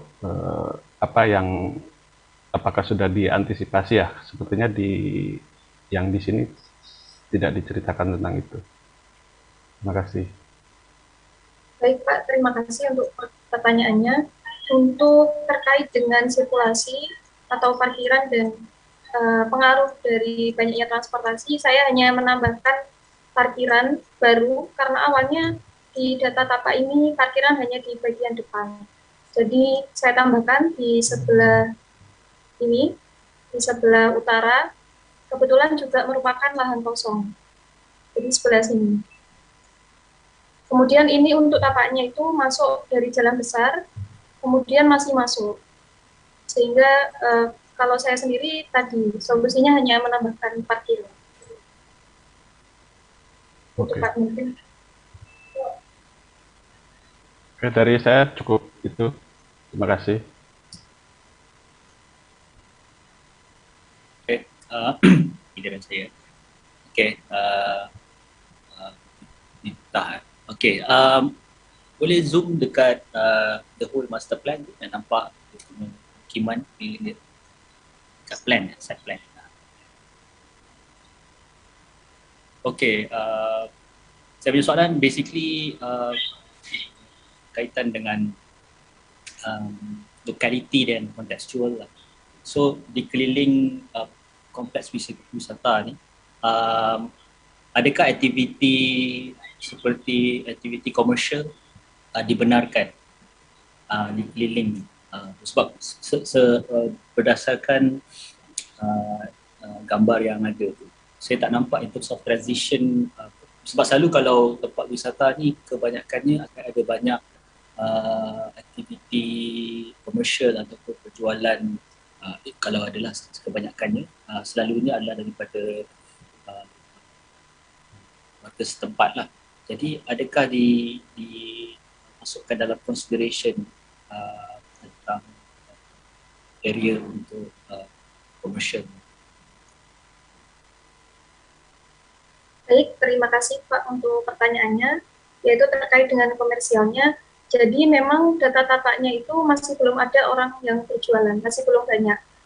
Jadi cuman bagian depan sini, depan pas ini ada warung, seperti warung makan itu hanya itu. Karena memang area ini masih jauh dari jalan raya, jadi masih masuk. Sehingga kalau di Tuban itu ini mungkin masih nomor 3, wisata nomor 3. Wisata religi nomor 3 di Kota Tuban. Jadi masih ada wisata religi yang lebih besar. Jadi masih belum banyak orang-orang yang berjualan di sini. Kemudian untuk desainnya sendiri, saya menambahkan area komersial di sebelah ini untuk warga juga bisa akses di sebelah ini, di sebelah utara. Itu untuk komersialnya. Seperti itu, Pak. Okey. Soalan kedua berkaitan dengan green space lah, sebab saya tengok di kawasan pemukiman yang di hadapan dia tu kebanyakannya itu rumah ya, yang sebelah atas yang ada green space tengah. Ya, di situ dan di tengah-tengah. Yang di tengah-tengah tu apa? Ada green space tu? Itu ada kosong, memang kosong. Oh. So apa yang dia orang guna sebagai apa sekarang? Adakah dia orang gunakan untuk aktiviti ataupun tempat permainan ataupun apa kegunaan dia sekarang, ataupun semua kebun ke? Apakah kegunaan dia sekarang? Ya. Seingat saya di sini ada makam juga, tapi makam umum. Oh, okey. Okey, saya faham. Cuma sekarang bila kita tengok tu nampak macam yang kompleks wisata tu macam satu kompleks. Dia tak ada macam mungkin sebab tak berapa detail. Kalau ada zoom yang detail tu macam mana, saya faham in terms of the development tu dia hanya fokus kepada kompleks wisata dan masjid. Dan kita faham bila masjid ni dia berkaitan dengan komuniti penduduk setempat. Jadi seharusnya ada continuity in terms of mungkin pada saya masuk, saya faham bila kompleks wisata tu perlu ada mungkin security dan sebagainya. Tapi in terms of continuity dari segi green space, sebab kalau tengok dari segi ratio, yang kawasan rumah tu mempunyai banyak green space dan tadi ada makam-makam dekat tengah tu. Cuma dalam kompleks sendiri macam green space-nya terlalu kecil. Jadi tak tahu sama ada green space tu mencukupi ataupun ataupun adakah kamu dah masukkan into consideration macam the design, macam landscape design di dalam kompleks wisata tu sendiri, sama ada dia continuity daripada green space yang ada di luar atau macam mana?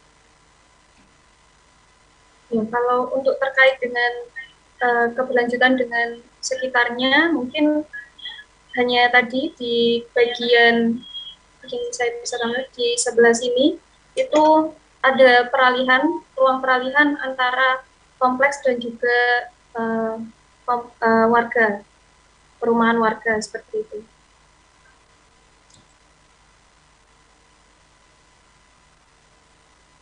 Dan satu lagi soalan, yang masjid tu ada apa-apa renovation terhadap masjid ataupun masjid tu dikekalkan? Mohon maaf Pak, seperti apa? Reka bentuk masjid tu, desain masjid. Oh, ya. Adakah apa-apa penambahan ataupun seperti seadanya? Ya, jadi sebelumnya masjid ini masih sampai sekarang masih dibangun. Kemudian sehingga saya menambahkan sudah dibangun, sudah selesai, tinggal menambahkan ornamen-ornamennya ketika saya terakhir kali ke sana. Sehingga saya di sini hanya menambahkan corak, warna, kemudian ornamentasi seperti itu. Jadi sebab mereka bentuk desain yang sekitar itu nampak agak kontras dengan desain masjid. So memang tak boleh diubah lah, maksudnya dari segi kubah masjid, form masjid tu memang sudah ditetapkan lah. Iya. Ya, untuk bentuknya memang sudah dari data tapaknya. Okey. Itu saja. Terima kasih. Oke, cukup sudah. Dewan juri, apakah sudah cukup mengenai karya dari Saudari Miftah? Baik, apabila sudah cukup, terima kasih kepada Saudari Miftah yang telah menjawab pertanyaan-pertanyaan dari Dewan Juri, dan juga terima kasih Dewan Juri sudah mengulas dari karya hasil Miftah Malaviana Putri ini. Nah, mengingatkan kembali untuk para peserta finalis KTA dan juga para Dewan Juri sekalian, pada sesi kali ini adalah sesi ulasan yang diberikan oleh kami waktu 15 menit, di mana para Dewan Juri bisa memberikan pertanyaan atau komentar terkait karya dari para finalis KTA ini.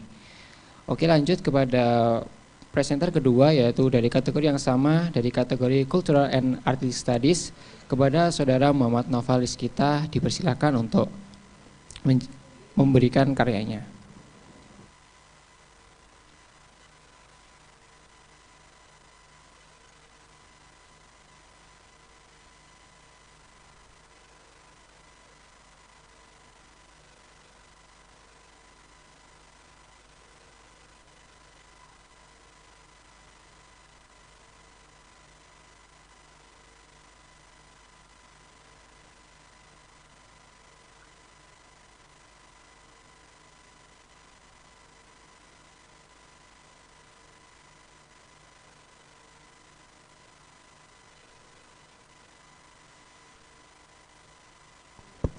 Halo, selamat siang Saudara Muhammad Noval, apakah sudah siap untuk diulas oleh para Dewan Juri sekalian? Selamat siang, saya sudah siap nih, monggo. Oh baik, dipersilakan untuk para Dewan Juri mengulas karya dari Saudara Muhammad Noval.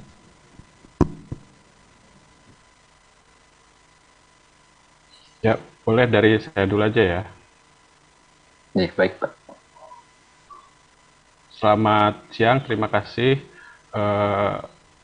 Saya boleh sedikit dijelaskan lagi terkait dengan lokasi dan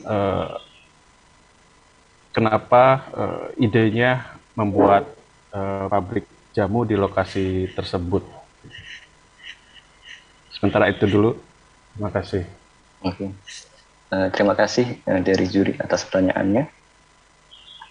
Untuk pemilihan site dan mengapa alasan saya membuat pabrik jamu di Muter sendiri, karena dari isu arsitektural dan juga non arsitekturalnya sendiri, di Muter terutama dia sudah ada dari pemerintah untuk membuat seperti desa jamu sendiri, tapi mereka sendiri tidak mempunyai fasilitas untuk tempat mengedukasi dan juga tempat rekreasi yang bisa mengembangkan potensi dari jamu tersebut. Nah, sementara kita jauh dari jamu itu sebenarnya sensitif karakteristiknya dan berbeda seperti dari craftsmanship lain seperti batik itu mungkin lebih relax, lebih ini. Kalau jamu memang lebih ketat sehingga untuk tempat edukasi dan rekreasi sendiri sepertinya tidak memungkinkan apabila ditaruh di pabrik jamunya langsung di desa muternya. Nah, dari situ kemudian juga saya melakukan wawancara dengan paguyuban jamunya sendiri yang terletak di Sukoharjo dan bernamakan Koperasi Jamu Indonesia yang diwakili oleh Ibu Suparsi sendiri. Juga sebenarnya dari pemerintah, dari BPOM dan Dinas Pertanian serta ada perusahaan asuh Konimex juga sebenarnya sudah ada rencana untuk membangun development dari tempat edukasi dan rekreasi jamu ini sendiri yang bertemakan seperti representasi dari pabrik jamu. Dan ada tempat untuk penjualan dari produk-produk jamu lokal tersebut. Jadi saya mengembangkan ide yang sudah ada dari Kojai sendiri, Sukoharjo, lalu saya kembangkan sendiri dengan konsep dari saya. Sepertinya begitu, Pak Hasan. Maksud saya kenapa dipemilih di site itu? Apakah di situ? Di sekitar situ apakah memang dekat dengan sumber daya alamnya sebagai raw materialnya dari jamu sehingga dipilihkan di situ, mulai dari display integratif kan ya? Atau ada hal lain kenapa di situ dan kenapa membuat sampai sebesar itu gitu di Dari kata kuncinya sendiri sebenarnya dari Ibu Suwarsinya sendiri sudah ada memberikan site lokasi dan juga dari pemerintah, sehingga saya mengikuti yang sudah direncanakan oleh pemerintah. Jadi sebenarnya pemerintah sudah ada rencana untuk membuat tempat rekreasi tersebut. Jadi saya tidak seperti mengarang, jadi memang sudah ada rencana dari pemerintah. Saya diberikan arahan dari Ibu Suwarsinya sendiri, dan dari dosen pembimbing juga setuju untuk saya di situ. Untuk lokasinya sendiri juga sebenarnya juga strategis karena berdekatan dengan pasar jamu dan juga desa jamunya sendiri. Jadi dari set saya bisa menghubungkan antara jalan utama menuju ke kampung jamu tersebut. Oke, jadi tidak ada pertimbangan karena dekat dengan sumber daya alam sebagai raw material dari jamu ya? Jadi karena di Ringmuter sendiri memang hanya tempat produksi jamunya sendiri, untuk sumber daya alamnya dari daerah lain, ditanam dari daerah lain. Oke, terima kasih. Sementara gitu. Terima kasih Bapak atas pertanyaannya.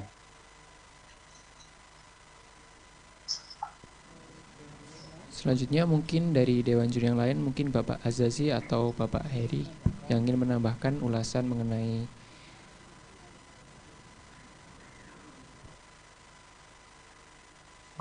apa saya dulu Pak Azazi atau Pak Azazi dulu?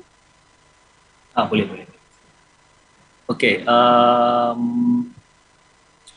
saya interested nak tahu in terms of panel. You ada in your detail drawings, so ada panel of jamu herbs, and then ada different type of facades lah. Oh yes. Dekat sini contohnya mendapat different type of sense. This one? Boleh terangkan lebih how it works macam mana. Excuse me, suaranya kurang terdengar. Oh, okay. Boleh tolong explainkan how it works in terms of the facade. Sama ada sensory itu dengan tiupan angin natural kita dapat rasa. Oke, baik. Dari sensori fasadnya sendiri merupakan implementasi dari elemen karakteristik bangunan yang menguatkan dari konsep saya, yaitu sensory building yang tentang jamu, sehingga dari fasadnya tersebut itu merupakan seperti jamu-jamu kontainer, tempat menyimpan rimpang-rimpang empon-empon jamu tersebut, sehingga dari pengunjung bisa membuka dan bisa melihat dari jamu tersebut dan bisa mencium, sehingga memperkuat fungsi bangunan yang sudah ada, yaitu dari museum dan juga pabrik jamunya. Dan juga dari konsep bangunan saya sendiri kan memang seperti flowing, curvilinear. Jadi memang pengunjung dan sirkulasi pengunjung memang lebih banyak berdekatan dengan fasad sendiri. Jadi saya berusaha untuk mencoba memperkuat dan mengimplementasikan fasad dari jamu kontainer tersebut, sehingga pengunjung lebih bisa untuk mencoba dan bisa untuk berinteraksi dengan elemen tersebut. Jadi sebab jamu ni ada dekat fasad, adakah dengan panas dan hujan dan semua itu akan mengurangkan dari segi bau atau setiap berapa lama nak kena tukar dan sebagainya? Untuk tentang panas dan bau sendiri, dari fasadnya sendiri memang ada berupa bukaan yang bisa terkontrol pasif, berupa floor to window ceiling yang bisa dibuka atau ditutup, sehingga kalau misalnya anginnya terlalu kencang atau mungkin ada hujan deras, bisa fasad bisa tertutup. Jadi untuk bau di sekitar jamunya sendiri memang lebih bisa terkonsentrasi, tapi mungkin kalau baunya sendiri terlalu kuat di dalam bangunan bisa dikurangi dengan membuka fasad dari bukaan-bukaan jendela tersebut. Cuma saya punya general criticism, sama ada itu cara yang terbaik untuk kita menikmati sensory jamu itu, ataupun sepatutnya dia lebih protected ataupun lebih diasingkan. Jadi contohnya masuk satu ruang, rasa satu jamu itu lebih kuat dan lebih baik daripada dia dicampurkan dalam satu fasad. Sebab bila dicampurkan dalam satu fasad sebagai satu fasad bangunan, dia akan ada pencampuran. So adakah itu intentionnya hanya nak biarkan dia bercampur atau bercampur? Oke. Untuk intensitas yang seperti Bapak sebutkan memang sudah disebutkan untuk tema dari Museum Jamunya sendiri, memang sudah ada seperti tempat intensitas khusus yang berkaitan dengan tipe dan juga jenis dari jamunya. Tapi untuk fasilitas sendiri memang berkonsep terbuka, memang berkonsep untuk seperti membaur.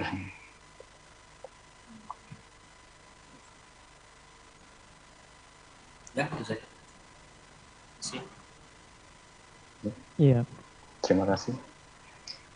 Ya, saya coba menyambung ya, Muhammad Naufal ya. Iya, saya coba melihat kembali karena seperti yang disampaikan Pak Carlson di awal juga ya tentang skala ya. Saya juga bentuknya impresif ya, besar isunya konteks gitu ya, kontekstual isunya. Tapi dengan skala yang besar itu menjadi pertanyaan ya, kenapa sesungguhnya harus skala sebesar itu? Apa yang mau diberikan oleh fasilitas ini ke ke lingkungan sekitar gitu. Nah, saya coba lihat lagi di posternya Naufal itu ada sebenarnya fungsi yang di awalnya hanya untuk tempat berjualan ya, marketing place ya, pasar gitu ya, pasar. Kalau pasar jamunya itu menjual rempah-rempahnya, kampungnya itu home industry membuatnya. Nah, ini menjual produk jadinya gitu ya. Hasilnya ya gitu ya. Nah, itu yang sebenarnya kalau dari program ruangnya seberapa besar ya itu ya ada di sini ya. Ini kan besar sekali ya, Novel ya. Seberapa persen ya dari keseluruhan total gitu misalnya. Kalau memang itu fungsi masalah utama yang dilihat kan hilang ya. Tadi di presentasinya Novel linknya hilang di situ gitu, tidak ada pasarnya itu. Gitu. Oke. Izin bertanya Pak, untuk link ke pasar itu maksudnya link kalau di sini kan missing jamu linkage ini ya. Jadi ada link yang hilang antara si pasar jamu dengan kampung jamu gitu ya. Oh iya. Link itu adalah pasar produknya gitu. Iya. Nah, sekarang seberapa persentase si pasar itu sendiri di bangunan yang diusulkan Noval itu berapa ya? Ruangnya gitu, persentase ruangannya. Entah dari lantainya atau dari jumlah fungsi yang terkait gitu misalnya. Oke, baik Pak. Menjawab dari pertanyaan Pak Heri Kurniawan, terima kasih Pak. Untuk ide dan konsep saya, bangunan saya sebenarnya itu terpisah dari pasar jamunya sendiri, karena dari pengamatan saya dan juga diskusi dari Bu Suwarsi sendiri, memang pasar jamunya tersebut lebih berfokus kepada penjualan rimpang-rimpangnya, sehingga dari penjualan jamunya tersebut hasil jamunya itu sedikit berkompetisi, jadi yang lebih kalah untuk produk jamunya dalam hasil penjualan tersebut. Nah, sementara dari kita sendiri memang mengusulkan untuk bangunan ini khusus untuk menjual hasil dari produk jamunya tersebut tanpa untuk rimpang. Jadi memang untuk penjualan rimpang untuk produksi jamu yang di Desa Nguter dipisah, memang khusus di jamu market. Sementara untuk hasilnya yang dari produk lokalnya yang berada di tempat saya, dan untuk besar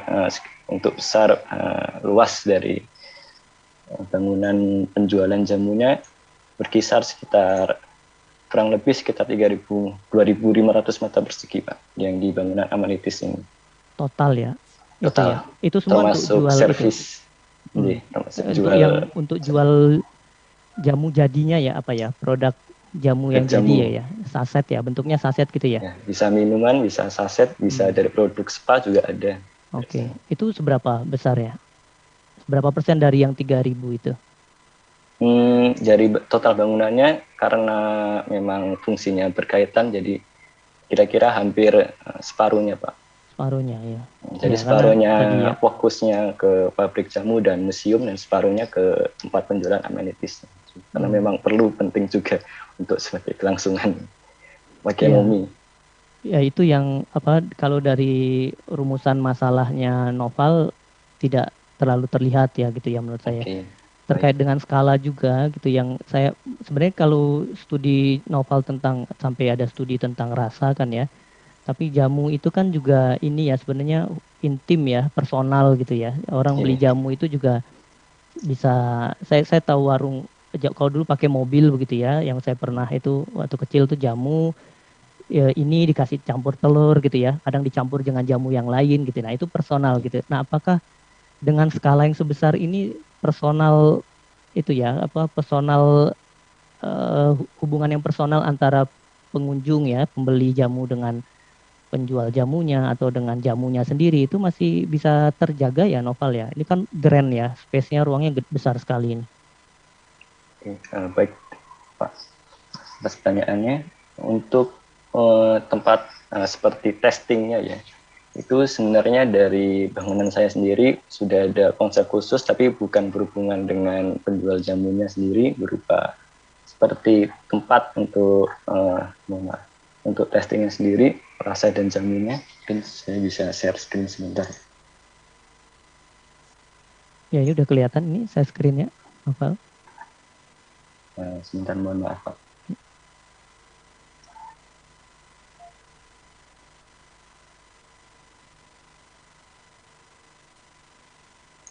Apakah sudah terlihat ini yang baru?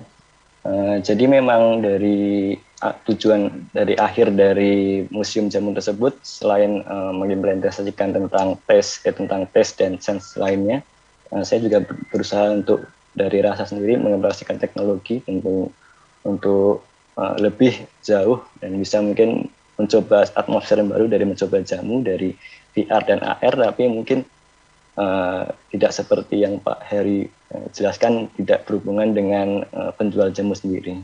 Jadi lebih kepada atmosfer dari mencoba jamu. Iya. Ya, oke, Noval. Masukan saya itu ya, karena ini cultural studies gitu ya. Noval bicara tentang culture gitu ya. Jamu itu harus ya harus dikenalkan kalau jamu itu sangat personal gitu. Misalnya di sini harus dijual juga ya, inovasi cara menjual ya. Sebenarnya bukan inovasi ya, karena dulu sudah ada gitu. Menurut saya ada baiknya ya dengan desain yang sebesar ini dan inovatif begini ya, bisa isinya ya, kontennya juga bisa ini ya, bisa mengangkat yang culture tadi, bisa diangkat dengan cara yang baru juga gitu. Ya, saya rasa itu saja. Ya, terima kasih ya Noval ya. Terima kasih Pak Heri atas pernyataannya. Baik, Dewan Juri, saya rasa waktunya sudah cukup, yaitu 15 menit. Terima kasih banyak kepada Dewan Juri yang sudah mengulas karya dari Saudara Naufal, yaitu dengan judul karya Perancangan Pabrik Jamu Muter di Sukoharjo. Dan juga terima kasih kepada Saudara Naufal yang sudah menjawab dari ulasan-ulasan dari Dewan Juri. Selanjutnya kita masuk kepada presenter ketiga dengan kategori yang kedua, yaitu kategori Design Studies. Yaitu terdapat Saudara Nasrisaf Muhammad Resal. Kepada Saudara Nasrisaf Muhammad Resal dipersilahkan.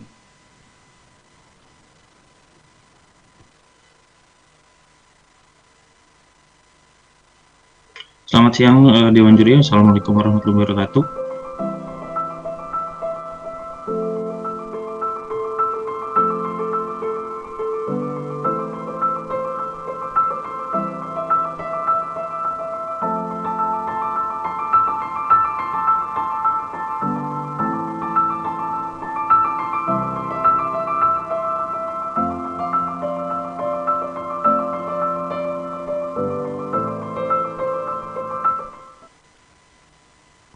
Baik, Saudara Resal, apakah sudah siap untuk diulas oleh para Dewan Juri?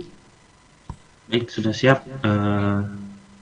Kepada Dewan Juri, Assalamualaikum warahmatullahi wabarakatuh. Mari kita mulai. Baik, dipersilakan untuk Dewan Juri mengulas karya dari Saudara Muhammad Resal. Siapa dulu panitia? Saya boleh lah ya, biar cepat. Bagaimana? Boleh. Panitia? Baik, dipersilakan Bapak Yuli. Baik, terima kasih Mas siapa tadi? Rizal, Pak. Mas Rizal. Di panel tertera pernyataan bahwa gagasan arsitektural futuristik konstruktif, bisa mohon dijelaskan area mana yang dimaksud dengan futuristik konstruktif terkait dengan desain studies-nya ya? Apa yang mungkin ada hal baru?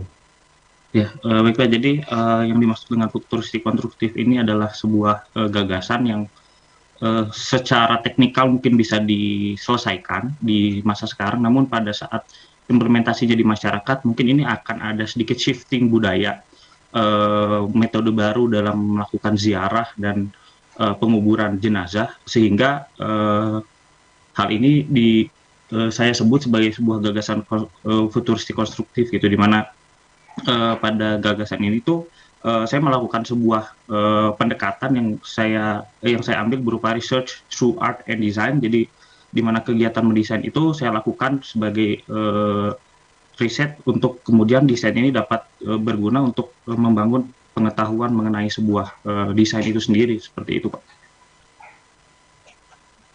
Oh, jadi bukan tentang teknologinya yang futuristik, lalu bagaimana cara pemakaman vertikal, intinya ada nggak yang dimaksud dengan futuristik itu? Baik Pak, mungkin yang dimaksud dengan futuristik di sini mungkin berkaitan dengan sistem pemakaman vertikal bawah tanah ini sebenarnya belum pernah ada diterapkan, khususnya apalagi di Indonesia, dan untuk agama yang agak kental syarat-syaratnya, yaitu agama Islam sebagai mayoritas gitu. Jadi saya lakukan sebuah hipotesa gimana caranya saya melakukan eksperimentasi terhadap penyusunan program. Nah, dari eksperimen ini tuh nanti akan terbentuk sebuah sistem pemakaman vertikal bawah tanah yang kalau di sini saya buat mulai dari alur pemakamannya yang akan dibawa menuju bawah tanah. Ini kan untuk COVID juga, Pak, dan maksudnya aman untuk berbagai penyebab kematian gitu. Jadi harapannya di sini tuh nanti bisa berkelanjutan. Mungkin ini juga belum ada mesinnya. Saya diskusi dengan teman-teman dari teknik mesin seperti itu, gimana caranya supaya di bawah tanah ini bisa tetap berjalan seperti itu. Jadi yang melakukan penguburannya adalah petugas begitu, dan juga dibantu dengan mesin. Mungkin itu. Oke. Kalau ada waktu saya boleh nama satu lagi ya pertanyaan ya. Boleh Bapak, silakan. Ya. Kenapa Mas Rizaf mengusulkan vertikal? Apakah di lokasinya memang kekurangan lahan? Oke, baik Pak. Jadi kenapa sih saya mengusulkan untuk vertikal ini? Karena di latar belakang yang saya bawa ini adalah tentang, sebenarnya ada dua hal yang saya tanggapi, yaitu tentang pemakaman dan juga ruang terbuka publik. Di saat urbanisasi meningkat, kepadatan penduduk meningkat, juga diikuti dengan angka kematian yang meningkat. Ruang terbuka pemakaman ini di masa depan itu kian vital. Apalagi saya punya grafik tentang grafik kebutuhan pemakaman versus rencana penyediaan pemakaman yang agak timpang, apalagi karena kemarin pandemi COVID-19 seperti itu, Pak. Jadi saya bikin kenapa dia vertikal itu, pertama karena menanggapi kebutuhan akan sistem pemakaman di masa depan, apakah kita akan terus-menerus membuka lahan baru secara horizontal, sehingga saya membuat sebuah hipotesa jika saya melakukan eksperimentasi terhadap penyusunan pemakaman seperti itu, jadi tidak hanya pada sumbu X dan Y saja, tapi sumbu X, Y, dan Z, kita akan mampu menghasilkan pemakaman yang sustainable seperti itu, Pak, yang bisa ditumpuk dan seperti itu, Pak. Jadi 1:14 saat lahan pemakaman biasa hanya mampu 2x1 itu hanya memuat 1 jenazah, di sini kita bisa memuat 14 jenazah seperti itu, Pak. Oke, jadi maksudnya ini sebuah prototipe bisa dimanapun, di lokasi manapun ya, entah dia kekurangan lahan atau tidak. Oke. Thank you. Terima kasih dari saya, sudah cukup, Panitia. Terima kasih banyak, Pak Yuli Kalson. Baik, terima kasih Bapak Yuli Kalson. Mungkin ditambahkan dari Bapak Azazi atau Bapak Heri. Ya, mungkin saya boleh. Satu experimentation ataupun design exploration yang menarik dan isu memang berkaitan dengan sesuatu yang mungkin bakal terjadi, tentang kekurangan. Cuma dari segi saya rasa kamu ada maklumkan awal tadi, semua untuk contohnya jenazah orang Islam, syaratnya kena berapa 6 kaki 7 kaki di dalam lahan dan sebagainya. So berdasarkan design ini macam mana untuk overcome that issue? Oke, baik Pak. Terkait dengan agama, sebenarnya yang saya sediakan ini adalah pemakaman publik, dan karena mayoritasnya beragama Muslim, jadi tentunya ini harus bisa diterapkan untuk pemakaman Muslim. Dan di sini sebenarnya kan ada berbagai macam, kalau kita tinjau dari segi agama, ada berbagai mazhab yang mengatakan yang mengatur tentang prosesi pemakaman, dan saya di sini fokus pada kriteria desain bahwa di mana construction dan program ini menjamin program hadir tanpa melanggar aturan prosesi agama yang berlaku termasuk Muslim seperti itu Pak. Jadi yang mungkin yang sangat yang saya akan tanggapi itu adalah larangan-larangan yang mulai dari tidak boleh menginjak makam, tidak boleh melakukan kegiatan-kegiatan yang sifatnya tidak dianjurkan di makam seperti itu Pak. Jadi fokus ke makam ini adalah untuk, kan fungsi kalau di Islam itu adalah ziarah, itu adalah untuk mengingat kematian, atau bahasa generalnya adalah kontemplasi. Jadi saya hadirkan bagaimana orang bisa masuk ke dalam tanah, seolah-olah mereka merasakan mereka juga dikubur, mereka merasakan seolah-olah mereka ada di dunia lain seperti itu Pak. Saya bikin kondisinya cukup ekstrim gitu Pak, dengan kalau bisa dilihat di sini si retaining wall itu mengarah ke dalam, sehingga seolah-olah dindingnya ini akan jatuh gitu Pak. Jadi mereka seolah-olah emang merasakan suasana yang berbeda gitu. Juga saya menampilkan cahaya natural lighting itu ke dalam supaya menghadirkan kesantuhan di dalam rancangan seperti itu Pak, kalau terkait dengan agama.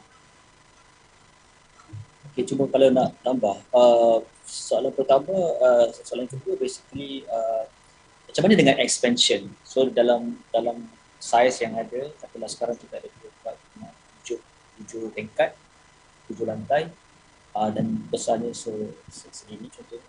Jadi contohnya kalau perlukan penambahan, adakah construction itu akan dibuat kemudian atau disambung atau dibuat di kompleks lain? Baik Pak, jadi untuk pemakaman ini sendiri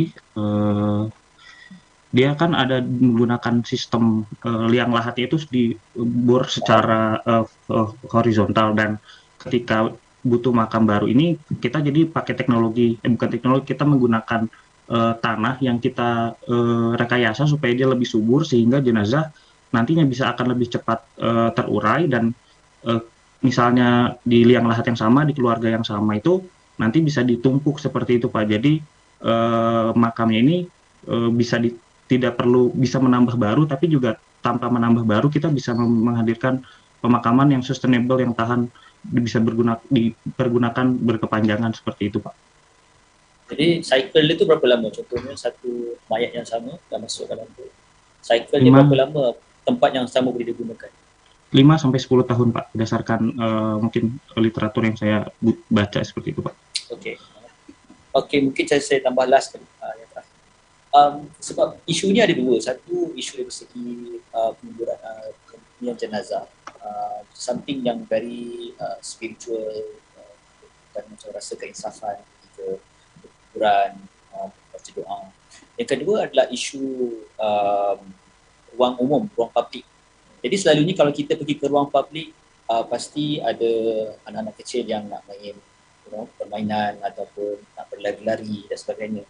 Jadi macam mana balance out in terms of the usage of ruang publik yang ada di atas tu dengan design ataupun ruang yang diperlukan untuk penduduk yang tak ada contradiction. Contohnya jadi limit, pada saya akan ada rasa sedikit limitation. Kalau jadi katanya ruang umum, rakyat boleh ataupun publik boleh gunakan ruang di atas untuk riadah, istirahat, tapi mereka jadi rasa macam tak berapa nak enjoy, sebab ini kawasan perkuburan. Jadi kalau secara normalnya kita tak akan pergi ke kawasan perkuburan dan berlari-lari. Jadi macam mana in terms of that? Baik Pak, jadi untuk area rancangan saya sendiri ini sebenarnya dominasinya adalah sebuah ruang terbuka publik seperti itu Pak. Jadi pemakaman itu mereka biasa atau kita sebut dengan citizen, mereka akan mengunjungi ruang publik ini layaknya mereka ingin ke ruang publik, mereka ingin rekreasi, kontemplasi dan lain-lainnya, berwisata itu bisa gitu. Nah setelah itu kan mereka ada di sini saya buat seperti rem sirkular yang gunanya selain sirkulasi adalah sebagai focal point. Di sini juga saya buat entrance yang agak megah seperti tugu gitu, yang nanti orang akan apa ya itu ke sana mereka akan tertarik dan oh ternyata ini bukan hanya tugu, adalah entrance untuk menuju ke pemakaman. Jadi orang yang ingin melakukan ziarah itu tidak terganggu dengan adanya aktivitas yang di atasnya. Begitu pula dengan di sini saya menghadirkan kolam. Kolam ini kenapa sih saya menghadirkan kolam di bagian tengah sini agar tidak ada orang yang bisa main-main di atas liang lahatnya seperti itu Pak, di atas pemakamannya, sehingga prosesi pemakaman terus norma-norma pemakaman bisa terjaga walaupun di atasnya ada ruang terbuka publik seperti itu Pak. Oke, saya bisa jadi saya. Ya, mungkin ada waktu sedikit ya, Rizaf ya, ingin bertanya sedikit ya. Memang di eksperimen desainnya saya rasa ini ya menarik ya, yang keberanian yang dilakukan oleh Rizaf gitu.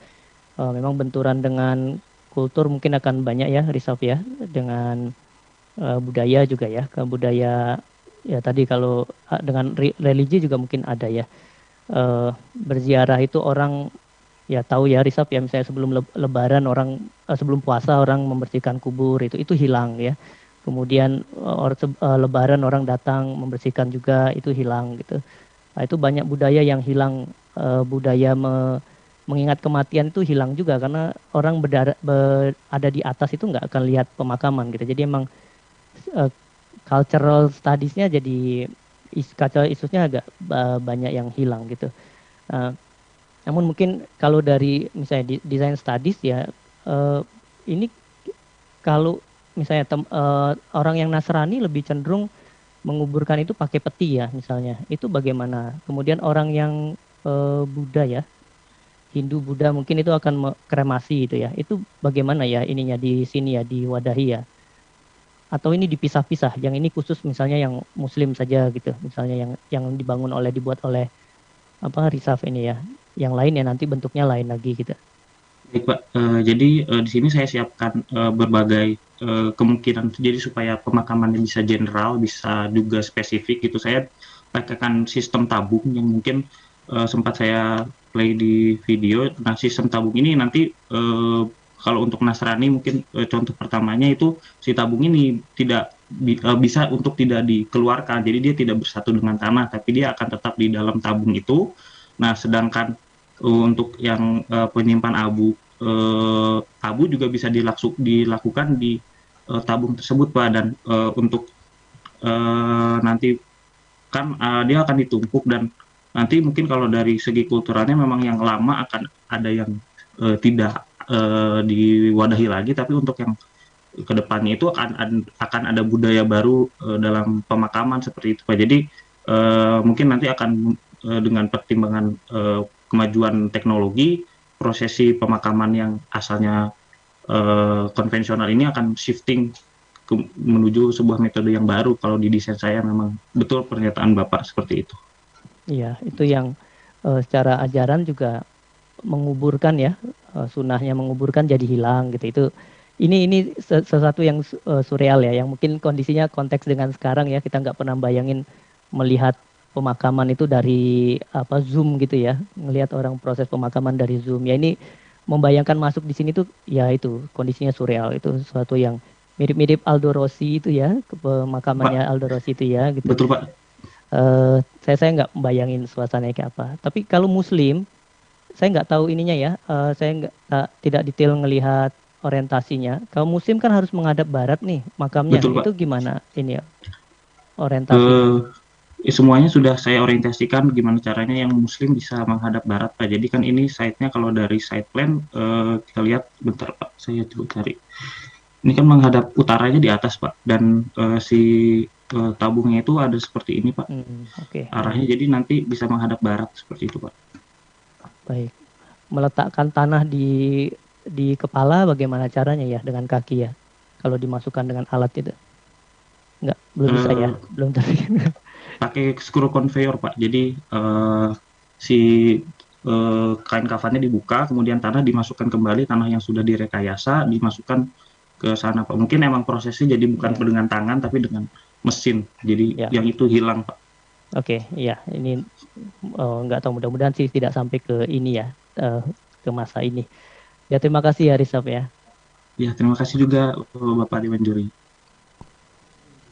Baik, terima kasih para Dewan Juri. Mungkin cukup untuk mengulas pada kategori desain statis dengan presenter keempat yaitu presenter ketiga yaitu Saudara Muhammad Resal. Terima kasih banyak atas ulasannya dan juga terima kasih kepada Saudara Muhammad Resal atas jawaban-jawaban dari ulasan para Dewan Juri. Nah selanjutnya kita masuk kepada presenter keempat dengan kategori yang sama yaitu kategori desain statis dengan Saudari Hana Hali Nurrahmada. Silahkan kepada Saudari Hana Hali Nurrahmada, dipersilahkan.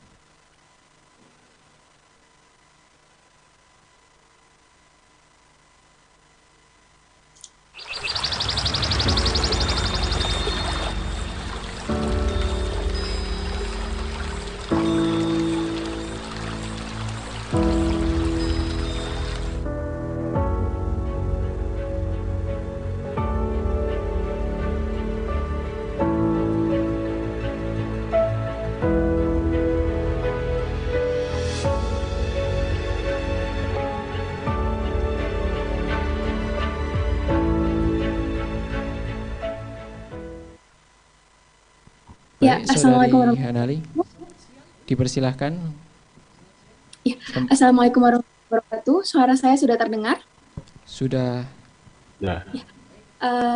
Perkenalkan, nama saya Hana Nurrahmada dari kategori Design Studies. Monggo dipersilakan untuk Bapak-Bapak juri. Baik, dipersilakan untuk Dewan Juri untuk mengulas, mungkin bisa dimulai dari perwakilan Dewan Juri dengan waktu 15 menit. Bolehlah dari saya ya. Selamat sore, terima kasih Mbak. Siapa tadi Mbak? Hana. Mbak Hana, boleh tolong dijelaskan lagi terkait dengan lokasi ya, karena ini kan lokasinya persis di pinggir sungai dan ini Sungai Kalibrantas yang kita semua tahu ini mudah longsor ya, dan kenapa kok malah dibangun bangunan berlantai banyak gitu, yang dilakukan apa di situ ya? Terima kasih.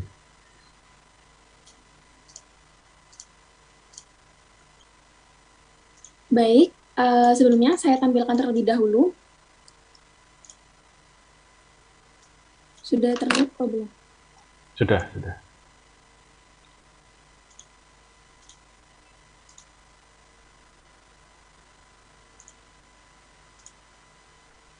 Oke, nah jadi lokasinya ini terletak di Jalan Muharto, RT 5 RW 6 Kota Lama, yang mana kita ketahui bahwa di sini adalah Kalibrantas dan ini Jalan Muharto. Nah, kita tahu memang di Malang ini banyak pemukiman padat di bantaran sungai dan ancamannya memang terjadi longsor yang apalagi di sekitar RT 5 ini memang rawan longsor. Justru malah di sini jadi suatu keunikan yang perlu dikaji karena ini sebuah isu ya, kalau menurut saya seperti itu. Nah, kondisi pemukimannya bisa dilihat seperti ini, awal mulanya seperti ini, dan untuk kondisi sungainya seperti ini. Nah, justru malah karena dia itu sebenarnya sejalur dengan Kampung Jodipan yang mana kita ketahui sudah beberapa hari yang lalu telah terjadi banjir yang cukup besar di sana. Justru dengan adanya perancangan yang sustainable, kita bisa tetap bagaimana menjaga pemukiman ini tetap berkelanjutan dan menjaga ketahanannya dari adanya rentan tanah longsor dan banjir seperti itu. Oke, jadi apakah jumlah lantainya ini bebannya sama seperti yang existing atau dipertingkat lebih banyak? Lalu apa yang dilakukan terhadap yang bersentuhan dengan sungai ini dikasih retaining wall gitu ya? Iya, yang bersentuhan langsung dengan sungai ini akan digunakan dengan retaining wall. Namun retaining wall yang semula hanya retaining wall biasa seperti ini akan di perancangan akan digantikan dengan bio retaining wall. Yang mana bio retaining wall ini bisa tidak bisa sekaligus untuk sebagai media tanam seperti itu. Saya tampilkan.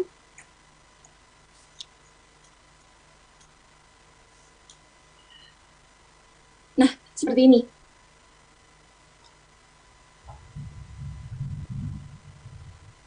Nah, kemudian untuk beban sendiri memang dia akan menjadi lebih tinggi, namun material yang kita gunakan ini, material yang digunakan di perancangan akan lebih ringan, di mana menggunakan dinding bambu plester, yang mana existingnya menggunakan batu bata yang memang cukup berat.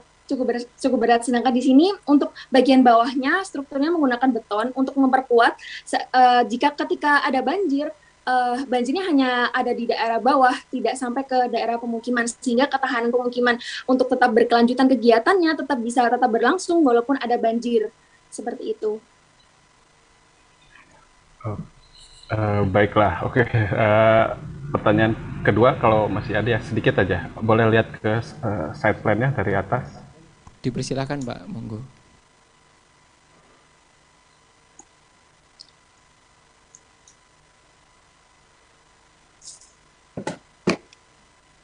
Mungkin saya tampilkan ini. Nah, sini boleh cukup lah. Di beberapa, ya.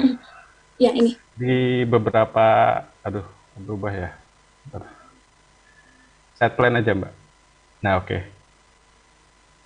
Di beberapa tempat itu yang terkait dengan sungai ini, di pojokan itu tidak dibuat bangunan besar karena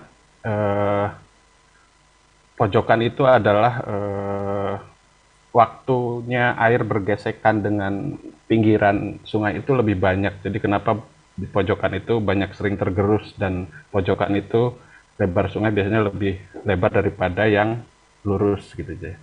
Nah, sementara di sini malah Mbak Ana lebih berat bebannya, malah ada 4 blok bangunan di situ ya. Apakah sudah mempertimbangkan itu ya? Oke, di daerah yang belokan ini ya? Ya, biasanya dibelokkan kan banyak yang mempertimbangkan di situ adalah gaya geseknya air dengan pinggir dinding sungai itu lebih besar, karena kalau yang di sini kan air hanya lewat ya, lurus. Begitu dibelokkan dia kan berbenturan dengan ini, berbenturan dengan ini. Di pojokan itu banyak benturan-benturan gesekan antara air dengan pinggirnya sungai.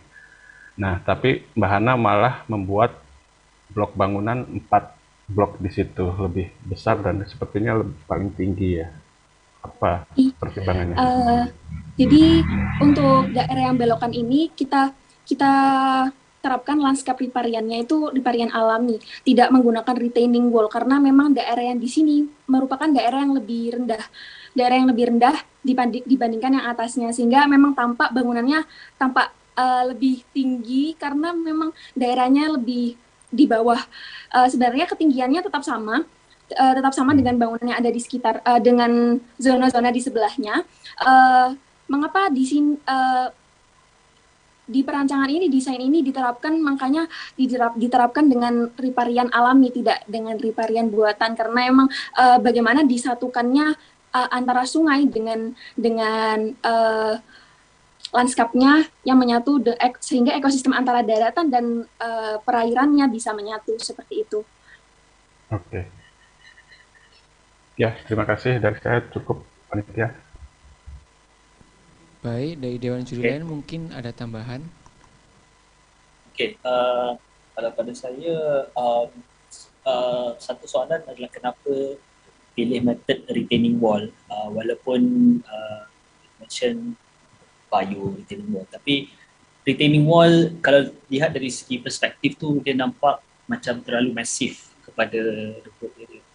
Saya lihat macam contoh di sungai di Kuala Lumpur, semua sungainya kerana masalah banjir di retaining wall kan. Jadi lama kelamaan hilang rasa sungai tu ataupun karakter sungai. tapi yang kita nampak macam satu parit longkang besar ataupun drain.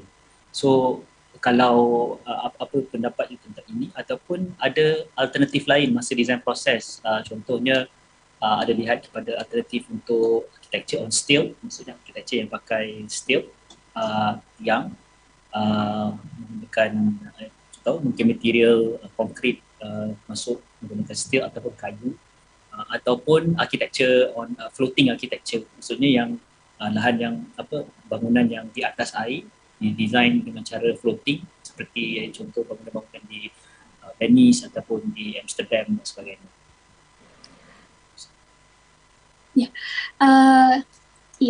Hal ini mengapa dipilih untuk retaining wall, karena memang di existingnya dia memang lebih tinggi, berbeda dengan kondisi yang ada di Jodipan yang sebagaimana kita ketahui telah banjir. Nah, kondisinya dia memang sudah lebih tinggi seperti ini. Nah, jadinya kalau untuk dibuat retaining wall yang mungkin yang bisa untuk diterapkan untuk kondisi pemukiman yang seperti ini, yang sangat memungkinkan adalah retaining wall seperti itu. Ya, cuma mungkin cara dari segi visual, mungkin sebab saya lihat dalam master plan atau site plan tu ada seakan macam ada taman, ada ruang publik di sekitar depan. Jadi contohnya mungkin dari segi landscape design boleh diintegrasikan, jadi tidak nampak terlalu jelas dari segi retaining wall sebagai retaining wall. Kerana bila saya faham mungkin dari segi awalnya itu memang sudah retaining wall, tapi in terms of the architecture itself, kalau kita boleh integratekan dengan landscape design dan sebagainya supaya dia nampak lebih natural, masuk dalam konteks lah. Itu saya punya.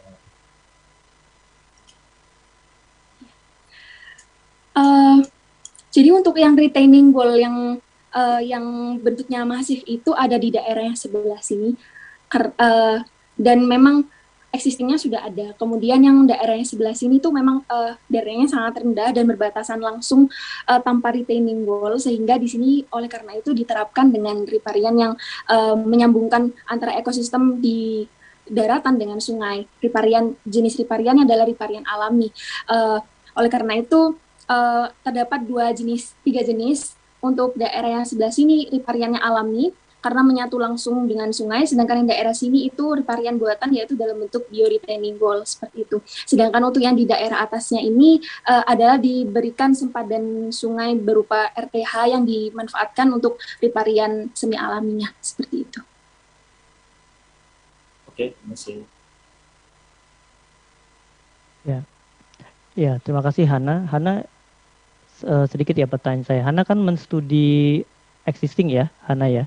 Iya. Kalau ini ada grup-grup gitu ya, perumahan itu juga dasarnya dari studi existing. Jadi maksudnya apakah RT gitu atau apa gitu? Cara menyusunnya ya, mengelompokkannya itu? Jadi ini site-nya kita pilih satu regional RT 5 saja seperti itu. Kemudian untuk ada pembagian zona 1 hingga zona 5 ini berdasarkan jalan yang emang sudah terbentuk di sana. Tapi sebenarnya mereka tetap dalam satu RT 5 seperti itu. Berarti yang ditumpuk itu tetap yang di jalan itu gitu. Tinggal dinaikkan saja, ditumpuk gitu ya. Atau ada berpindah tetangga gitu? Tidak ada, tetap di atasnya seperti itu. Oke, baik. Yang lain kalau di kampung terutama yang padat begini kadang ada komersial ya. Ini rumah-rumah punya warung misalnya gitu ya. Di sini diwadahi di mana ya? Kalau di site plan saya tidak lihat ya. Hanya lihat ada toserba ya. Ada toserba, tapi misalnya warung makan atau warung-warung kecil itu bagaimana mewadahi aspek ekonominya. Kemudian di site plan juga saya tidak lihat parkir untuk pengunjung. Jadi site plan ini kelihatan seperti diberikan untuk wisatawan gitu ya, bukan untuk penghuni gitu. Itu gimana penjelasannya ya Hana ya? Baik, sebentar saya tampilkan terlebih dahulu.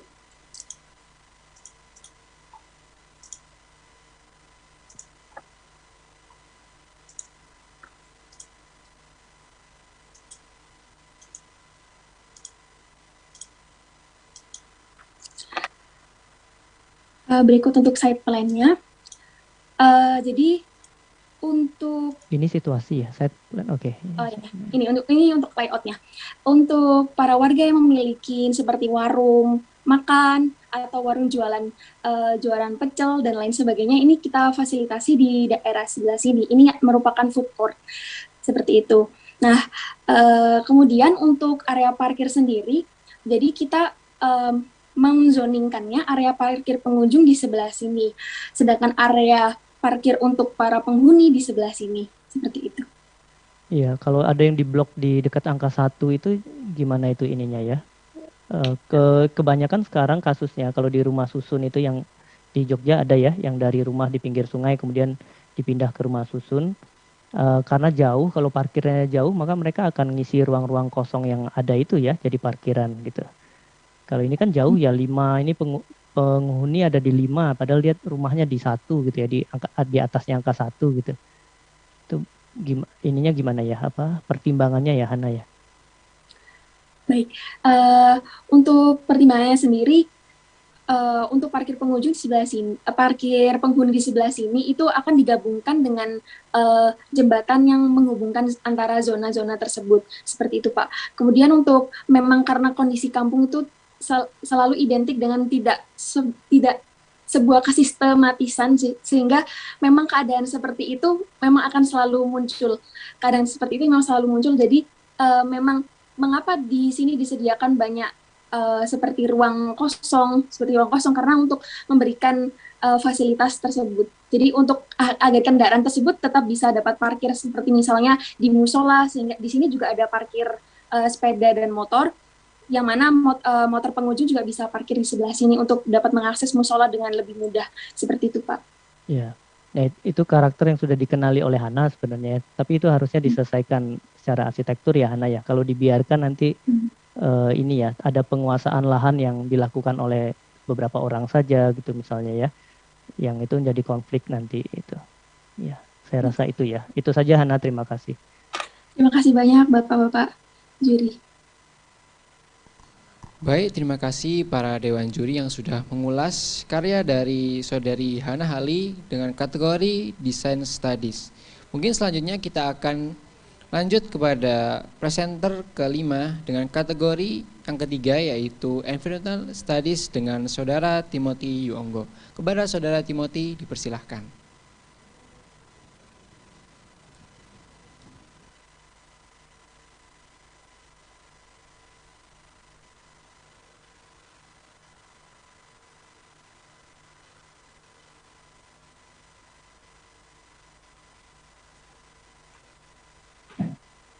Selamat sore, Dewan Juri sekalian.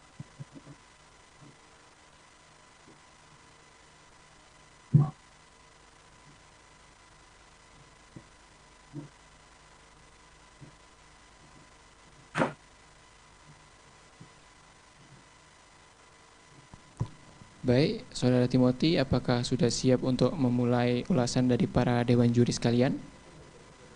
Sudah. Baik, dipersilahkan untuk para Dewan Juri dengan waktu 15 menit untuk mengulas karya dari Saudara Timothy Yuonggo dengan kategori Environmental Studies. Boleh, saya dulu deh ya. Baik Pak, silakan. Baik, terima kasih. Selamat sore Timothy.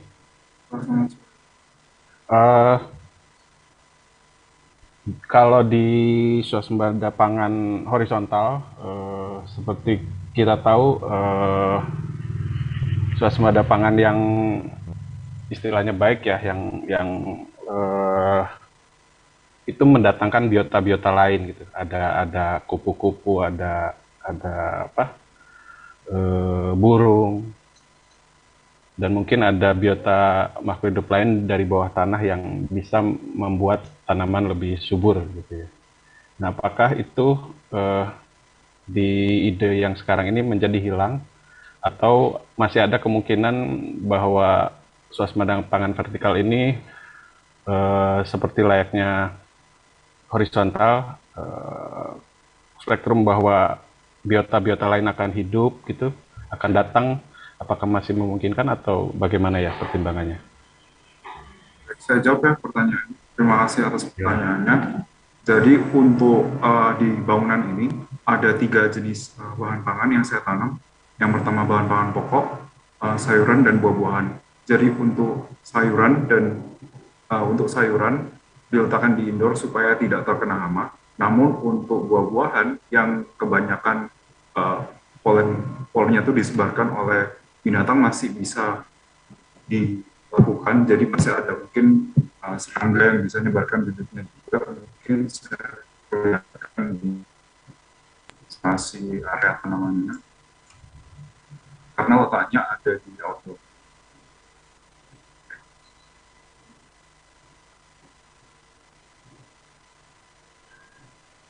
Di saya masih halaman pertama. Oh, mungkin masih Oke. Oke, sudah halaman 74 ya? Ya, betul. Silakan, sorry. Ya, jadi untuk yang buah-buahan sama buah-buahan dan panganan pokok masih bisa diakses oleh binatang-binatang yang quote-unquote juga membantu menyuburkan. Dan salah satu faktor yang dibawa ke bahan-bahan pokok karena menggunakan padi dan singkong yang ditanam, yang di padi itu juga diterapkan aquaponik, di mana di situ juga ada ikan air tawar yang juga membantu menyuburkan padi tersebut. Terima kasih. Apakah sudah menjawab? Oke. Jadi yang vertikal itu tanaman apa? Yang di vertikal itu sayuran-sayuran seperti ada wortel, buncis, sawi, kecambah, bunga kol, dan kangkung. Oke. Dari saya sementara itu dulu. Terima kasih. Baik, selanjutnya dipersilahkan mungkin Bapak Azasi atau Bapak Eri memberikan ulasan. Oke. Timothy, saya lihat macam ada, saya faham dari segi overall konsep of tanaman buah, dan juga ada mention dari segi penentuan masalah dan sebagainya. Perlukan kepadatan untuk menampung segi perumahan yang tidak mencukupi. Cuma dari segi massing, masa bangunan itu sendiri, kenapa yang di tengah tu harus macam rapat? Dan saya lihat macam ada perspektif dari basement tu seakan macam kekurangan lighting natural. Mungkin boleh komen dari segi, sebab rasanya macam mungkin dengan lahan yang ada, mungkin massing bangunan tu boleh dipecahkan. Jadi natural light boleh masuk dalam lebih banyak dan mungkin boleh tanam pelbagai jenis tumbuhan. Jadi contohnya tumbuhan ada yang memerlukan direct lighting, ada juga yang mungkin boleh dapat daripada minimum lighting ataupun almost macam indoor punya. Mungkin boleh jelaskan kenapa dipilih massingnya. Akan saya jawab ya. Terima kasih untuk pertanyaannya, Pak Zazi. Mungkin yang pertama, kenapa massingnya bentuknya seperti ini? Karena bentuk bangunannya ini muncul dari analisa tapak di mana mungkin saya sedikit di konteks ya, Surabaya ini salah satu kota yang bisa dibilang panas dan terik mataharinya. Itu kenapa di area selasar yang Pak Zazi mention tadi memang betul sedikit ada gelap. Karena memang sengaja mau dibuat setback supaya selasarnya itu tidak terkena matahari langsung. Jadi yang terkena matahari langsung itu adalah balkon-balkon mereka, yang bisa juga mereka tanam sesuatu. Mungkin ada penghuni yang mau tanam buah selain yang ada di bangunan utamanya, seperti itu. Lalu untuk zonasi tanaman, saya zonasi berdasarkan berbagai kebutuhan seperti jam penyinaran, jenis penyinaran, musim-musim penyinaran. Jadi saya masukkan ke ya memang sangat mungkin probabilitas untuk kayak dibagi-bagi masanya, tapi saya memilih untuk jadi satu supaya aksesnya lebih mudah dengan seperti ini. Untuk yang vertikal, saya letakkan berdasarkan kebutuhan intensitas mataharinya. Jadi yang paling butuh penyinaran paling intens, saya letakkan paling atas. Lalu untuk yang di outdoor, saya letakkan berdasarkan kebutuhan musim tumbuhnya. Jadi pisang dan pepaya yang cenderung butuh kelembaban, saya letakkan di belakang dari tower yang berada untuk hidroponik itu, supaya bisa sedikit meniru keadaan musim tumbuh. Jadi responnya lebih ke arah matahari. Okey, kalau itu. Yang kedua ni, dari segi entrance di bawah, kalau lihat dari perspektif yang dari jalan itu, seakan ada discontinuity in terms of public space ataupun jalan hingga ke kawasan itu. So adakah intentionally dibuat supaya public dari luar tidak boleh mengakses kawasan tanaman ataupun macam, sebab in terms of human eye level dia agak tinggi dan rasa kalau contohnya orang yang berjalan kaki di sebelah development tidak akan dapat melihat tanaman-tanaman itu. Jadi rasa ada discontinuity seperti berjalan di sebelah retaining wall yang tinggi. Penjelasan dari segi itu. Betul, memang konsekuensi itu ada di dalam bangunan ini, saya sadari itu, tapi hal itu saya lakukan supaya kan begini isunya kalau kita bawa urban farm di kota, masalahnya adalah luas.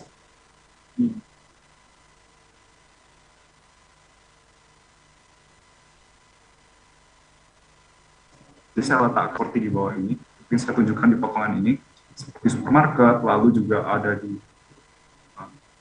daerah parkir itu terlindungi dari matahari. Jadi memang konsekuensinya tidak bisa dilihat ada area tanam ini dari level jalan. Oke, itu saja dari saya. Terima kasih. Mas. Ya, melanjutkan Timothy. Bangunannya berapa lantai ya Timothy ya? Di bangunan ini total ada 9 lantai. 9 lantai. Itu memang karena maksimal 9 lantai? Karena ketinggian maksimal di lahan. Ketinggian maksimal di lahan 40 meter. 40 meter gitu ya. Ya. Antar lantai berapa? 4 meter ya? Ya. 4 meter ya. Iya, karena saya sepakat merasa masanya terlalu besar. Ya, ini apa ya? Karena memang tidak bisa naik lagi. Ketinggian antar lantai saya yang tidak tahu ya, mungkin di standar di kita ya, kalau di beberapa negara lain kan bisa lebih turun sebenarnya sehingga jumlah lantai bisa lebih naik. Saya karena isunya environmental studies, swasembada, sustainability gitu ya. Tadi yang tentang padi ditanam di atas dak itu kan butuh energi yang lebih banyak ya dibanding dia ada di bawah gitu ya. Itu yang hitung-hitungannya, apakah hitungan ekonomisnya memang membangun apartemen itu sebanyak ini unitnya sehingga harus tanaman itu harus di atas gitu. Itu ya belum dijelaskan ya oleh Timothy ya di slide-nya gitu. Oke, ada batasan terhadap ketinggian gitu, tapi dari jumlah unit keseluruhan memang ada yang dikejar ya Timothy ya. Kenapa jumlahnya sekian banyak gitu unit huniannya? Baik, akan saya jawab ya Pak. Untuk unit huniannya saya dapat jumlah segitu setelah saya ngitung pakai persamaan dengan unit per manusia kebutuhan luas berapa. Lalu saya cari proporsi luas yang antara area tanam dan area livingnya cukup seimbang lah, tidak terlalu, kalau bahasa Jawanya jomplang, seperti itu sih proses yang saya lakukan. Ini ya, kajian yang skalanya urban tidak ada ya, maksudnya di Surabaya ada sekian apartemen, kebutuhan hunian itu kira-kira berapa yang layak berapa, karena bagaimanapun juga kan apartemen ini yang utama adalah tempat tinggalnya ya, huniannya ya, kualitas huniannya gitu. Yang tadi yang disampaikan oleh Pak Zazi ya tadi tentang ruang di dalam, saya dari perspektif void kan kita ngelihatnya dingin ya gitu, ruangnya dingin gitu. Saya nggak mungkin juga Timothy sudah melakukan analisis pergerakan matahari ya, itu kayaknya akan selalu gelap gitu. Lantai kesekian itu mungkin lantai 2 ke bawah itu, lantai 2 dari atas ya, sampai berarti lantai 8 sampai paling bawah itu ya akan gelap karena dapat bayangan dari sisi bangunan yang sebelahnya gitu. Nah itu dari kenyamanan orang gitu ya sebagai penghuni, apakah mereka tertarik gitu untuk membeli apartemen ini, unit apartemen ini, itu ya menjadi dipertanyakan ya apa yang akan dijual gitu.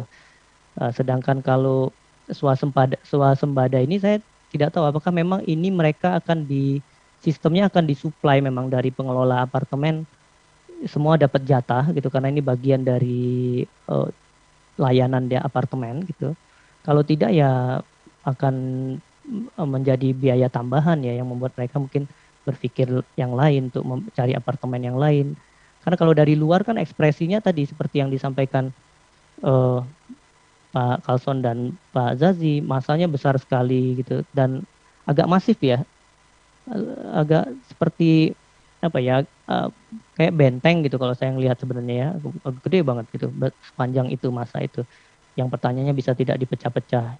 Ya apakah bisa lebih naik kemudian lahan lebih terbuka gitu bisa-pisah tadi yang ternyata dibatasi misalnya dengan ketinggian. Tapi unit tadi ya, unitnya rasanya perlu dicek kembali apakah harus unitnya segini gitu.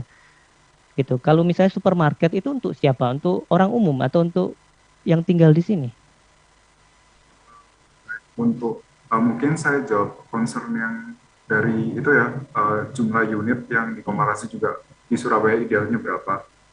Itu juga salah satu yang saya pikirkan waktu melakukan komparasi antara dua luasan dari fungsi tersebut. Beberapa apartemen maupun vertical housing yang ada di Surabaya saya masukkan dalam itu kira-kira standar jumlah yang enak dengan lahan berapa diisi berapa unit sih. Lalu untuk supermarket ini digunakan untuk menjual sisa dari, memang betul apartemen ini mensuplai bahan-bahan untuk penghuninya, dan karena sometimes mungkin ada sisa, itu dijual ke supermarket, dan supermarket ini juga memenuhi kayak menjual produk-produk keseharian untuk penghuninya juga. So far itu sih yang dalam desain saya masukkan. Tapi dari desain agak tidak kelihatan ya supermarketnya ya kalau dari jalan ya, Timothy ya. Iya, tidak kelihatan. Ya. Ya. Fasilitas kalau untuk apartemennya sendiri fasilitasnya apa ya selain hunian yang ada di sini? Untuk fasilitasnya di apartemen ini ada restoran, ada gym, ada juga daycare untuk anak-anak. Dan selain itu di apartemen ini juga ada sistem lumbung pangan, jadi just in case ada krisis pangan bisa menggunakan lumbung tersebut. Ya, oke. Ya, terima kasih Timothy. Baik, terima kasih. Mungkin itu pemaparan dari ulasan oleh Dewan Juri dan juga jawaban dari Saudara Timothy Yuonggo dari kategori Environmental Studies. Kemudian selanjutnya yaitu presenter ke-6 dengan kategori yang sama, yaitu kategori Environmental Studies dengan Saudara Bernard Redemptus Nindita Nafali, dipersilahkan.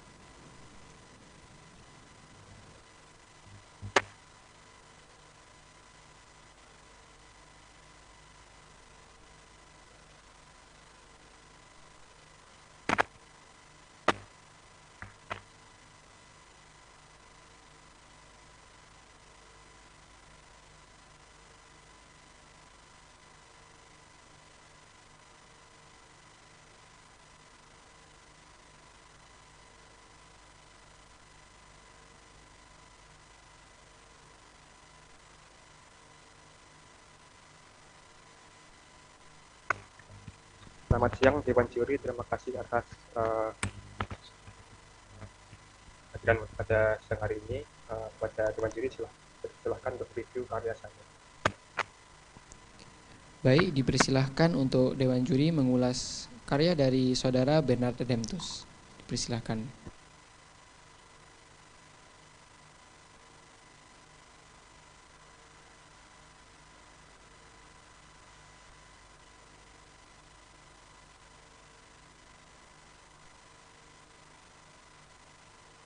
Oke, saya coba dulu ya. Siapa Nafaldi ya? Panggilannya ya. Nafaldi tentang konteks ya Nafaldi ya. Di sekitar site ini sekarang sudah ada fasilitas sejenis kah? Ini ada di Piungan Creative Economy Park ya. Sebenarnya isinya apa ya kalau Piungan Creative Economy Park itu ya? Sebenarnya Piungan Creative Economy Park itu sebuah gagasan master plan yang difungsikan untuk menghindari adanya eksploitasi lahan pertanian yang sudah ditentukan di Piungan. Jadi untuk jenis-jenis fungsi-fungsi ekonominya itu masih belum ada syaratnya, namun karena fungsi ekonomi dengan tipologi saya juga yang dapat menguntungkan masyarakat lokal, makanya saya mengikuti master plan yang sudah ada. Sedangkan kalau untuk fasilitas sampah yang existing di sana itu hanya sebatas fasilitas bank sampah lokal. Jadi di sana itu sudah ada komunitas lokal yang berinisiatif untuk mengelola sampah secara mandiri, sehingga kita mewadahi inisiatif mereka, gitu Pak. Berarti layanannya ada layanan besar gitu. Kalau yang sampahnya sendiri itu layanan skala kota gitu atau provinsi gitu ya? Nah, jadi dua Pak. Jadi kalau dari desain saya itu ada bank sampah dan juga ada fasilitas pengelola kota. Jadi bagian depan ini sebagai bank sampah yang melayani aktivitas sehari-hari permukiman di Sitimulyo. Nah, sedangkan untuk mengatasi permasalahan kota, jadi saya juga mengadakan pengolahan sampah di bagian belakang sini. Jadi fungsi adalah menyaring sampah sebelum ke TPA Piongan. Gitu. Menyaring, sampah, sebenarnya sampah yang padat ya, sampah sudah kering kan ya yang masuk sini ya? Itu bank sampah ya, tapi kalau kota kan kebetulan banyak kan dicampur kan Pak. Jadi di bagian belakang ini kita pilah dulu sehingga dapat banyak dimanfaatkan kembali. Oh, oke. Sortirnya di sini untuk semua sampah gitu ya, termasuk sampah basah berarti? Iya Pak. Iya. Boleh tahu ininya saya lihat kalau di sini di bagian belakang itu ini kan area yang terbuka ya, maksudnya bisa dilihat oleh pengunjung ya, area sortir sampah itu ya. Betul Pak. Ya itu memang awalan saya berpikir bahwa ini ada hanya sampah padat ya, sampah kering padat gitu yang oke untuk dilihat, tidak apa-apa, dan barangkali ada standar ya bau dan segala macam itu, atau ya lalat mungkin ada juga. Nah, kotor lah gitu barangkali ya, bayangan saya gitu ya. Nah ini ternyata ini semua sampah ada di sini, itu bagaimana ya mengatasinya, atau alasannya kenapa ya bagian ini diekspos juga gitu misalnya? Apakah secara standar nggak ada masalah gitu, atau sistemnya ya mungkin bisa dijelaskan ya Navaldi ya? Mungkin secara zonasi dulu Pak. Jadi alasannya apa saya menaruh di belakang itu karena emang belakang itu cenderung berkoneksi sama kawasan yang lebih hijau dan banyak pepohonan, dan juga untuk bak sampah itu berada di luar. Jadi untuk composting sendiri berada di bagian belakang sini. Kemudian alasan tempat saya buka itu karena bagian pemilihan ini juga merupakan bagian edukatif, sehingga masyarakat itu tahu problema yang besar yang sedang dihadapi Kota Tugas itu seperti ini. Nah, itu Pak. Yeah. Sedangkan untuk teknologinya sendiri seperti ini. Jadi ada beberapa mesin yang membantu manusia untuk memilah sampah-sampahnya. Iya. Ini jalur sirkulasi truk dan pengunjung sama ya? Berbeda. Sebenarnya berbeda. Kalau main road-nya masuknya sama Pak. Sama kalau kan ya? Untuk drop off-nya berbeda. Iya, kalau di kita rasanya masih ini ya, truk yang membawa sampah itu ya tidak benar-benar clean gitu, maksudnya basah itu ya, menetes di jalan itu.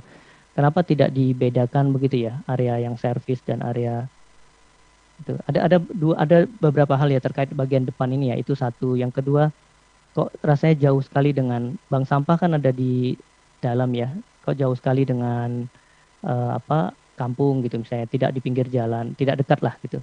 Area depan ini juga di atas itu dan di dalam area yang orang cycling gitu ya, bisa terbuka sebenarnya, tapi di depan tidak kelihatan mengundang orang untuk masuk gitu. Itu ada beberapa komen saya sebenarnya terkait dengan area depan ya, Navaldi ya. Bisa jawab Pak? Monggo silahkan.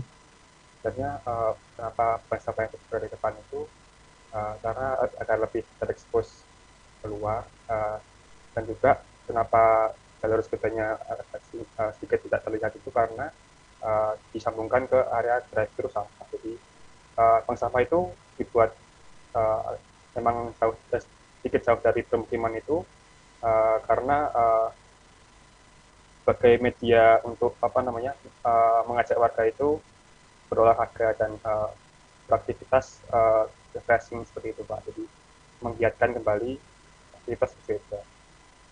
Iya, iya. Oke, itu saja dari saya, Nafaldi. Baik, terima kasih Bapak Heri. Mungkin dari Bapak Yuli atau Bapak Azazi bisa menambahkan atau memberikan ulasan. Mungkin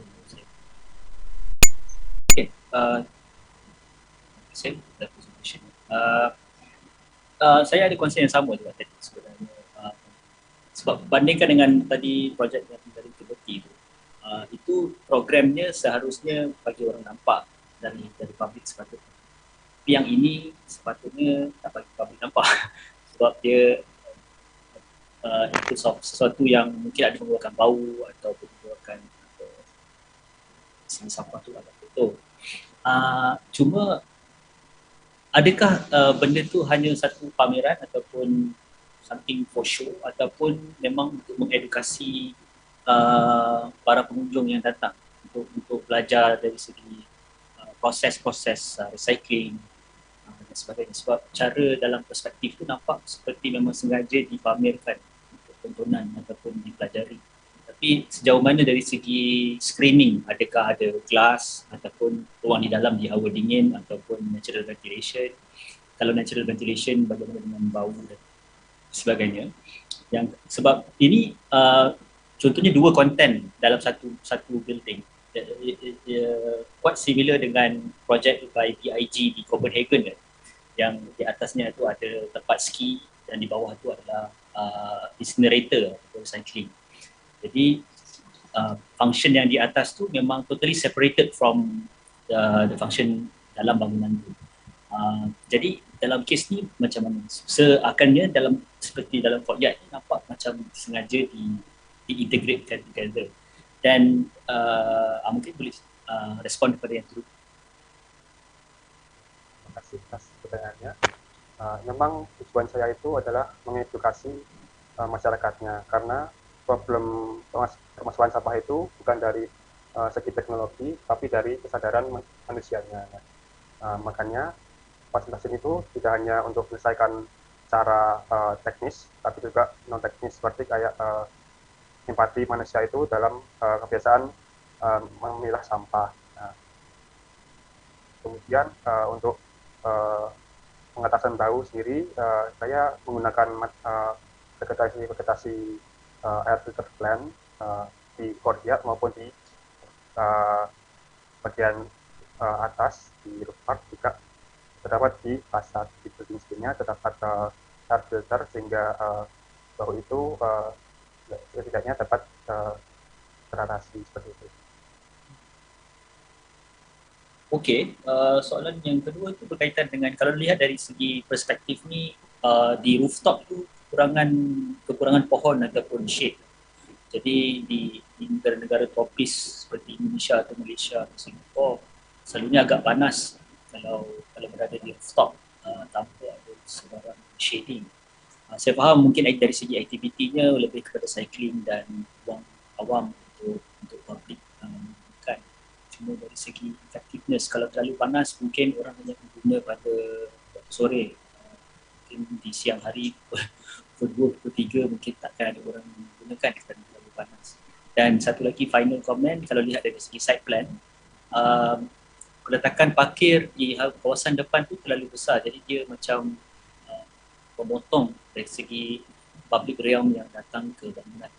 Saya faham ada sediakan ramp untuk basikal untuk naik ke atas, sepeda untuk naik ke atas dan sebagainya. Cuma dari segi penyediaan parkir tu terlalu alien dan memecahkan continuity public realm ke dalam bangunan. Mungkin boleh komen dari sini. Terima kasih atas komentarnya. Sebenarnya kalau untuk parkir sendiri, karena saya awalnya berpikir bahwa fasilitas ini akan dibuka secara umum sehingga akan mengundang wisatawan, sehingga tidak hanya berfungsi sebagai pengolahan sampah, tetapi berfungsi sebagai area wisata. Itu sih awalnya.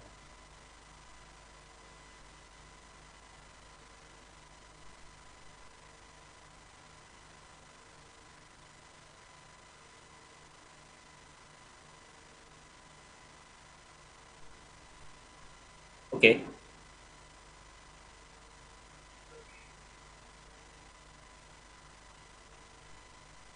Saya. Baik, mungkin dari Bapak Yuli akan mengomentari. Ini mau bertanya, Mas Nafaldi ya. Kalau kita bayangkan misalnya penduduk sekitar sini sudah menjadi lebih baik, tidak membuang sampah sembarangan, bisa membedakan dan pada intinya produksi sampah ke tempat ini menjadi sangat berkurang sekali. Bangunan ini tetap ada atau tidak ada? Atau bangunan ini menjadi mangkrak?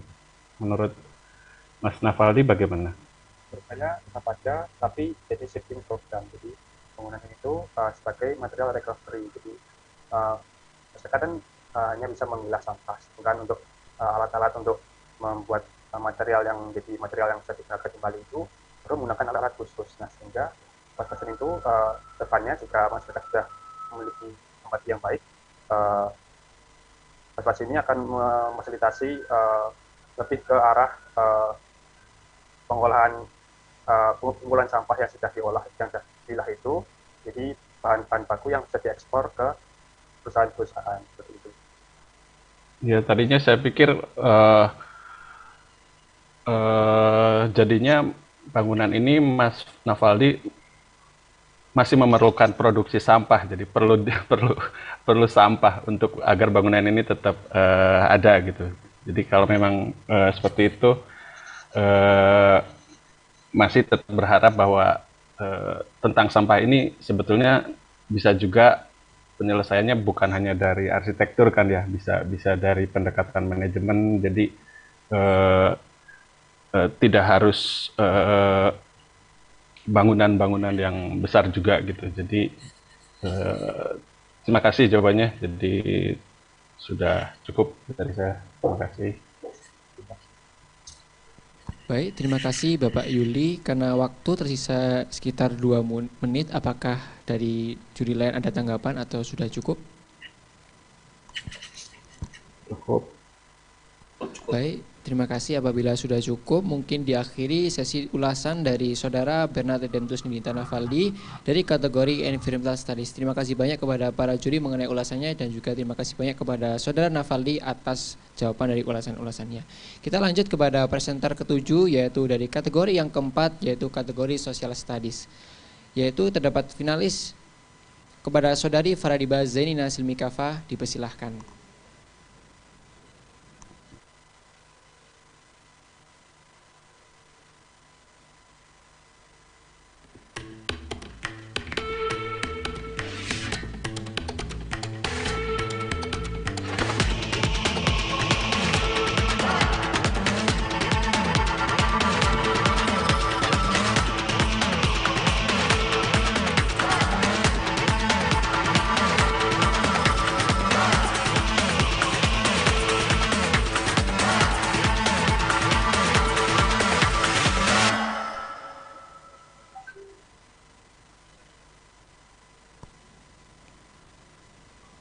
Selamat sore, Saudari Faradiba. Apakah sudah siap untuk diulas dengan para juri?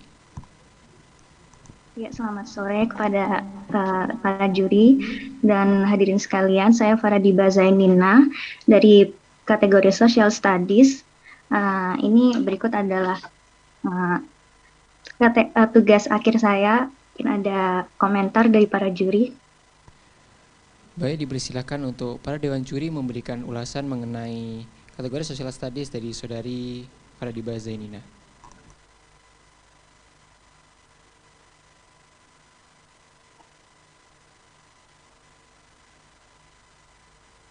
Ya, saya duluan ya Pak Kalson dan Pak Zazi. Mbak Faradiba ya, di ini tawaran yang unik ya menurut saya ya, di membuat apa namanya ya, seperti persinggahan ya, apa nama resminya Mbak Faradiba? Shelter. Shelter ya, ada istilahnya ya di rudenim ya, rumah detensi ya. Rudenim ya, sama ya. Ini juga rudenim ya? Iya, rudenim. Rudenim ya. Ya, ini di video yang terakhir ini kelihatan ada di salah satu perspektifnya ada pengungsi nampaknya ya di boat gitu ya, ada di kapalnya gitu. Ini memang akan difungsikan untuk semacam mencegat mereka gitu sebelum sampai ke darat atau gimana ya, Mbak Faradiba ya, konsepnya ya? Jadi kalau dari algoritma siklusnya, mereka kan diawali dari mereka tuh keluar dari negaranya, mereka mencari negara untuk menuju ke wilayah yang aman. Terus dia tuh sebenarnya maunya ke negara penerima pengungsi yang ditetapkan sama PBB, misalkan di Turki atau di Jerman, Syria dan kawan-kawan. Tapi Indonesia ini sebagai negara transit, kita masih bisa menerima pengungsi ini. Kemudian ketika kalau di rancangan ini, ketika kuotanya pengungsi ini terpenuhi di rancangan, maka kita bisa menerimanya dengan ada registrasi dulu sebelumnya. Kemudian nanti dibangunlah ada temporary cyclic ini rancangan saya, di mana ada kemungkinan pertama ketika selama masa pembangunan itu tuh pengungsi sementara ditempatkan di rumah detensi imigrasi dulu, tapi jika rancangannya udah selesai dibangun, barulah mereka nanti akan ditempatkan di rancangan itu untuk kloter yang pertama. Kemudian untuk kloter yang kedua itu nanti mengikuti siklus rancangannya tersebut. Kemudian kemungkinan kedua, ketika kapasitas rancangannya itu penuh, maka mereka akan ditolak dan kembali mereka mencari negara transit lainnya atau negara penerima lainnya. Kemudian kemungkinan selanjutnya, ketika pada tahun berjalan kuota pengungsinya itu masih ada di sini, maka pengungsi yang siklus selanjutnya itu bisa ditempatkan di rancangan ini, di temporary cyclic ini, tanpa menunggu di rudenim dengan durabilitas yang tersisa. Kemudian jika Indonesia tiba-tiba ditetapkan bahwa kita tidak menerima pengungsi, maka bisa ini tuh tidak dibangun atau kita tidak menerima pengungsi. Ini agak beda berarti dengan rudenim ya? Berbeda dengan rudenim. Kalau rudenim itu, ya, di mana ada isunya kalau rudenim itu kan kita bisa menerima hingga 10 tahun dan dia tuh pengungsi bisa mengajukan syarat menetap dan itu syarat menetap itu dipotong ya. Kalau di fasilitas yang ini berapa tahun gitu? Di fasilitas yang ini 5 tahun. 5 tahun gitu. Kalau 5 tahun 5 tahun dia tidak masih ini ya, di sini bisa 10 tahun gitu ya. Itu dia kemana? Kalau ternyata 5 tahun belum diperpanjang gini, karena di desainnya Faradiba kan nampaknya memang disetting ya bangunannya kayak hidup gitu ya, setelah 5 tahun akan menjadi copot satu persatu gitu ya, seperti itu ya konsepnya ekdisis itu ya, jadi mati lah gitu ya, mati sendiri gitu, sehingga orang seperti terkesan dipaksakan untuk pergi gitu, misalnya dipaksakan pergi. Nah itu kemana mereka pertama ya? Yang kedua nanti apakah sistem ini tidak mempersulit, tidak menjadi ini ya, maintenance-nya menjadi sulit gitu ya, prosesnya menjadi sulit gitu. Itu apakah tidak menjadi beban yang besar ya buat, ini milik negara ya Mbak Faradiba ya, gitu, dengan sistem ini ya, bahwa setiap 5 tahun akan datang lagi dihidupkan kembali, ini di tengah laut ya, dibawa bibit tanaman, akan diolah oleh mereka sih, tapi harus bawa bambunya lagi misalnya dan lain sebagainya. Itu gimana ya Mbak Faradiba pertimbangannya ya? Kalau misal dari pertanyaan pertama, mereka kemana setelah 5 tahun itu, jadi mereka itu akan terpaksa untuk meninggalkan rancangan ini untuk mencari negara transit yang lainnya, dan itu diharapkan bahwa negara transit lainnya juga akan menerapkan rancangan ini, di mana rancangan ini itu kan 5 tahun itu selesai, 5 tahun selesai, dan nanti akhirnya mereka akan kembali ke kehidupan di mana mereka itu mungkin bisa jadi boat people atau sejenis itu. Jadi kemudian untuk yang pertanyaan kedua, apakah maintenance-nya tidak sulit? Jadi kalau dilihat dari benefit-nya, ini tuh sangat lebih worth it dan itu apa ya? Maintenance-nya itu kita juga kan kalau soal biaya nanti kita akan dapat dari UNHCR dan itu jika dilihat dari prospek kedepannya sebenarnya rancangan ini tuh akan lebih bisa lebih valuable gitu daripada kita melihat dari sisi yang lain. Iya. Jadi memang secara ide sih sangat menarik ya menurut saya Mbak Faradiba ya.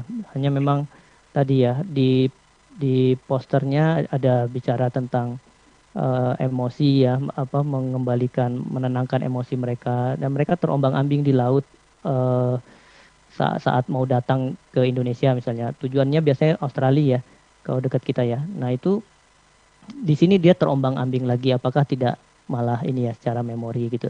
Itu banyak pertanyaan tentang itu. Tetap pertanyaan tentang karena ini juga bangunan pemerintah, maintenance-nya, pembuatannya itu juga menjadi besar gitu. Meskipun secara konsep menurut saya sih unik ya apa yang ditawarkan oleh Mbak Faradiba gitu. Pengawasan juga saya belum tahu ya Mbak Faradiba, nggak kelihatan ya karena pola yang dipakai agak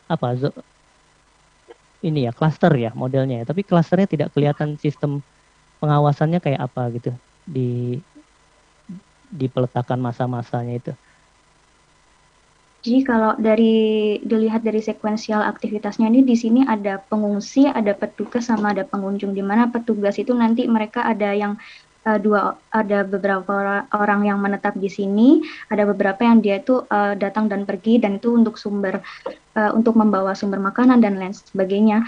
Kemudian juga ada mereka petugas ini tetap masih maintenance itu dibantu sama pengungsi, di mana pengungsi ini memanfaatkan sosialisasi di antara mereka untuk membuat bangunan ini tuh tetap berjalan. Misalnya mereka mengatur jangkarnya ketika di malam hari atau ketika di siang hari. Jadi kan bangunan ini tuh bisa jadi kalau misal di malam hari ketinggian airnya tinggi, maka mereka harus bersosialisasi bersama-sama untuk menurunkan rancangan ini. Dan jadi sebenarnya bukan hanya petugas aja yang di dalam sini untuk mereka maintenance, tapi si pengungsi ini diajarin juga bagaimana mereka itu bertanggung jawab dengan tempat tinggalnya.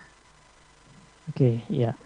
Yang ideal ya Mbak Faradiba ya, nanti yang kita nggak tahu bisa atau tidak ya, kalau lihat Rodenim sendiri kan ada pagarnya ya, pagar yang cukup tinggi gitu ya. Oke, saya rasa itu saja tapi terima kasih ya Mbak Faradiba. Terima kasih Pak.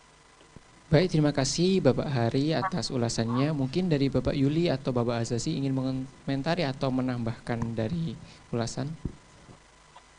Ya, mungkin saya sekian dari saya. Ya, idea yang menarik tentang refugee dan isu yang betul real. Cuma soalan dia lebih kepada form of expression ataupun dia punya type of construction.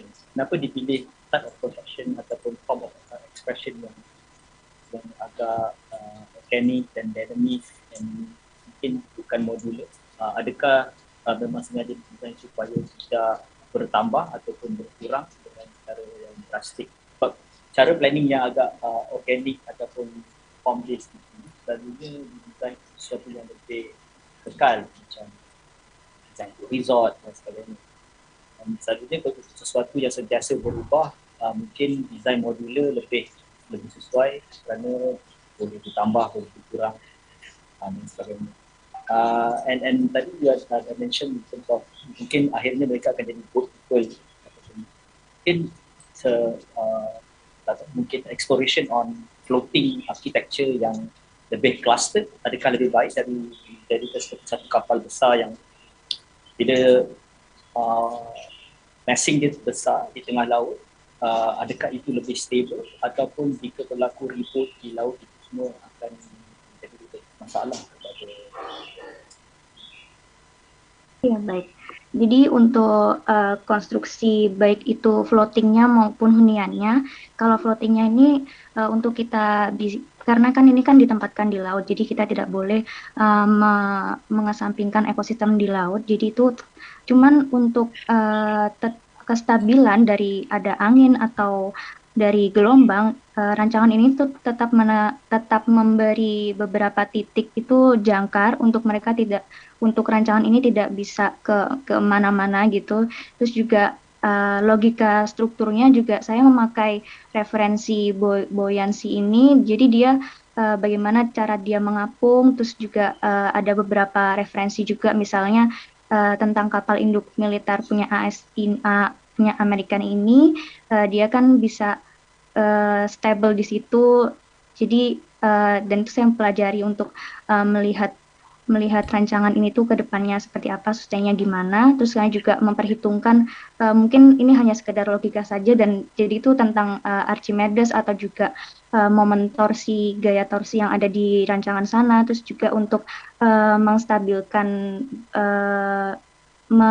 merespon analisis lahan yang ada di sana, misalnya dari amplitudo gelombang lautnya, terus ada pergerakan angin, terus juga ketinggian angin, itu saya memakai si grasshopper ini untuk membantu membuat yang flotation di bagian bawahnya itu. Jadi dia bisa merespon ketinggian maksimal atau tidal maksimal gitu. Untuk modulnya nanti ini tuh rancangan saya akan merespon maksimal 500 orang dikarenakan itu saya merespon kloter pertama yang di Surabaya itu, lalu saya memakai rata-rata jadi 500 orang itu, dan kalau misal jumlah modulnya itu ada 166 modul, di mana satu modul itu ditempatin sama 3 orang. Kemudian jika mereka ini kurang dari 500, maka ya udah berarti itu tidak dibangun gitu. Tidak dibangun modulnya, tapi kalau mereka lebih dari 500 maka mereka akan pergi untuk mencari negara transit yang lain. Seperti itu.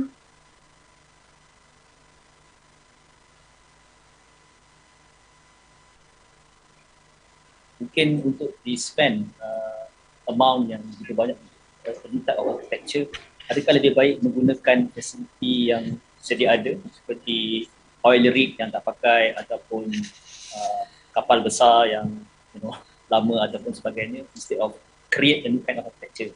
Pasti itu lebih menarik in terms of oil rig lama kan, mungkin yang tempat yang sudah hasil buminya sudah tak ada di situ, and then kita gunakan that oil rig planta tu sebagai pusat untuk refugee. Itu pandangan saya lah. Terima kasih. Iya, baik, terima kasih atas sarannya Pak. Saya ya. Ya.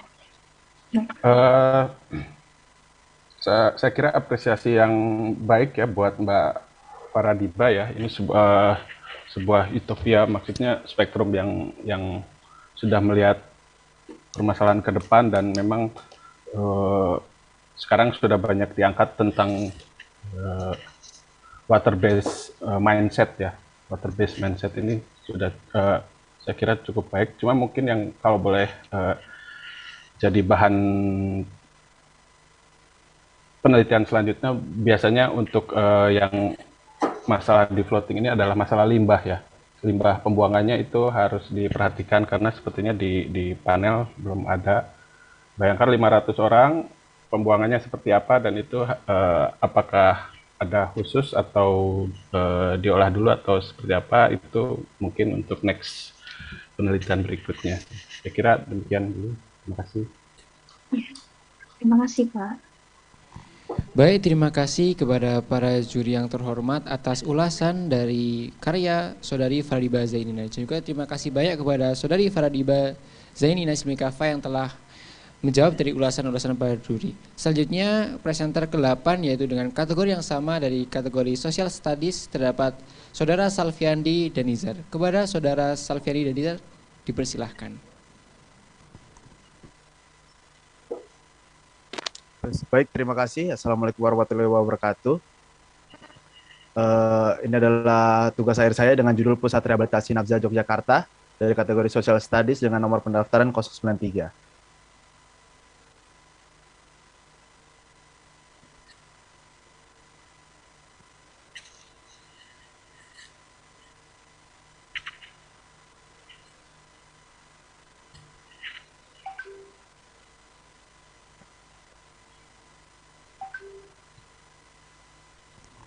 Baik, Saudara Salviandi dan Nizar, apakah sudah siap untuk diulas dengan para dewan juri?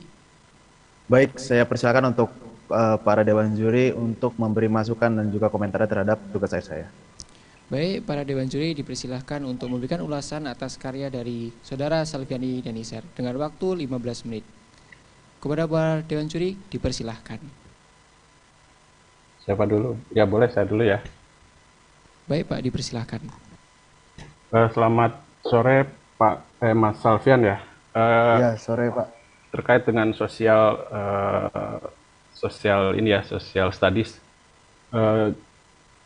Jika ternyata dari aspek sosial bisa memperbaiki atau menyelesaikan masalah tentang rehabilitasi secara sosial, sehingga penghuni untuk di bangunan ini menjadi sedikit atau tidak ada, menurut Mas Salviandi bagaimana? Apakah ini menjadi bangunan yang mangkrak lalu dibeda fungsikan atau sebetulnya ya berarti masih berharap ada yang narkotik? Bagaimana? Kalau berdasar dari secara tipologi bangunan ini kan bangunan untuk ramah kesehatan mental Pak. Jadi misalkan untuk target yang dicapai sudah dapat terpenuhi, bangunan dapat diolah menjadi bangunan untuk rumah sakit psikiatrik. Karena dari tipologi bangunannya juga mengarah ke arah sana untuk secara environmental healingnya sudah memenuhi indikasi untuk rumah kesehatan mental. Tapi untuk dari salah satu faktor utamanya juga di mana target dari BNN itu 100.000 rehabilitasi per tahunnya, di mana itu adalah target 50 tahun Pak. Jadi akan sangat panjang sekali, dan juga di mana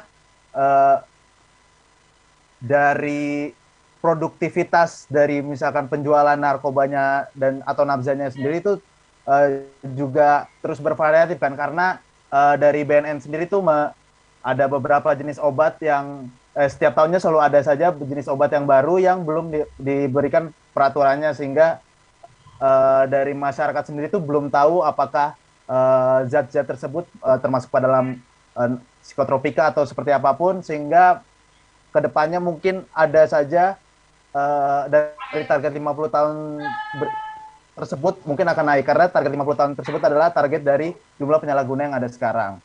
Jadi mungkin dari BNN sendiri sedang dalam proses untuk menyelesaikannya juga Pak, pemberantasannya.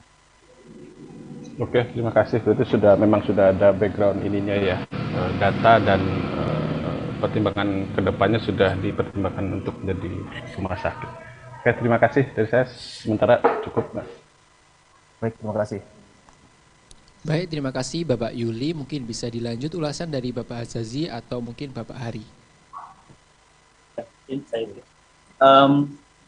Okay, Sofian.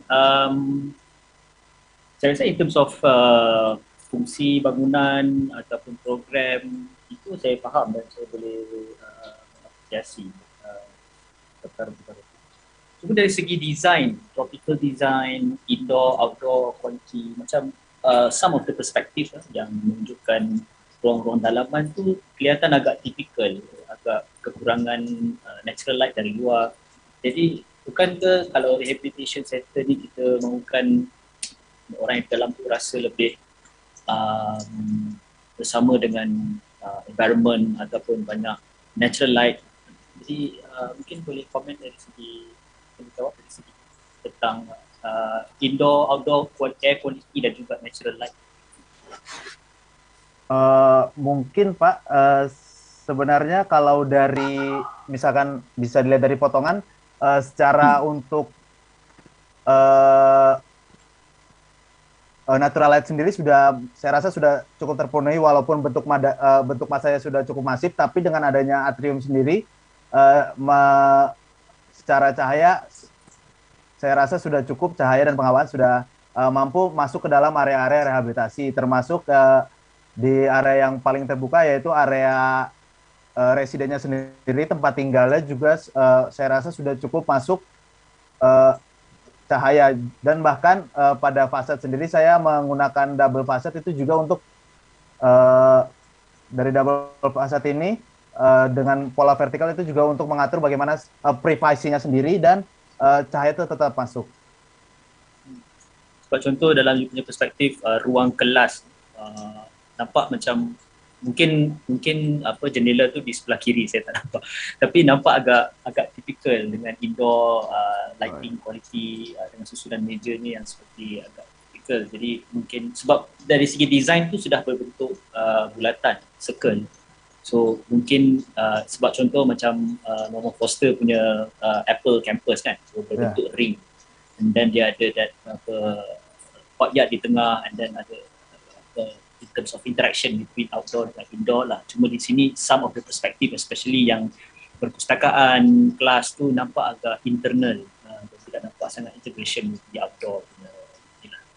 Itu pendapat saya. Thank you. Mungkin ini dari perspektifnya kalau kurang jelas karena sebenarnya jendela terbuka itu dari arah kameranya itu mungkin Pak. Kalau untuk dari dalam. Soalnya kalau untuk area dinding di sini memang merupakan area basement, jadi tanah Pak sebelahnya. Ya, jadi mungkin contohnya kalau di area basement tu mungkin sepatutnya diletakkan kawasan-kawasan mechanical room ataupun kawasan-kawasan services lah. Jadi mungkin pada saya kelas tu merupakan satu yang kita perlukan natural light untuk kita berinteraksi dan mungkin ya lebih semangat lagi kan dalam kelas untuk berinteraksi bila ada natural light. So, just some indoor outdoor air quality dan ventilation dan lighting. Terima kasih. Terima kasih banyak Pak atas masukannya. Ya. Basement, ada basement ya, Salviandi ya?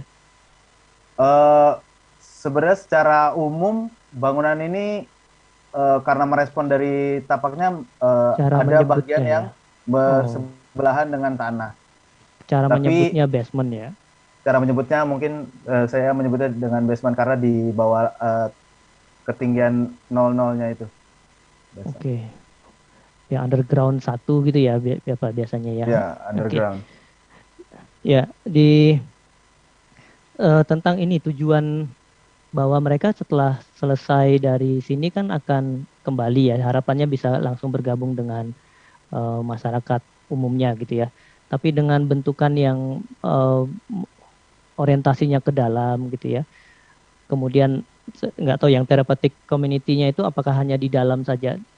Jelas mungkin hanya di dalam saja ya, hanya mereka saja itu. Itu gimana Salviandi desainnya ini, secara desain ya, itu meyakinkan bahwa mereka itu bisa selesai itu ya sudah bisa langsung berinteraksi lagi dengan masyarakat ya, percaya diri lagi gitu, sudah tenang gitu ya, ibaratnya mungkin begitu ya, sudah bisa mengontrol emosinya dan lain sebagainya gitu. Sebelumnya ada beberapa alasan yang membuat jadi lebih ke internal Pak, karena memang kalau saya setelah survei dari pusat rehabilitasi nabza yang ada, memang keamanan itu sangat diperlukan karena di saat sudah ada tindakan agresif itu sangat sulit apabila benar-benar berbaur dengan masyarakat, terutama juga dengan bangunannya jika benar-benar berbaur dengan masyarakat. Tapi ada beberapa poin utama di mana di sini karena ada therapeutic community itu sendiri itu melatih untuk sosialnya karena pengembangan karakter berbasis kelompok. Lalu dari segi vokasionalnya juga itu membantu bagaimana dia kembali bermasyarakat, atau mungkin banyak sekali juga kan saudara-saudara kita yang menyalahguna nabza sehingga dia bangkrut lah atau ditolak dari pekerjaannya, sehingga dengan vokasional sendiri dia mampu lebih mandiri Pak, karena beberapa stigma yang ada di mana setelah dengan catatan narkobanya itu akan sulit sekali di mana mendapatkan pekerjaan. Dari beberapa aspek dari tersebut yang saya sebutkan dari sosial dan vokasionalnya diharapkan mampu bisa kembali ke masyarakat seperti itu Pak. Oke, berarti memang dipersiapkan semua di dalam sini ya, tanpa ada interaksi dengan luar gitu ya? Ya, interaksi dengan luar mungkin hanya dengan instruktur atau juga dengan pembinanya karena alasan keamanan juga. Oke. Wali Pak, maksud saya, bukan pembina. Iya, baik. Nah, di poster itu juga ada lini masa ya, lini masa rehabilitasi ya. Ya. Itu di sini kelihatan diterjemahkan ke arsitekturnya. Iya Pak, diterjemahkan di mana dari dua sesi pertama ini yang lebih sementara di detoksifikasi dan orientasi itu menggunakan di lantai dasar. Jadi sistemnya mungkin lebih enak kalau dilihat di potongannya.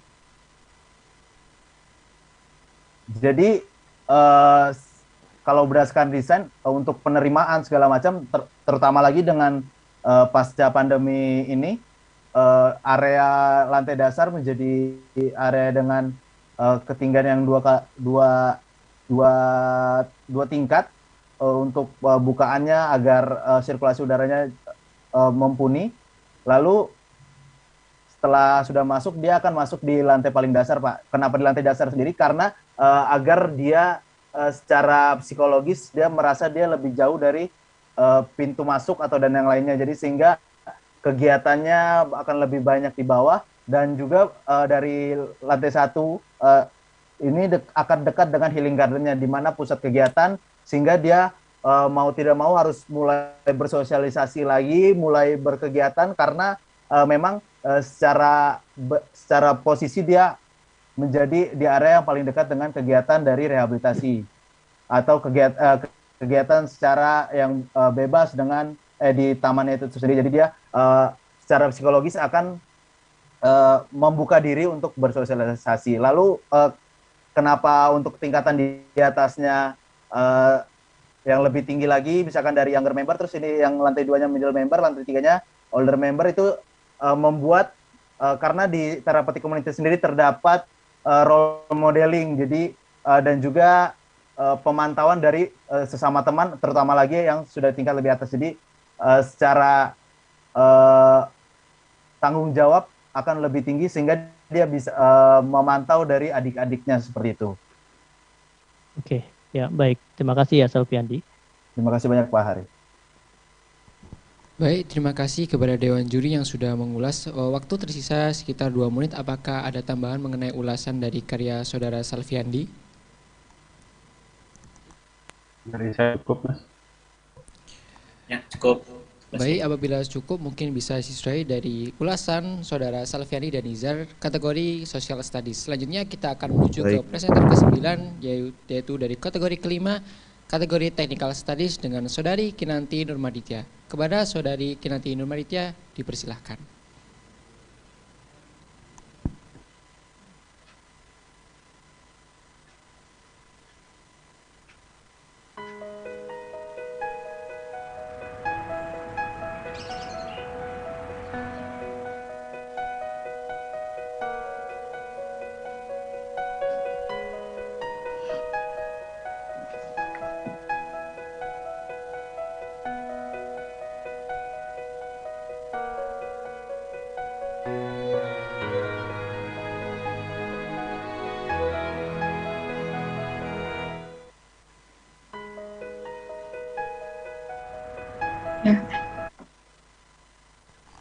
Baik, selamat sore.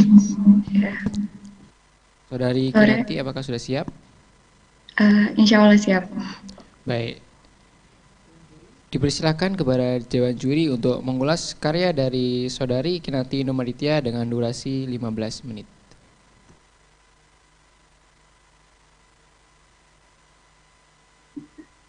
Boleh dari saya dulu? Baik, Pak Kalson, silakan. Selamat sore Mbak Kinanti.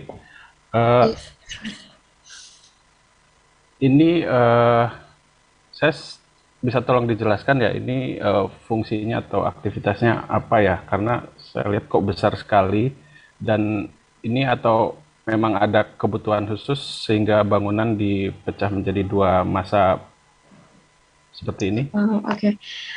Jadi yang melatar belakangi dari tipologi fungsi bangunan ini itu dari permasalahan industri fashion. Ya, di mana industri fashion ini sudah menjadi masalah global. Menurut laporan ada Pulse of Fashion Industry, di mana industri fashion menjadi pencemar air terbesar kedua di dunia, itu menurut data PBB. Terus limbah tekstil juga menjadi penyumbang limbah secara masif, jutaan ton per tahun. Berarti permasalahan industri fashion ini sudah menjadi masalah global, dan itu mengenai dampak isu sosial dan lingkungan. Nah, oleh karena itu ada potensi fashion makerspace, di mana di sini ada fungsi recycling area, di mana di Indonesia itu belum ditangani dengan baik limbah tekstilnya. Kemudian menjadi edukasi fashion makerspace sebagai generator gaya hidup sustainable fashion. Jadi dia men-encourage masyarakat dan mengenalkan mengenai sustainable fashion, lalu ada edukasi dan tempat komunitasnya, seperti itu. Terus kenapa masanya dibagi menjadi dua itu, dari transformasi desainnya. Jadi masa dari basic formnya itu dibagi jadi 3 zona, dan zona di tengah itu menjadi area plaza yang menjadi penghubung dari semua fungsi ruang, karena kan fungsinya ada banyak, ada penggabungan fungsi-fungsi. Nah, plaza ini sebagai pengikat dari semua fungsi itu, begitu.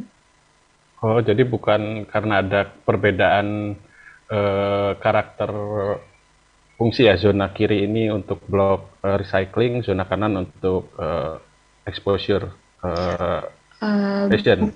Bukan Pak, karena dari prinsip hybrid, yaitu program scale, di mana fungsi-fungsi di dalam bangunan itu tidak hanya ditempatkan pada satu blok saja, tapi tersebar secara horizontal dan vertikal pada bangunan, yang tujuannya itu sesama fungsi ini itu saling mendukung dan terintegrasi, jadi tercipta sinergi yang mengaktifkan bangunan, seperti itu. Tapi fungsi-fungsi yang tersebar itu tetap saling terhubung dengan adanya bridge yang bersalaman. Oke. Dari saya sudah cukup, Mas. Terima kasih. Baik, terima kasih Bapak Yuli Carlson atas ulasan dan tanggapannya terhadap karya dari Saudari Kinanti Nurmaditya. Mungkin bisa dilanjut oleh Bapak Azazi atau Bapak Hari memberikan ulasan terhadap Saudari Kinanti Nurmaditya.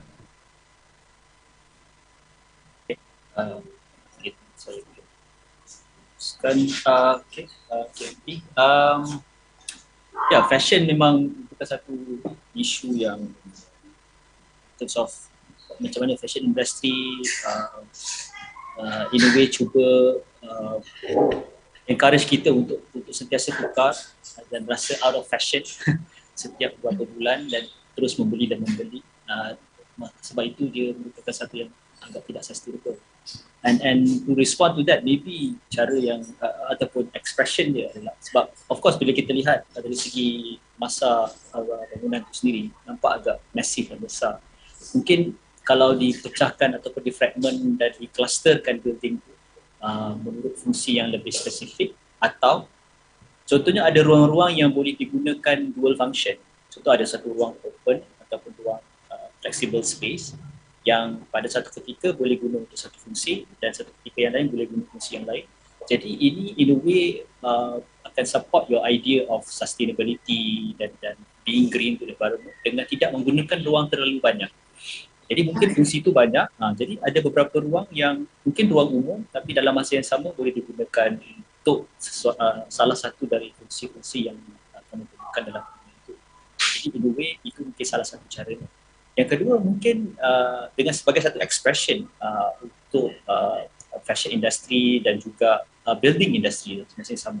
Mungkin ada ataupun certain material fasad ataupun material dalam bangunan menggunakan produk-produk recycling daripada tekstil dan sebagainya. Jadi mungkin expression itu pun agak sesuatu yang lebih dapat menonjolkan your idea of that fashion maker space, because the maker space ni dia nampak lebih community based daripada industri. Macam industri tu kita nampak terlalu besar, tapi maker space ni mungkin dari industri-industri yang kecil digabungkan dan mungkin dari segi expression form dan fasad dan penggunaan ruang akan dapat menampakkan lagi komitmen terhadap isu fashion yang tidak berapa sustainable. Ya, itu pandangan saya. Terima kasih.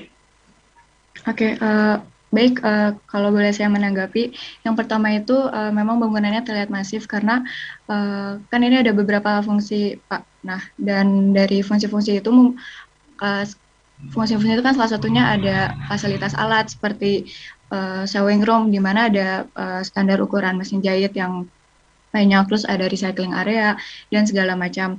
Jadi memang dibutuhkan luas ruang yang sesuai dengan standar ukuran dari yang dibutuhkan seperti itu, dan fungsinya itu ada penggabungan, jadi ada recycling area, ada community, education, exhibition gitu. Terus yang kedua mengenai fasad ya Pak, double fasad. Jadi double fasad di sini itu kan fungsi utamanya itu sebagai shading dari hasil analisis yang saya buat, di mana nih yang paling atas itu kalau bangunan tanpa shading, di mana kan ini banyak warna oranye dan kuning, berarti itu masih panas gitu. Nah, lalu saya bikin dua alternatif shading, vertikal sederhana sama vertikal gelombang, dan ternyata dengan adanya double fasad itu efektif dalam mengurangi panas bangunan dari matahari, tapi lebih efektif kalau shadingnya itu vertikal gelombang. Nah, tapi saya juga nggak mau bangunannya itu menjadi tertutup, jadi saya membutuhkan material yang void, yaitu perforated sheet. Jadi meskipun memiliki double fasad, panas matahari nggak masuk ke dalam bangunan, tapi dari dalam bangunan tetap dapat melihat keluar, dan bentuknya itu juga sekilas seperti hamparan kain. Jadi itu juga sebagai menggambarkan aktivitas di dalamnya, yaitu sebagai ruang kreatif tekstil seperti itu. Oke, terima kasih. Ya, terima kasih Pak. Iya, masih ada waktu ya. Yakin nanti ya saya ya secara pribadi juga merasa image bangunannya agak dingin ya, gitu ya, agak dingin gitu. Yang mungkin karena warna putih gitu ya, warna putih agak hangat di bagian yang kaca besar itu ya, dengan kuning lampu warmnya di dalam itu. Sebagai background rasanya menarik sebenarnya, tapi karena saya tidak tahu setting urbannya ya. Misalnya membayangkan apakah ini seperti Harajuku begitu ya, kan orang akan ya, kalau sekarang kan orang ingin dilihat dan melihat begitu ya nanti ya gitu. Nah, dengan masa yang orientasinya ya begini gitu, ada ruang terbuka di tengah gitu, tapi menarik orang dari pedestrian untuk ke sana itu kok rasanya belum bisa gitu. Hubungan dengan konteks juga tidak terbaca ya kalau di sini ya. Saya nggak tahu apakah di samping-sampingnya ada factory outlet yang membuat orang mudah datang ke sini gitu, sehingga bangunan ini lebih sebagai background. Kalau ini kan ya bangunan kelihatan aktivitasnya ada di dalam gitu. Itu komen saya ya, Kinanti ya. Saya nggak tahu, mungkin mau dijelaskan ya, silahkan ya Kinanti. Baik Pak Hari, jadi kalau berdasarkan konteks, ini kan bangunan ada di perempatan. Nah, di perempatan itu dan sekitar bangunan di sekitar perempatan itu bangunannya berwarna putih Pak di sekitarnya itu. Jadi saya juga merespon secara konteksnya itu menggunakan bangunan putih. Lalu kemudian bangunan sebentar saya ke slide.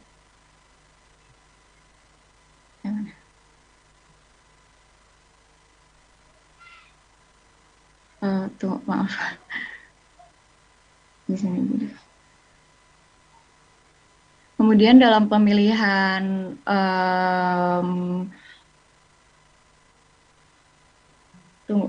sebentar ya Pak. Nah, pemilihan lokasinya itu, jadi saya menggunakan stakeholder, di mana kan sasarannya itu anak muda.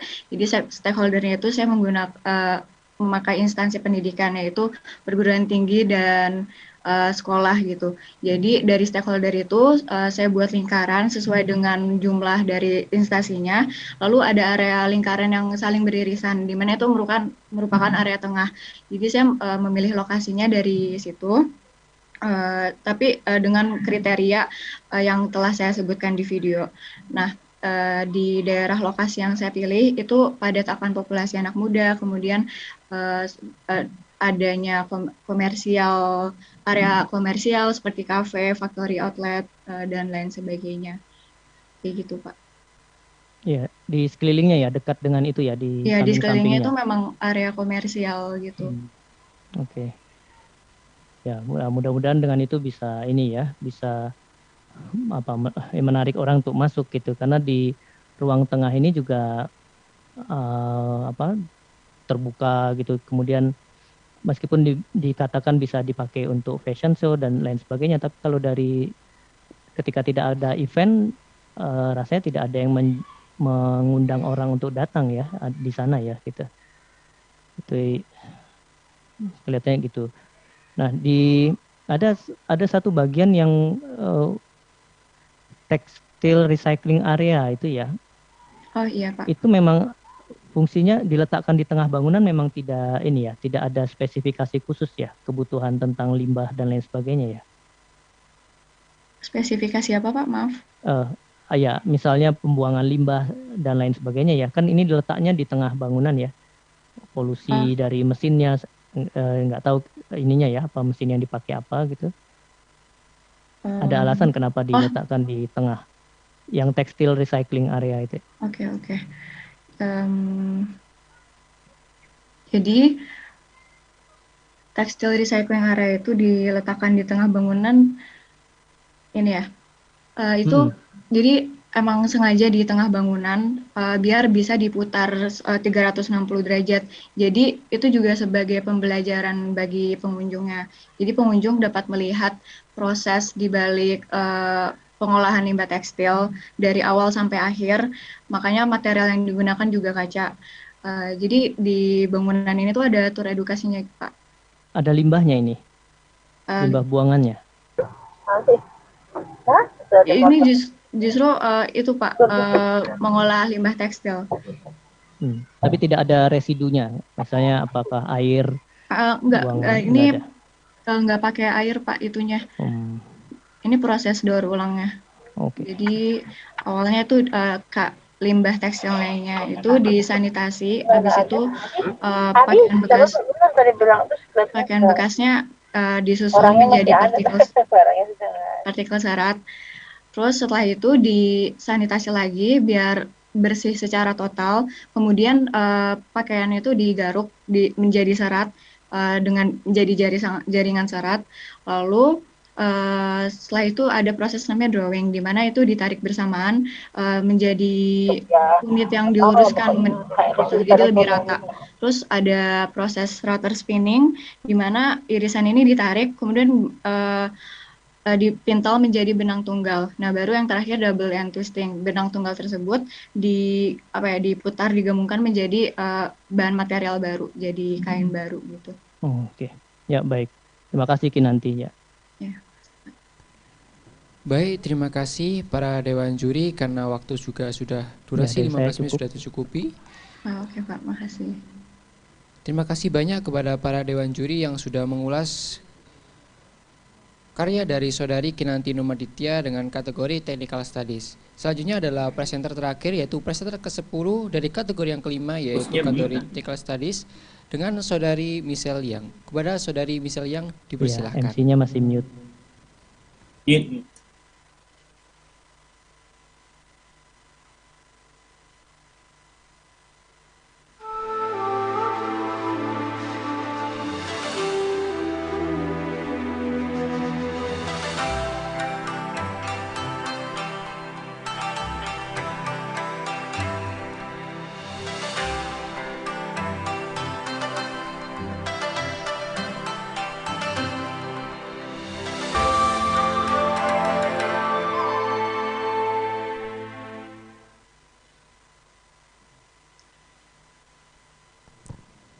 Selamat sore, saudari Michelle Yang.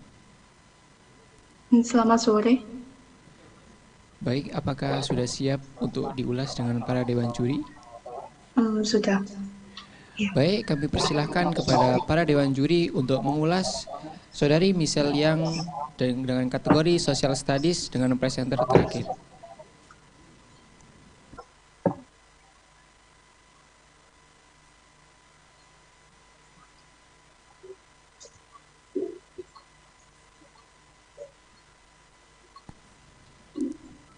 Ya, mungkin saya mulai Pak Carlson dan Pak Zazi.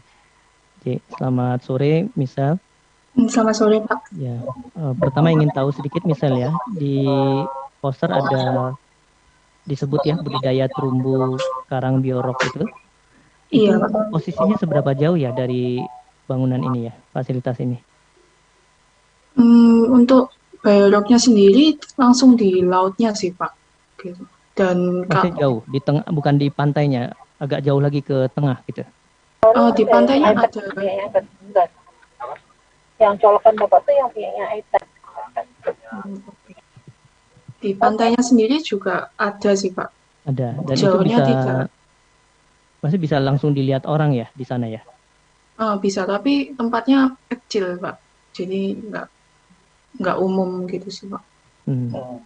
Kecil itu karena masalah dia memang belum dikembangkan atau belum dikembangkan secara lebih lanjut. Oh, oke. Baik. Ya, J. Saya mencoba melihat pertama tentang fungsi ya, misal ya di posternya misal sendiri disebutkan fungsinya edukasi budidaya ya dan penelitian terumbu karang gitu ya. Iya, betul, Pak.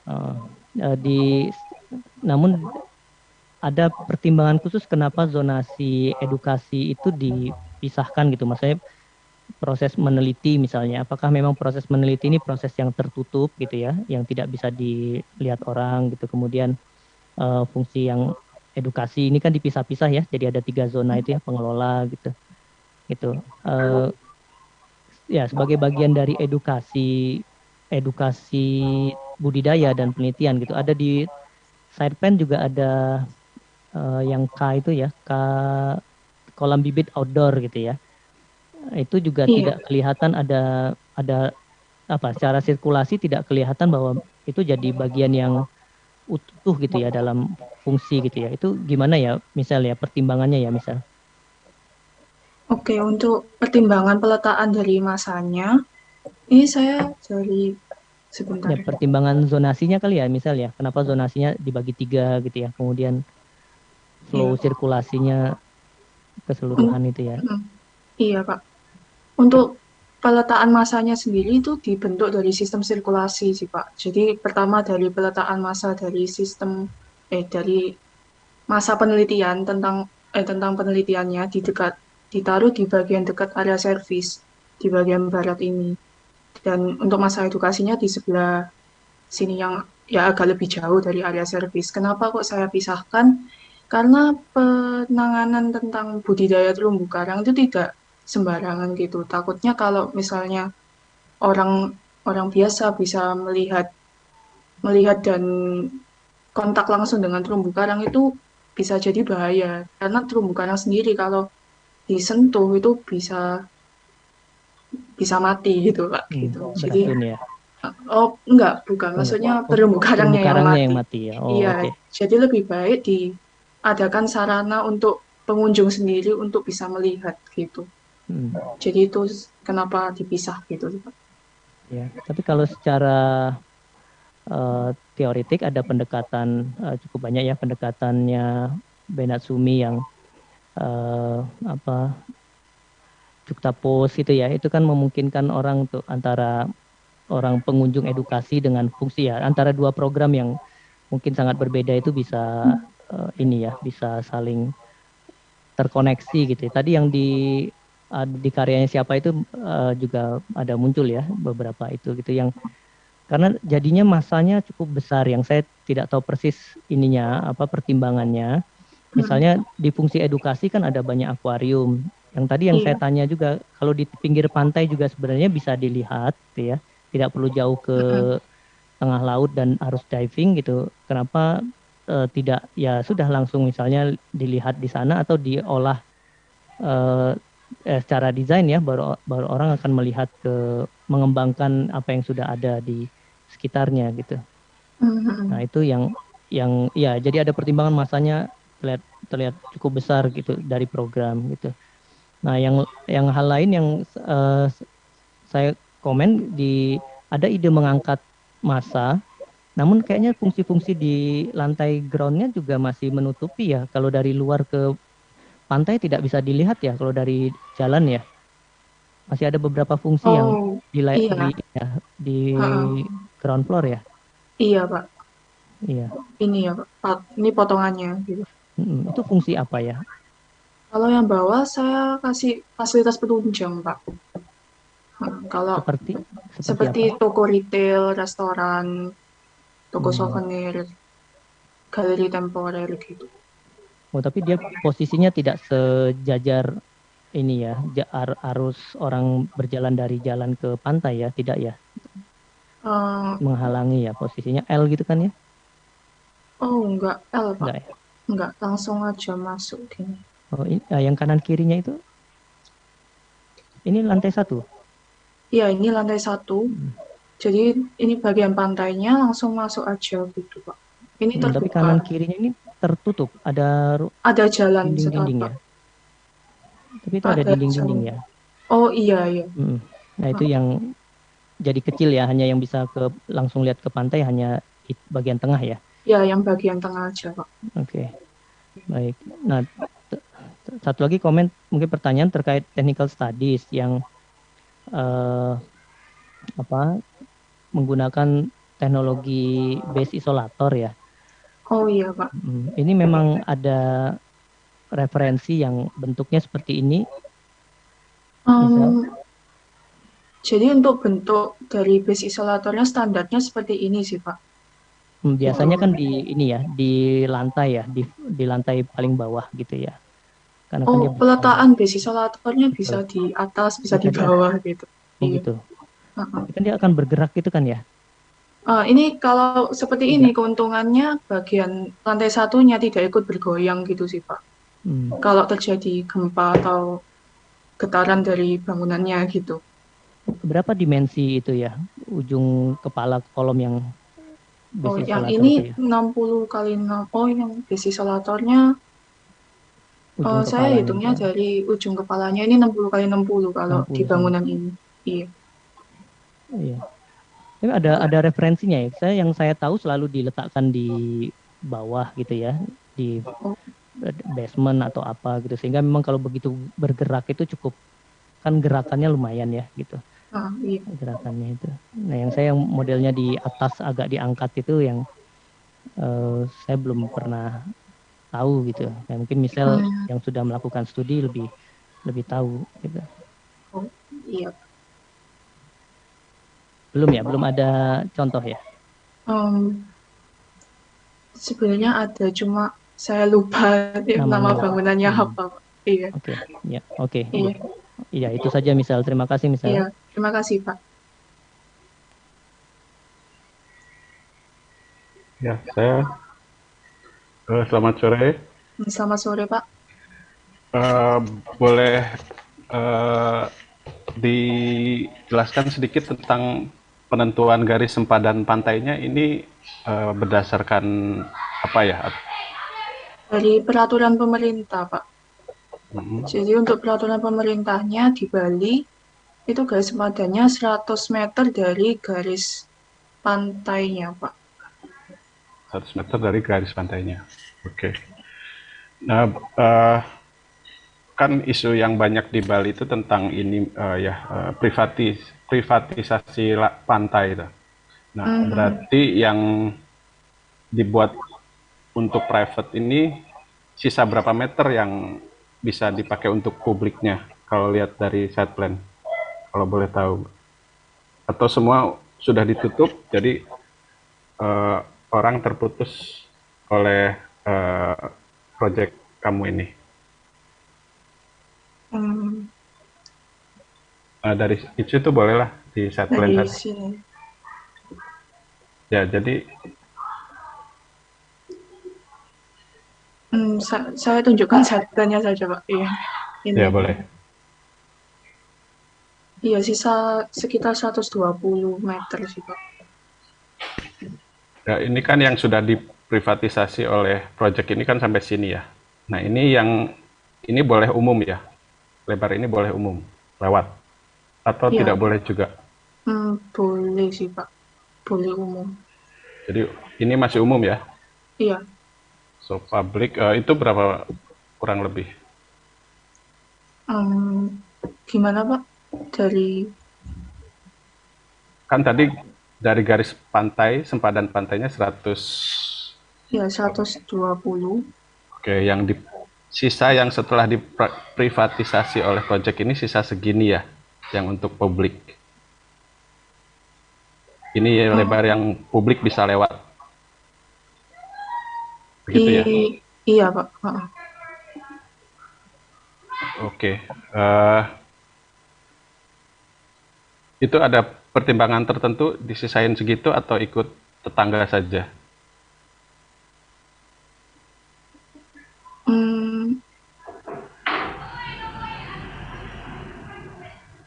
Tidak ada pertimbangan sih Pak. Iya. Iya, nggak ada. Oke, karena isu yang banyak di Bali itu kan begitu ya, privatisasi pantai, jadinya pantai yang bisa untuk umum menikmati pantai diputus oleh proyeknya. Pertanyaan kedua itu, saya pernah lihat itu, ini kan Mbak siapa? Namanya lupa. Mbak siapa ya? Michelle ya. Michelle kan saya pernah lihat untuk mengantisipasi tsunami, dia membuat barrier landscape di dekat pantainya itu.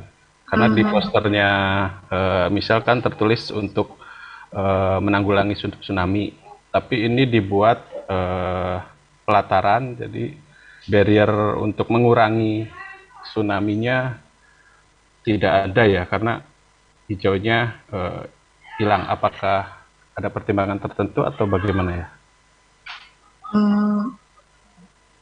Kalau ini saya pakai elevasi aja sih Pak. Okay. Dan untuk pertimbangannya mau menyediakan fasilitas yang lebih banyak aja sih Pak. Gitu. Oke, baik. Terima kasih. Iya. Dari saya cukup. Ya. Terima kasih Pak. Oke, Shell. Iya Pak. Ya, kalau untuk saya, again saya rasa massing itu nampak terlalu institutional, terlalu massing bangunan yang besar. Tapi mungkin itu strategi in terms of your design. Cuma mungkin pada saya mungkin quite interesting, macam Pak Hadi ada tapi mungkin lihat pada karya Bernard Shumi yang memperkenalkan folly. Jadi dia pecah-pecahkan jadi macam fragmented ataupun clustered. Sebab contohnya di ruang luar ada ruang makan di outdoor, ruang makan outdoor. Jadi sekarang tu ternampak macam just makan outdoor begitu. Padahal mungkin dari segi environmentnya mungkin boleh ada hardscape ataupun struktur-struktur kecil di kawasan pantai. Jadi dia mendekatkan masa yang besar building dengan aktiviti-aktiviti outdoor yang lain. Jadi ini mungkin dapat mengurangkan impression yang bangunan itu kelihatan satu institusi. Padahal mungkin tujuannya lebih kepada nak mengedukasi orang ramai tentang barang. Dan satu lagi, the whole building di-elevate, jadi bawahnya macam kosong. Mungkin dari segi dalam perspektif itu tak nampak sangat bagaimana ruang-ruang ini digunakan oleh orang ramai. Adakah dibenarkan orang awam itu ataupun ada aktiviti komersial dibenarkan ataupun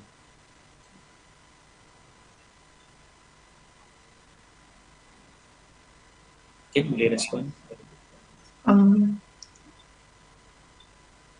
Untuk lantai satunya sih saya pertimbangkan untuk menaruh fasilitas penunjang karena yang bagian lantai 2 dan lantai 3 itu bagi saya penting gitu untuk dipertahankan. Jadi ketika terjadi tsunami lantai 2 dan 3-nya masih aman gitu sih. Gitu. Ya, jadi cuma itulah dari segi penggunaan space ruang, sebab in reality space tu equals to money, and then lagi satu ground floor merupakan satu yang ruang yang sangat penting, especially untuk commercial. Jadi mungkin boleh difikirkan mungkin the type of commercial yang temporary orang boleh set up, boleh event space ataupun apalah untuk orang. Jadi kalau contohnya berlaku bencana dan tsunami, ruang tu masih boleh senang untuk dibersihkan ataupun sebab elevate.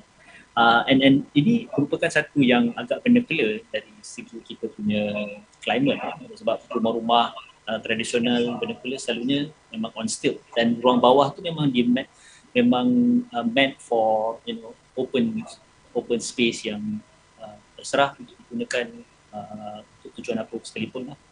Jadi saya nampak itulah, jadi mungkin isu saya tadi tu mungkin dari segi masa agak besar kalau dikatakan, tapi itulah explain of dia punya perluan ruang, dan tadi tu lah integration antara ruang outdoor di luar tu mungkin nampak terlalu disahkan dari segi ruang fungsi mungkin itu mungkin saya.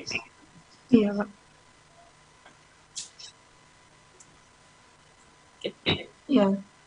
Ya, terima kasih, Pak. Baik, karena durasinya sudah menuju ke 15 menit, mungkin bisa dicukupkan terlebih dahulu mengenai ulasan dari hasil karya Saudari Michelle Yang. Terima kasih banyak kepada para dewan juri yang sudah mengulas hasil karya dari Saudari Michelle Yang, dan juga terima kasih banyak kepada Saudari Michelle yang telah menanggapi ulasan dari para dewan juri. Ulasan terakhir yaitu ulasan dari Michelle Yang menutup dari sesi ulasan dari para dewan juri yang terhormat. Terima kasih sekali lagi kepada seluruh finalis KTA 2021 dan juga para dewan juri yang terhormat. Setelah ini kita akan ada break isoma dan memberikan waktu kepada dewan juri sekalian untuk memilih dan menilai dari hasil karya para finalis KTA 2021. Jangan kemana-mana karena setelah ini akan ada agenda yang kami tunggu-tunggu, yaitu agenda pengumuman pemenang KTA ke-18 tahun 2021 pada pukul 16:20 waktu Indonesia Barat. Saya Rehan Hamdani, pamit undur diri, selamat sore, wassalamualaikum warahmatullahi wabarakatuh.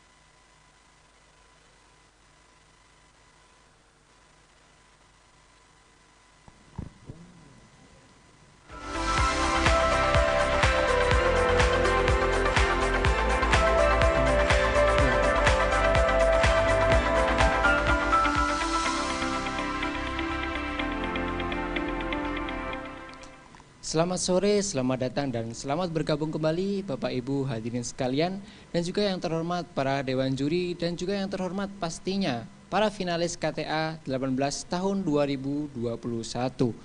Untuk teman-teman dan para finalis KTA yang belum bergabung, silahkan bergabung terlebih dahulu karena kita berada di puncak acara, yaitu pengumuman pemenang final KTA 18 tahun 2021.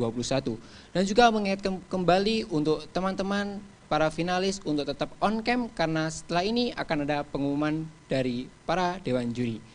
Kami sebagai MC mengundang para dewan juri untuk mengumumkan pemenang KTA 18 tahun 2021. Kepada para dewan juri dipersilahkan. Ya.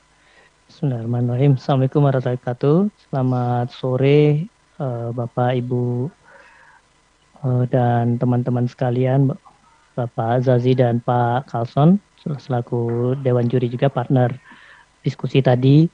Jadi untuk pembacaan pemenang ini kami bagi 3, ya tidak akan saya bacakan sendiri. Saya akan membacakan, Pak Carlson akan membacakan, dan Pak Zazi juga akan membacakan. Saya yang 2 yang pertama akan saya bacakan untuk kategori Cultural and Artistic Studies. Ya, ini dari hasil diskusi kami, maka pemenangnya adalah ini langsung saya bacakan ya Bu Sarah dan panitia ya. Oke. Pemenangnya adalah peserta dengan nomor KTA 2021-095. Perancangan pabrik jamu nguter di Sukoharjo, pengalaman spasial multisensori. Ya, bisa diberi applause ya untuk 095. Catatan sedikit dari kami, memang kami melihat ada beberapa tawaran baru ya yang ditawarkan oleh 095, Mas Naufal ya tadi ya, untuk menyelesaikan masalah yang sudah diidentifikasi oleh Mas Naufal gitu, dan penyelesaiannya lebih terlihat ya, solusi desainnya juga kelihatan ada gitu ya, cukup komprehensif juga. Kemudian saya lanjut yang ke kategori kedua, Design Studies. Untuk juara satunya adalah KTA 2021-129, Seeing the Unseeable, kamuflase ruang terbuka publik pada pemakaman vertikal bawah tanah. Ya, ini kategori Design Studies, ini kita berdiskusi tadi, dan 129 Mas Isaf ya, itu memberikan proses desainnya terlihat, prosesnya terlihat, prosedurnya juga terbaca, kemudian isunya juga ya ini masih eksperimental, tapi teori-teori yang dipakai itu juga ada gitu ya. Nah, dan desainnya juga cukup komprehensif gitu. Jadi itu poin yang kami rasa menarik ditawarkan oleh 129 gitu. Ya, itu yang 2 kategori yang saya bacakan. Monggo Pak Carlson, silakan. Baik, terima kasih Pak Hari. Untuk kategori ketiga, kategori Environmental Studies, kami berdiskusi ada beberapa hal yang memang kedua finalis ini sama-sama kuat, tapi memang kami harus memilih salah satu. Salah satu hal yang menjadi penentu diskusi kami tadi adalah masalah penggunaan energi. Jadi ada salah satu yang memang maksudnya baik, menjadi sebuah ide environmental, menyelesaikan environmental, tapi ternyata memerlukan energi lebih banyak gitu. Jadi selain isu-isu besar, kami melihat itu. Nah, akhirnya kami memutuskan untuk kategori ini kami pilih yang 091. Dan hal positif lain dari 091 adalah tadi itu ada pendekatan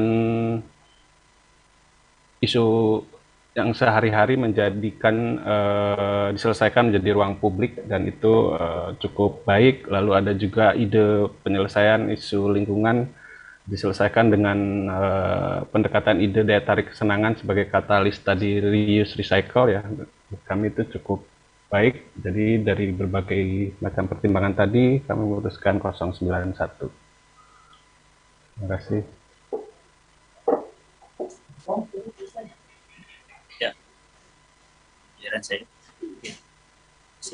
So, untuk saya di kategori social studies, so actually ada debate tadi in terms of kedua-duanya ada pros and cons, tapi dari segi isu social dan melihat kepada solution yang ditawarkan dan juga how social issues within the narrative yang telah dibangunkan itu dapat diselesaikan ataupun lebih architecturally, even though kalau kita lihat dari segi konteks masa, whether benda ni akan berlaku 10, 20 tahun, 50 tahun, itu masih tergantung kepada teknologi yang ada ketika itu. Jadi saya mengumumkan pemenangnya adalah 125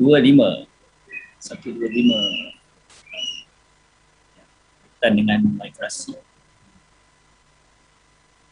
karya dari para diba.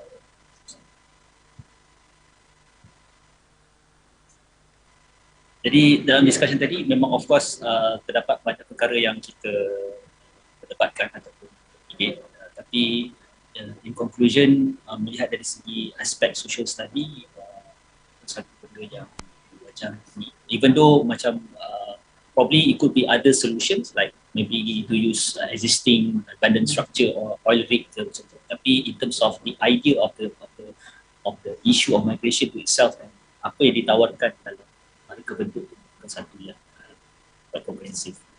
Okey, kategori yang seterusnya adalah kategori technical studies. Ini pemenangnya adalah nombor 127. 127, projek berkaitan fasilitas edukasi wisata terumbu karang. Share ya. Jadi ini pun berlaku debate di kalangan para juri. Of course kita cuma ada 3 juri, tapi again sebab kita melihat dari aspek technical studies dan of course kedua-duanya merupakan dua isu yang sangat berbeza. Satu merupakan satu yang agak kompleks, which is apa yang cuba disampaikan oleh Michelle yang melalui Faria ni, iaitu berkaitan tsunami dan juga gempa bumi. Bukan isu yang agak sukar untuk kita dapatkan solution architecturally. Even though kita ada question whether solution tu benar-benar dengan teknik yang betul, itu pada kita architecturally iaitu satu cadangan yang baik. Mungkin kalau betul-betul ingin dibangunkan perlu dapatkan get advice dari professional engineer dan sebagainya, pakar dalam bidang tersebut, dan mungkin akan dapat diberikan lagi lah. Jadi itu saja nampaknya daripada saya. Terima kasih.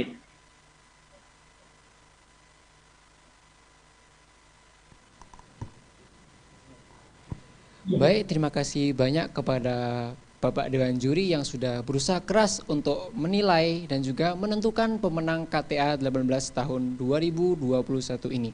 Sekali lagi selamat kepada seluruh pemenang dari semua kategori.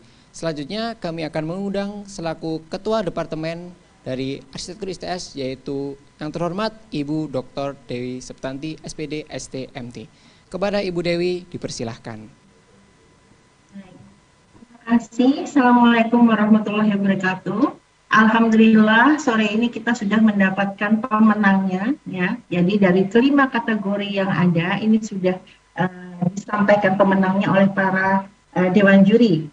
Baik, selanjutnya ini adalah penghargaan atau piala yang akan diterima oleh para pemenang yang juga akan dikirim nanti ke kediaman masing-masing atau ke universitasnya masing-masing. Ini adalah pemenang untuk kategori Cultural and Artistic Studies kepada Saudara Muhammad Novel Rizkita dari Universitas Islam Indonesia Yogyakarta. Ya, persilakan untuk menerima piala KTA ke-18 2021 untuk kategori Cultural and Artistic Studies.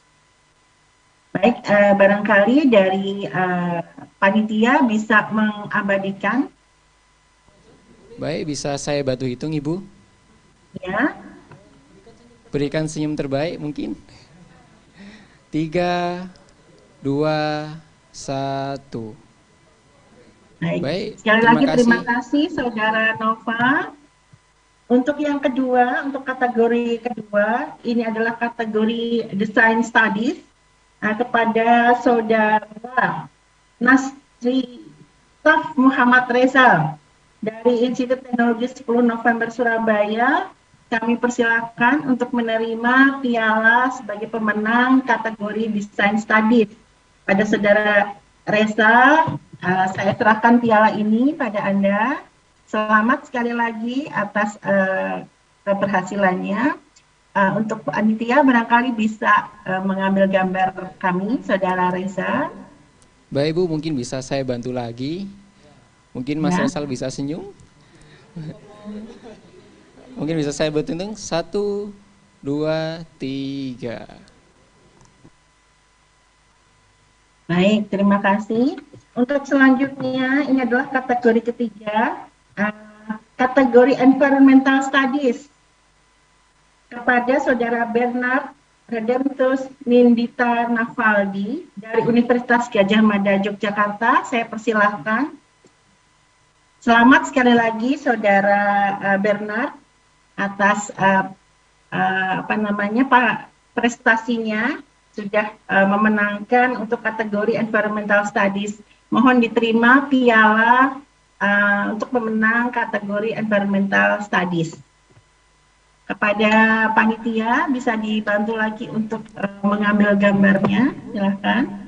Baik, kami hitung bersama untuk proses foto bersama dengan Mas Bernard. 3, 2, 1. Terima kasih.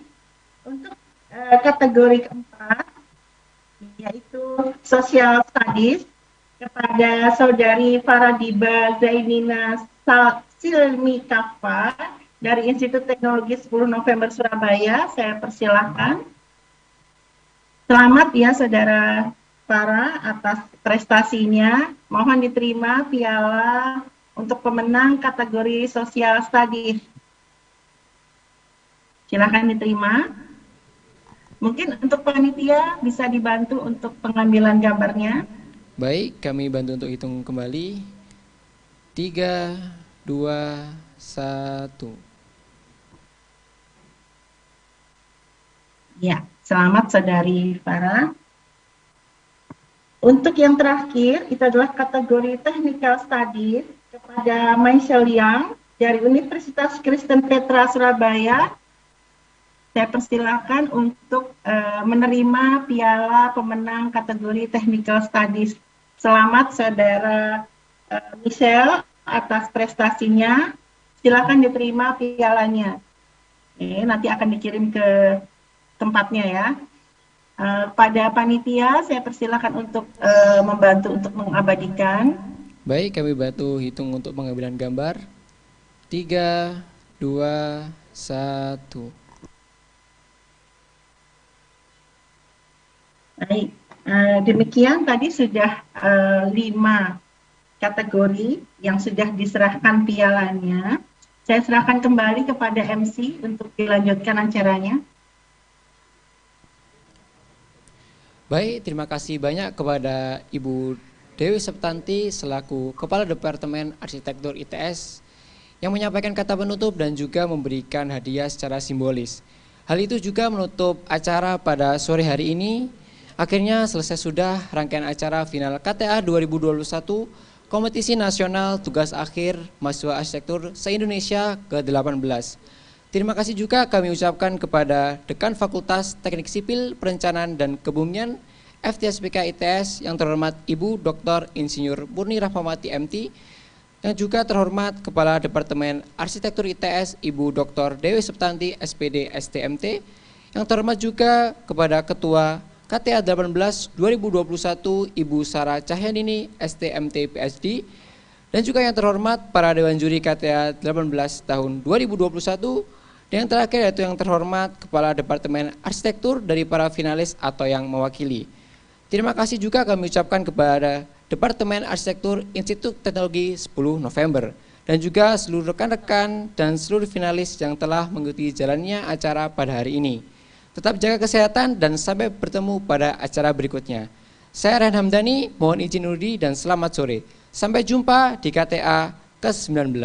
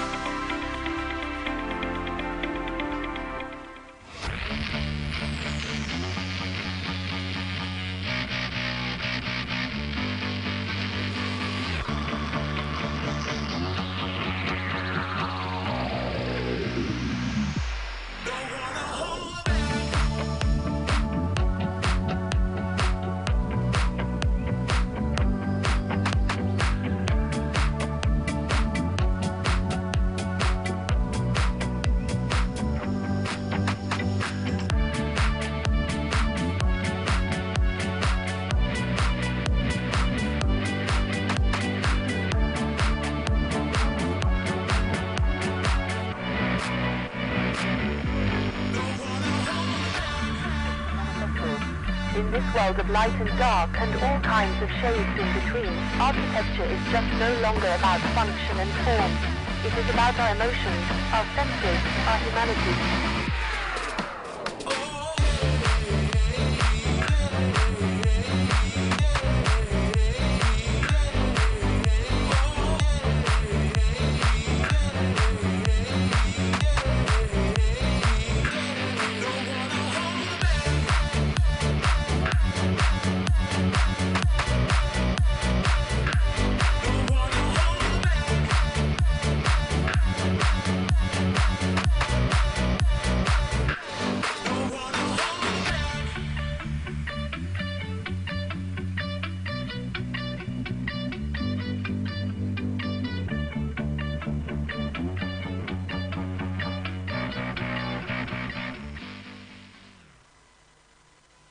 Recording stopped.